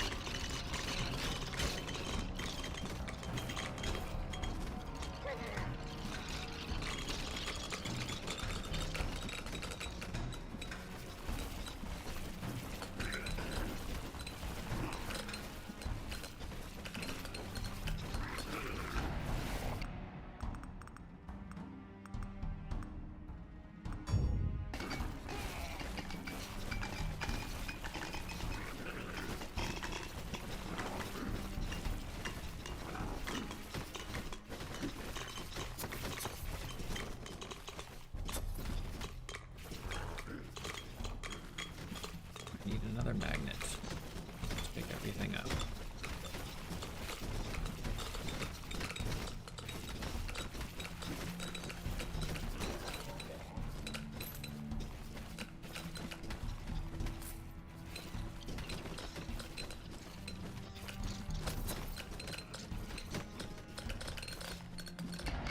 Alright, they're gonna still keep coming, it looks like.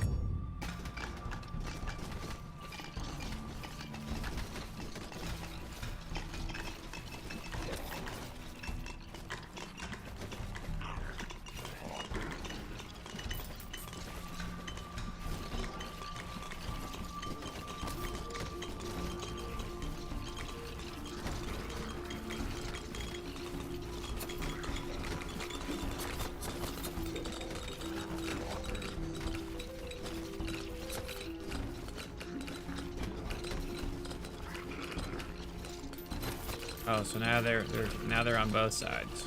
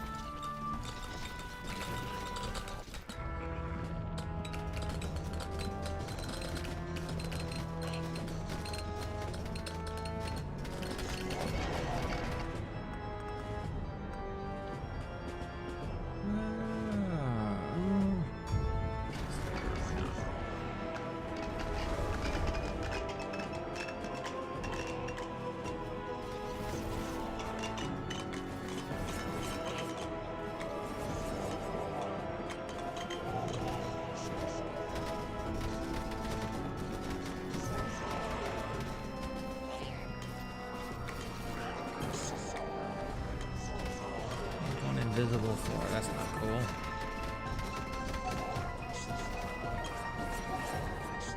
Look, pile of gold.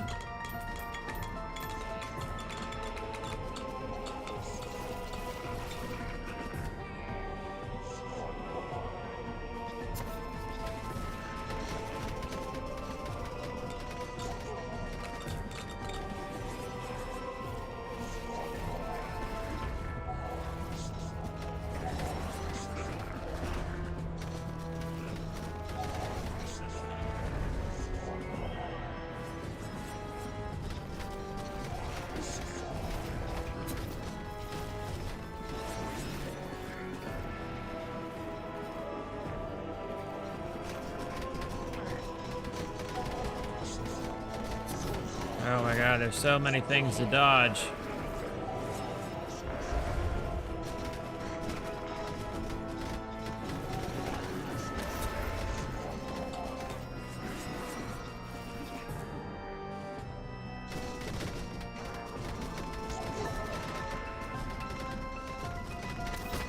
Ow, ow, ow, ow, ow.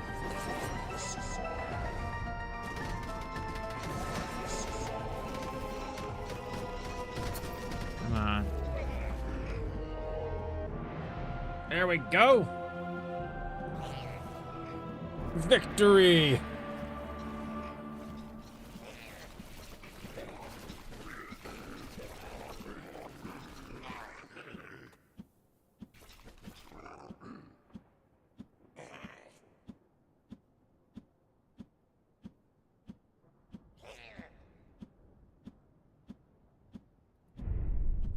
All right. Oh, we got. Oh, shit. There's more of them. Damn. That's upsetting. Because I have to go to bed. So. I hope you all have a fantastic day, evening, whatever. Catch you later.